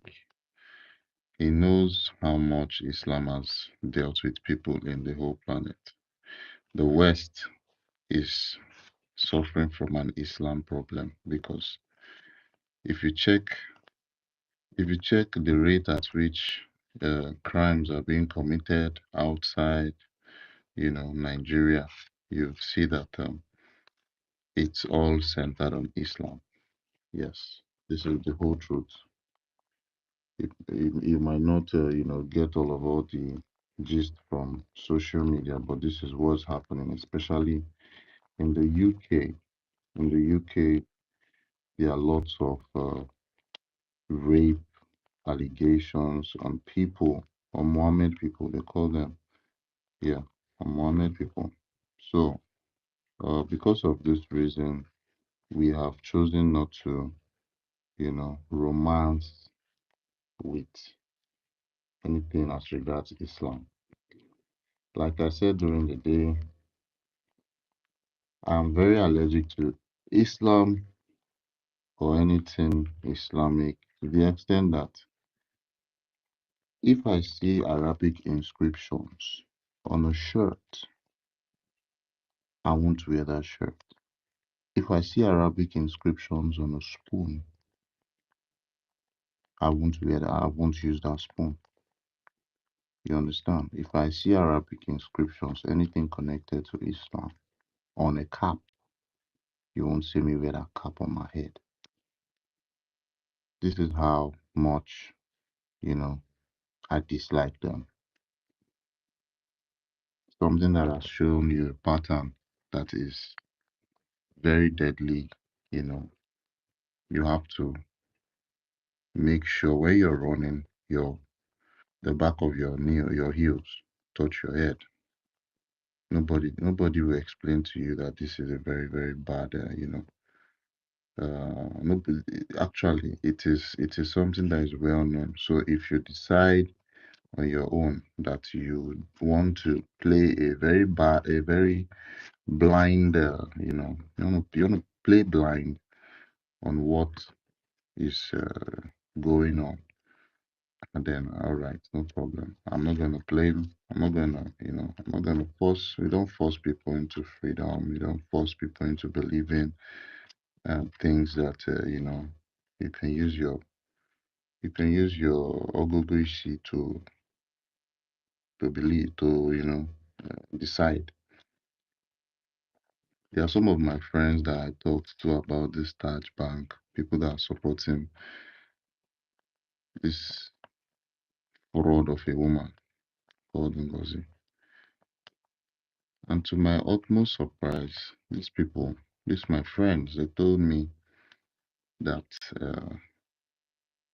they don't see anything in that.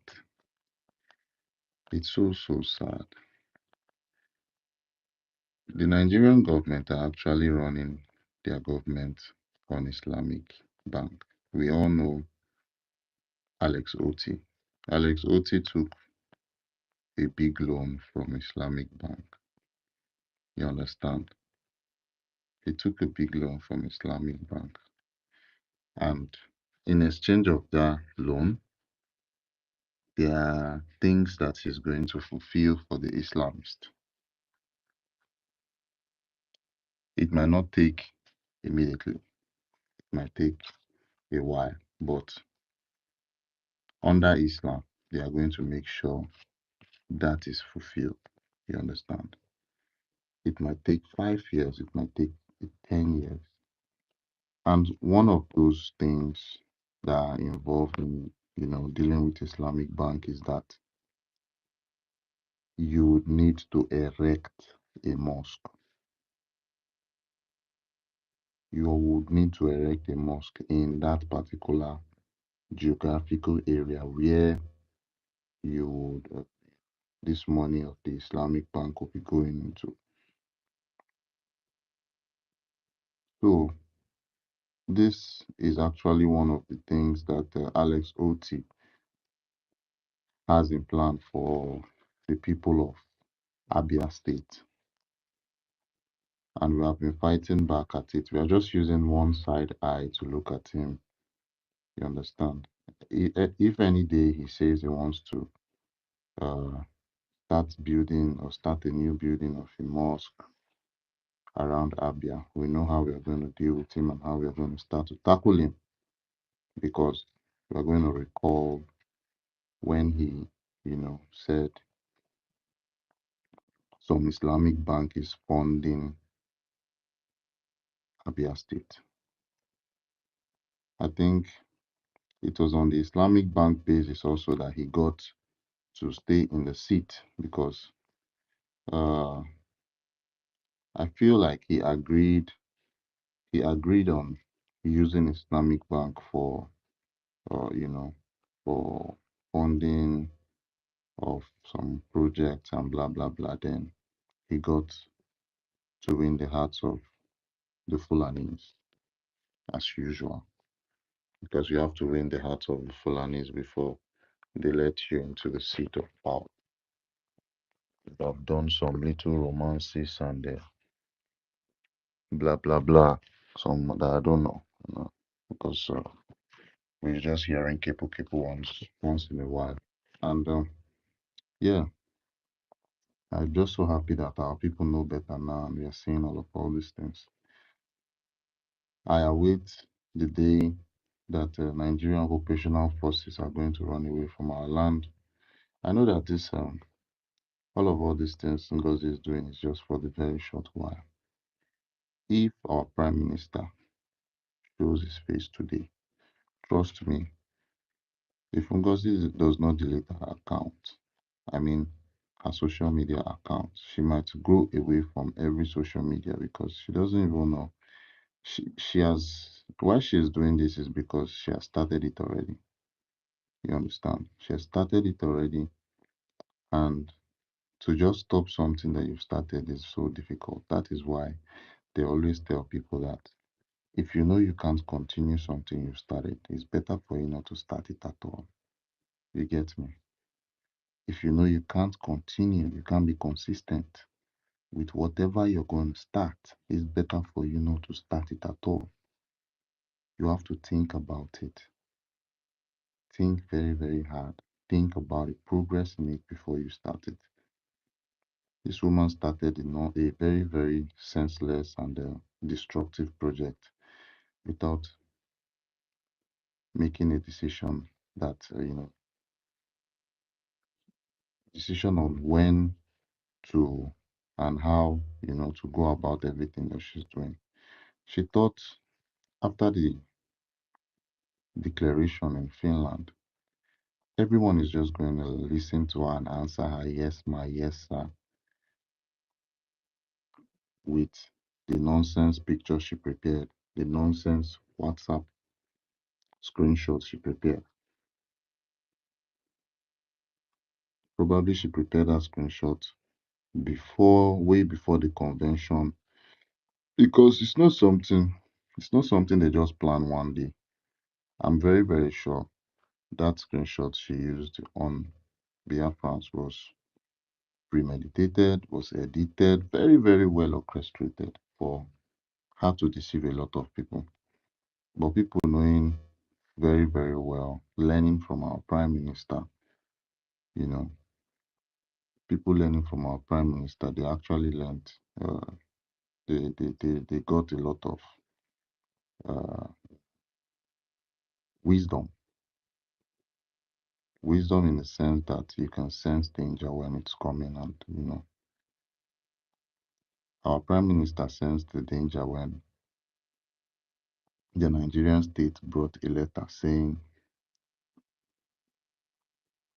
Mazi Nnamdi Kanu wrote so and wrote so to Biafrans, saying, calling for the end of sit at home. We all know that that letter was not from Mazi Nnamdi Kanu, and we gave the Nigerian state that brought that letter a condition. The condition is something that would, validate that letter. The condition being that if they want us to believe Nnamdi Kanu wrote this letter, release him so that he can talk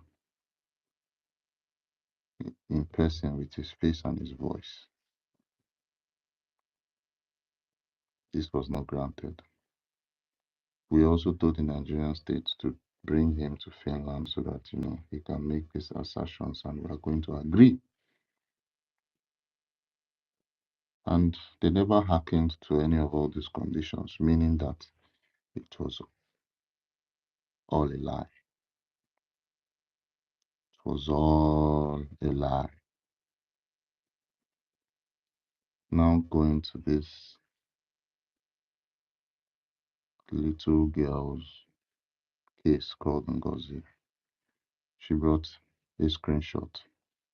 In that screenshot, it was included, there was a very, very big red flag. Our Prime Minister never he never mentions Igbo.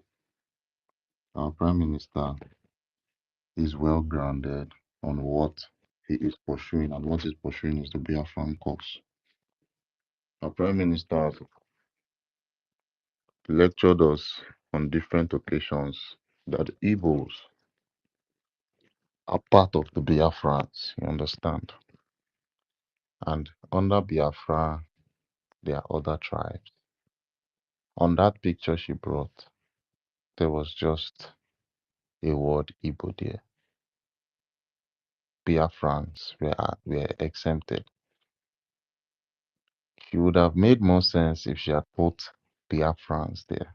But she said, my dear Igbo, which raised a very, very huge red flag.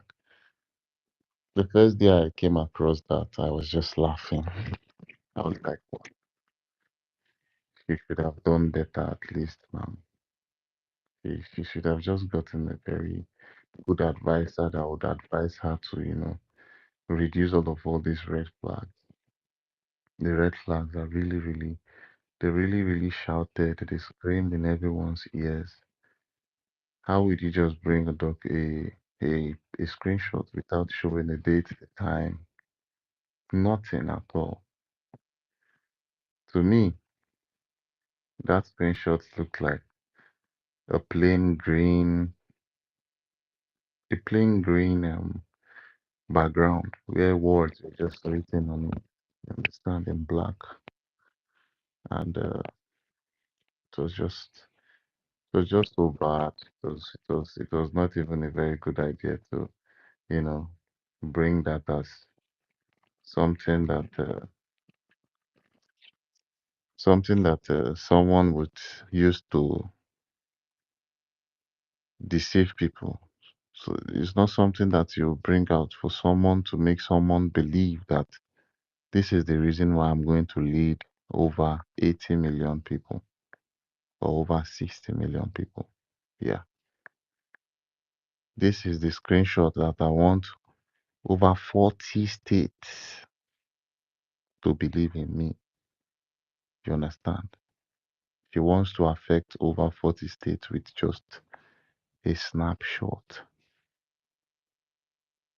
Snapshot with written words saying it's a surrogate. I'm just so happy that we've really beat down on this meaning of surrogate and everything as regards it.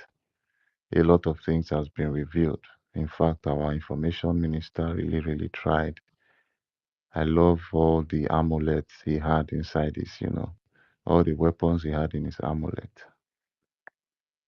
I, at the very adequate time, he brought each and every one to use to dissect NGOZI. To me, NGOZI is just like a dead meat. You understand? Because every time our information minister, Honorable Sonny, and our deputy comes on space, it just looks like he comes with an apron and enough knives to cut this woman into pieces. You understand? The first time he came to debunk a lot of things, he said he really, really, really dealt with NGOZI. And that ever since that day, the madness has just been on an increase. He really, really dealt with her. And I'm just so happy that this is where we are now. We've moved on. Our acting prime minister is a very courageous man and a very competent man. He has assured us that they've started the work, the diplomatic work internationally, and we are going to see how far we go there. And also, he's planning on strategies to give our people on ground one or two, I just believe that moving forward, their commands is going to give because we need to reduce the casualties of the occupational Nigerian forces on our people. We need their checkpoints reduced. We need updates that these people are being dealt with, that their hideouts in the bushes have, been busted by our people. We need to cover a lot of our geographical area. I know it's not going to be easy because our prime minister obviously said it's going to take a long year of battle. You understand? So me personally, I believe that if we join our hands together, if we join our heads together, continue from where our Prime Minister stopped with the donations and every support, before the end of this year, we're going to see a very positive, change. We are going to see a very positive change. It might be hotter than when our Prime Minister was here, you understand?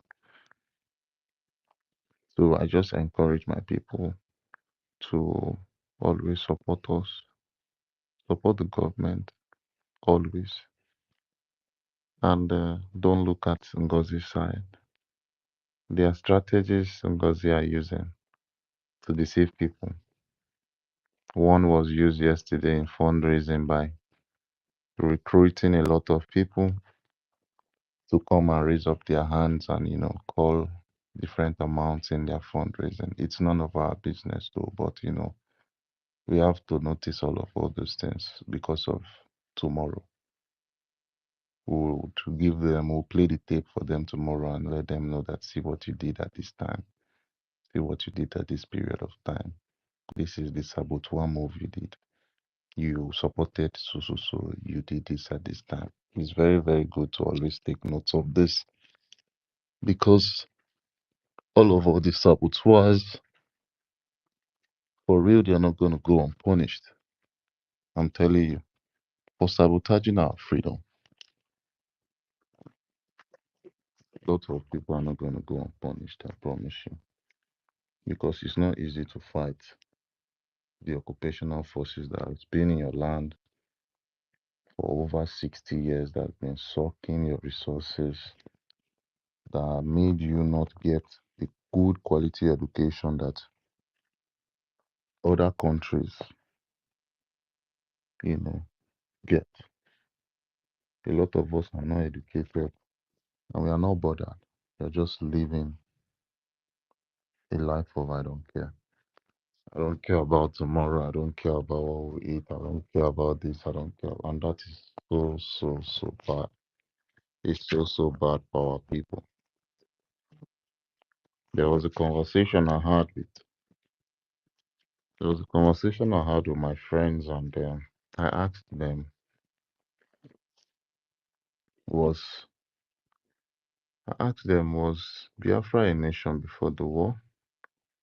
Before the British, brought war on us? And these people were saying, these people from Ngozi's group, they opened their mouth to say that Biafra was not a nation. And I was so shocked. I said it in my mind that these people, a lot of them are not Biafrans. Somebody that would tell you Taj Bank is not a problem is the same person that is telling you Biafra was not a nation when our grandfathers and grandmothers were, young.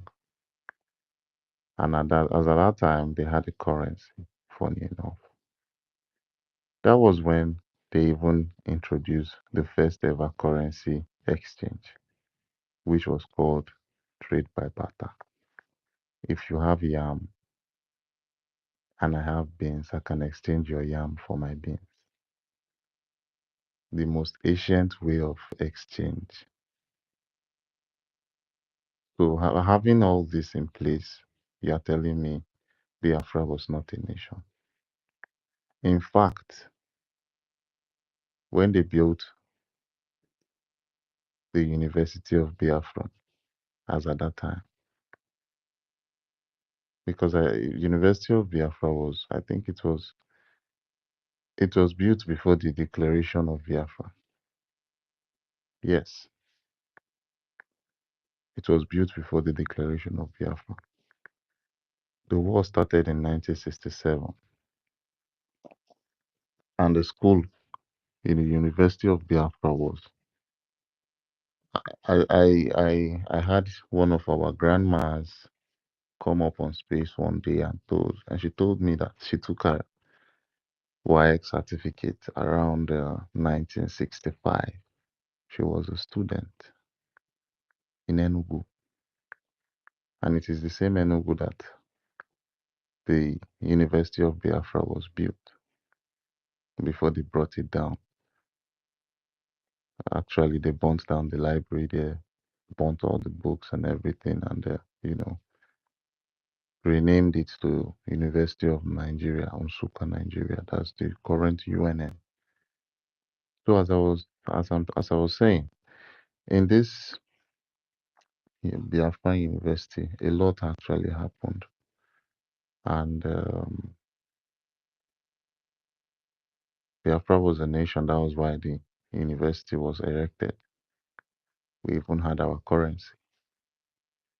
I don't see how people are going to call people that had currency, people that had an institution, an educational institution where where learning always used to go on. In fact, people from all around the amalgamated states in Nigeria, I mean, from the south to the east to the north to the west. I don't think the northerners were. I think some northerners used to come to our place to school because of the mix-up. But I'm very sure of people from the west, the Yorubas. We accommodated these people as far back as 1960, 1950, 1940s. We accommodated these people. We gave them the opportunity to learn in our schools. Biafrans sat in classes with the Yorubas and the, different people, different tribes were learning in Biafra land. And people say this lovely nation of ours wasn't a nation before the war. This is the reason why I see people there. I see some of these people are not Biafrans for real. I made up my mind and said this some of all these people supporting this woman, they are not Biafrans. There's nothing you can tell me because it's not very hard for you to think critically. Even if you don't like me personally, at least you acknowledge the truth. You understand? If you don't like any of our ministers, you acknowledge the truth. There are consequences. Let me just go back to our topic. There are consequences of using Islamic Bank, like we were saying. And I mentioned erecting mosque. Probably in the list of what they gave Ngozi to, fulfill for them. Erecting of mosque in Biafra land through our men on ground, having some men on ground. I think that particular option would be one of the options that they've given to her because Fulani know they smile when they give you option. If people say they don't even bend and yash already, like people have said that her ex was a Fulani man. It might be true, but for me right now, I would say her present na Fulani man because of all these things. The present person that she's seeing definitely is a Fulani man for real. This is my own, you know, uh, this is my own conclusion because I don't see how you have a relationship with someone that has Taj Bank as putting that bank as your main domiciliary bank, and you not having an affair with that person because it takes a very close relationship for you to pick an Islamic bank out of all other banks. You can't even go for a Christian bank knowing that you're a very good, devoted Christian, or a bank in, Omenala Bank.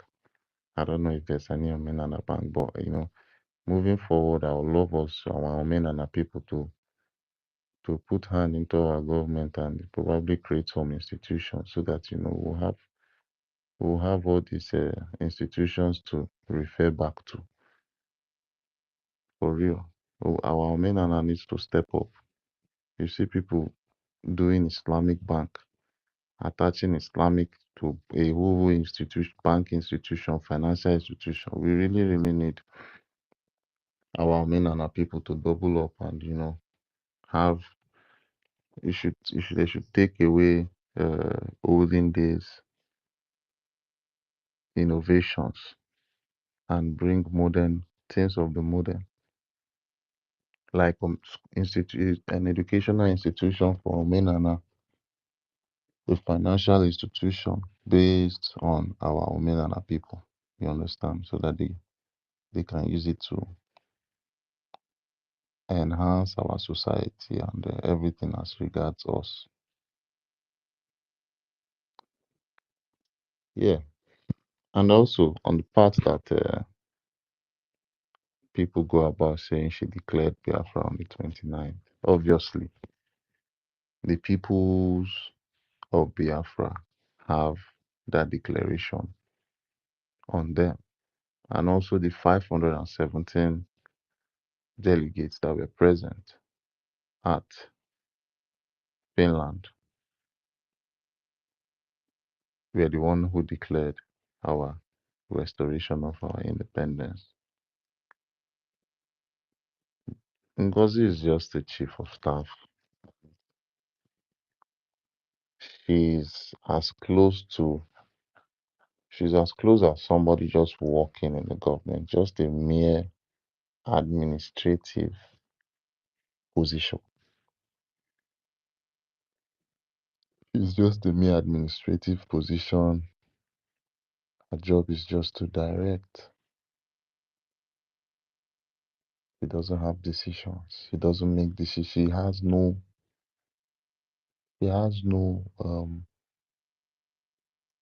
power. She has no authority to say, hey you, stand up. Hey you, sit down. Hey you, get out.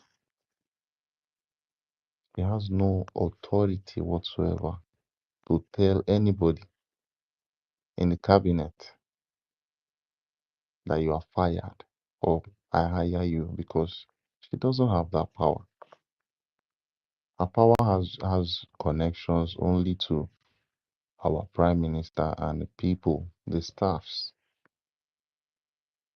where the staffs who she has to, direct and be like, okay, yeah, this, all right, this is what you guys have accrued. All right, this is how it's gonna be. This is how it's gonna be.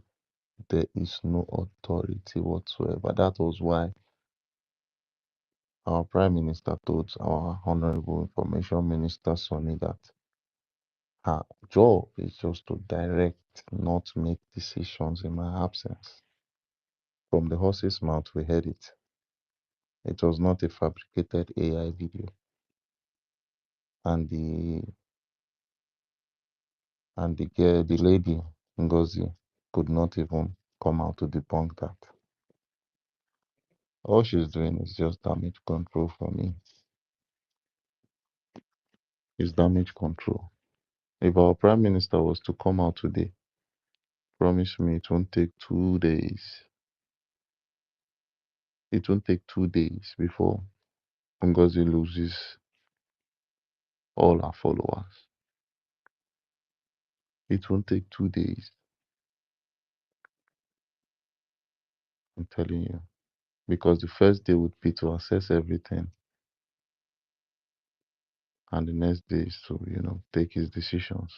Come out and make your decisions. Fire the people that are against the struggle. Make sure they are buried neck deep into the ground.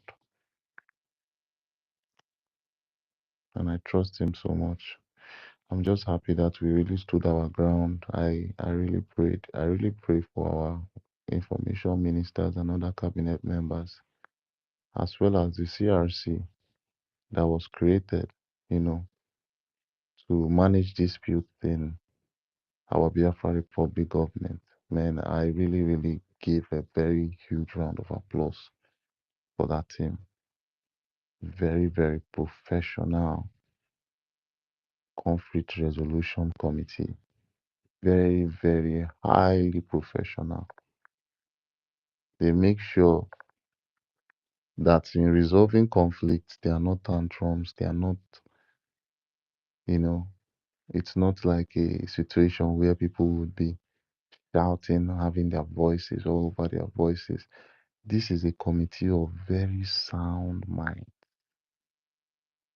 You have to apply what they call critical thinking. And it's not even a committee of only men. Women. We have women in our conflict resolution committee. Women that can, are very sharp thinkers, not thinkers like this woman that takes care of mad people, not this auxiliary nurse that takes care of mad people. People that think very, very, very sharp. People like our Honorable Chioma. That woman is just a very beautiful soul, a super intelligent woman. I respect her a lot and the way she has been handling matters in our Biafra Republic government. Probably one of these days, if I see her, I would really want to give her a gift to just tell her thank you for everything that you've been doing. The way she's always composed in, addressing Biafrans and every other things that she has been doing, you understand? So I really, really thank them. I thank all of our um, every cabinet member. And I just want to let them know that, all what NGOZI is doing is not it's never gonna last. I want everyone to, stand for the truth. Don't shake because the truth does not shake. No matter where you blow the breeze, if he decides to stand gidigba, oh boy, nothing will if he do. I just want to tell my people back at home, no matter how the hunger is, because the hunger back at home is real. Some people can literally, take this option of being paid salaries in the bank without even seeing the debt at the front, without seeing the kidnap, without seeing every other thing. They can just decide to just, fall in for it, not knowing the consequences and not knowing the traps at the front ahead of them. I want to tell our people it is not bad to say no. It is very, very, very wise for you to see something, you smell a rat and you say no. It's not every it's not everything that is served to you that you're going to accept. You understand? No matter what the situation is. No matter what the situation is. You see our Ohamadi Kemazi Namdekano.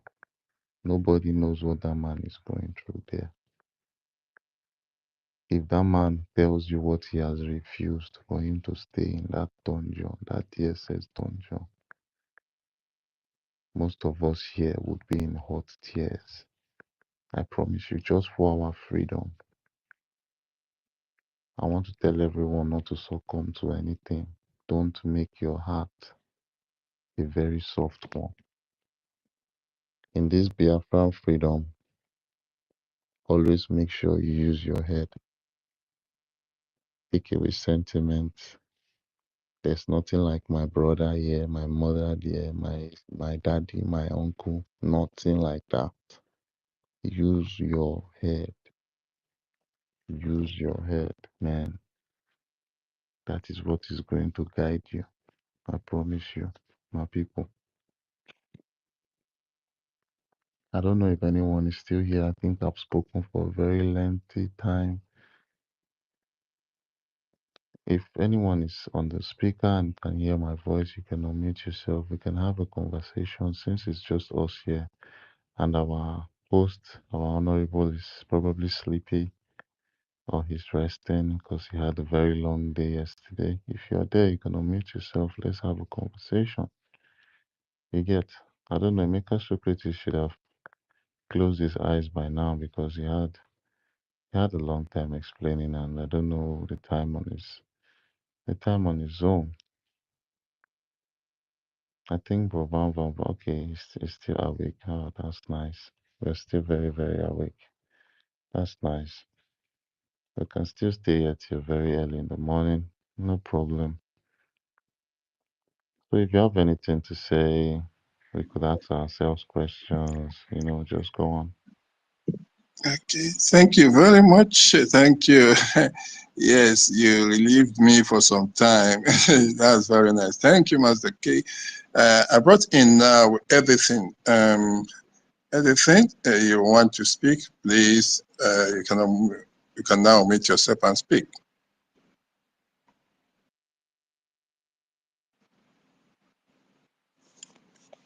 Anything you wanted to speak?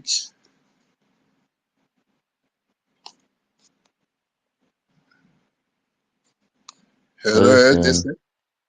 Yeah, he wanted to speak, so I brought him up. He requested for mic. Okay, let me ask someone else. Chichi, are you awake? Chichi, are you awake? I think Chichi is not awake. It's just Bro Bam Bam Bam. I think we're just three here. Okay, But yeah, the rest 3 are here. asleep. Oh, the rest are sleeping. Okay. All right, then maybe since it's let me just ask someone else, because if everyone is speaking and it's the 3 of us, then of course somehow maybe we have to find a way of closing. Stanley, are you awake? Stanley. Stanley's not awake. Let me Stanley is see. not awake. Mazin Ancestral. also. Mazin also. I don't know if Mazin also is awake. 1 million Simon by me. If you're still awake, can you give us a thumbs up? Let us see. Laura Poruchi, I see you. Ihoma, I see you. Somebody. Let's see request now. Mark Tony. Let me This my see. lovely There is this my a lovely brother. Sunday. Sunday is a Yeah, Dr. I Emeka, I mean, see you. terrible people. Let me People see. people on people on the time zone of Europe would be very asleep now because it's midnight. All right, let me give to. Oh, Nkiru is here. Nkiru Irarube. Yes, Hey, I'm bringing her up now. Nkiru na hey God na I do na you we go give her to one mwanya. I dey tell you.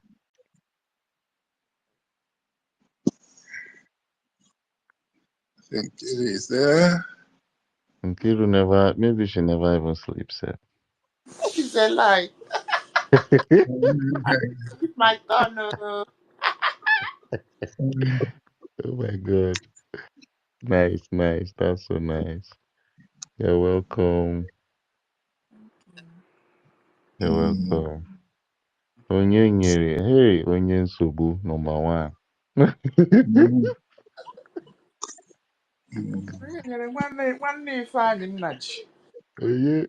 onye nyere, our number one is Sakawa.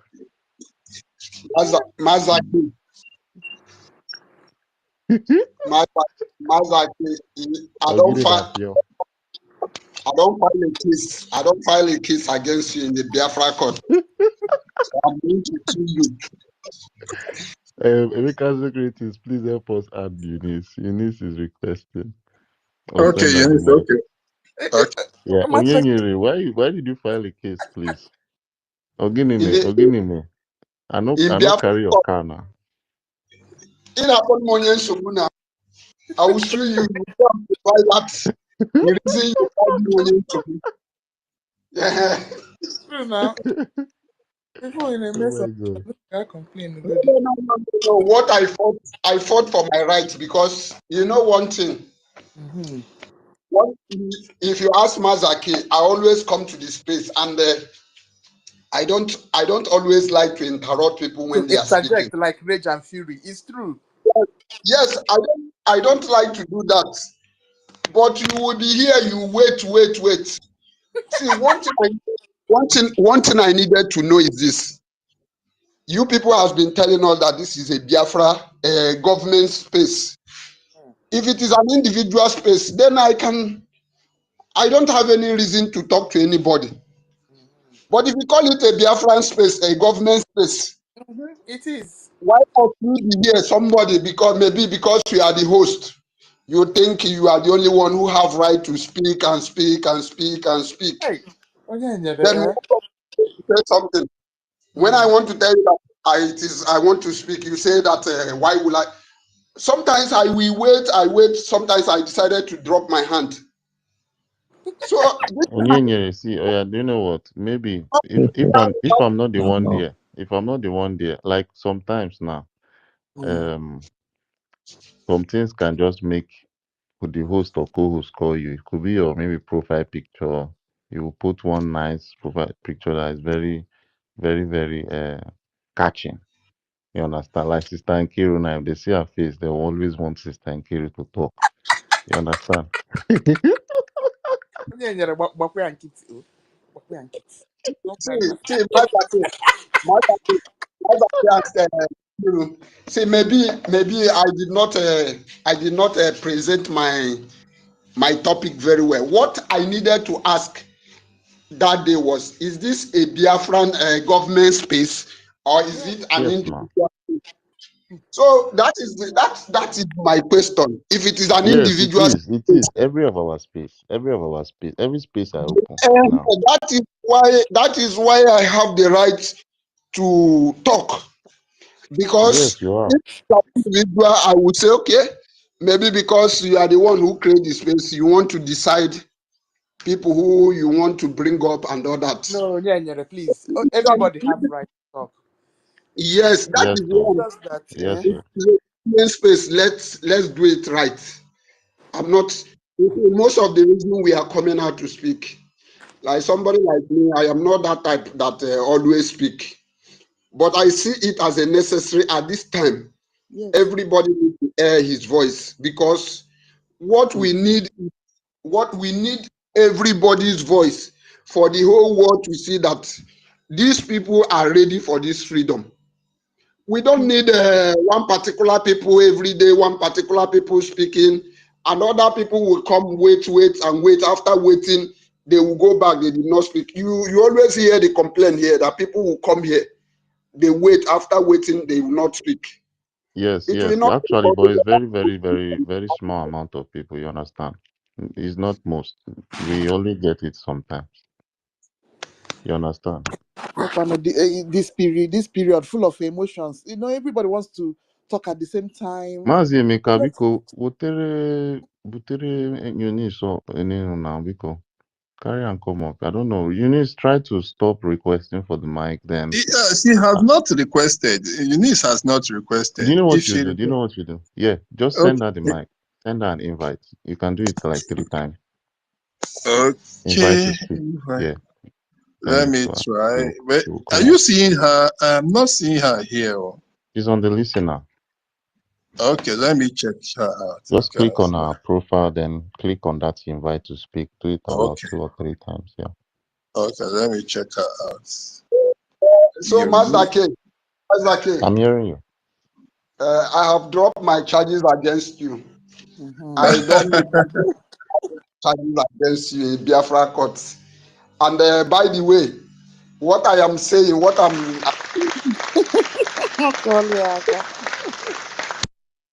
That's good. Master K, by the way, what I'm saying, I think I have been in a space where you host. You always bring me in. The two people that always do this, I mean the three people, Stella is among them. University is among them and Ife. Three I'm people. a Ife. Okay, Ife When they, that host day. space, Is Ife when that they host as space, you. they must bring those people that they know that these people are their people and it's not right. That is, but anyway, it's bygone. I don't have anything against anybody. Thank you very much. Thank you. Thank you, my brother. I should make a clap for you. Thank you. Not, Me, I like yeah. bringing you up. I should not. Like I'm crazy. I love bringing you up. Mm-hmm. Even I think it was even because of me personally. I like it when people use profile picture to their profile pictures. It could not be might not be their face, but I catch your profile picture See what because you it see, attracts. before I use my profile picture. Even in a Facebook, I use my profile picture. Oh wow. Also, when in our if you go to our Biafra website, you also I put my profile picture because in my country I am an admin. I put my profile picture before our Asia rep called me and said, remove your profile picture, change it with a Biafra logo. That is when I removed that. I am not afraid of anybody. You see, when it comes to this struggle is my life. And without Biafra, in fact, Nigeria is a kind of I'm even when I hear somebody mention that Nigeria, even in our group in our group, sometimes we will have a meeting, all the admins meeting. One of the Asia rep will say, let's put it 2:00 Nigeria time. I put a voice in a message. I say, my brother, please remove that Nigeria time. Why can't you use Biafra time? Please use Biafra time. Don't be mentioning that name Nigeria in this our platform. Don't use that. The man he said, oh, I apologize. Since that time he take correction. Whenever he want to say, he say 2:00 Biafran time. Understand? See, Nice suggestion. I'm telling you, anything Nigeria, I don't want to use my ear. Yeah, that is why when this woman NGOZI Arabese came out during this period, when this saga started, I was waiting to see conviction. Let me see one of the things that will make me say, this lady, because before now I have heard that she's a politician. I was looking at her. The first mistake she made is when we are talking about charter, and she refused to comply on that charter. That is when I started checking on her that this woman is up to something. If you know you are genuine in this cause of freedom, as people are saying that we don't want to do the same thing that Nigeria, the same thing that are making us to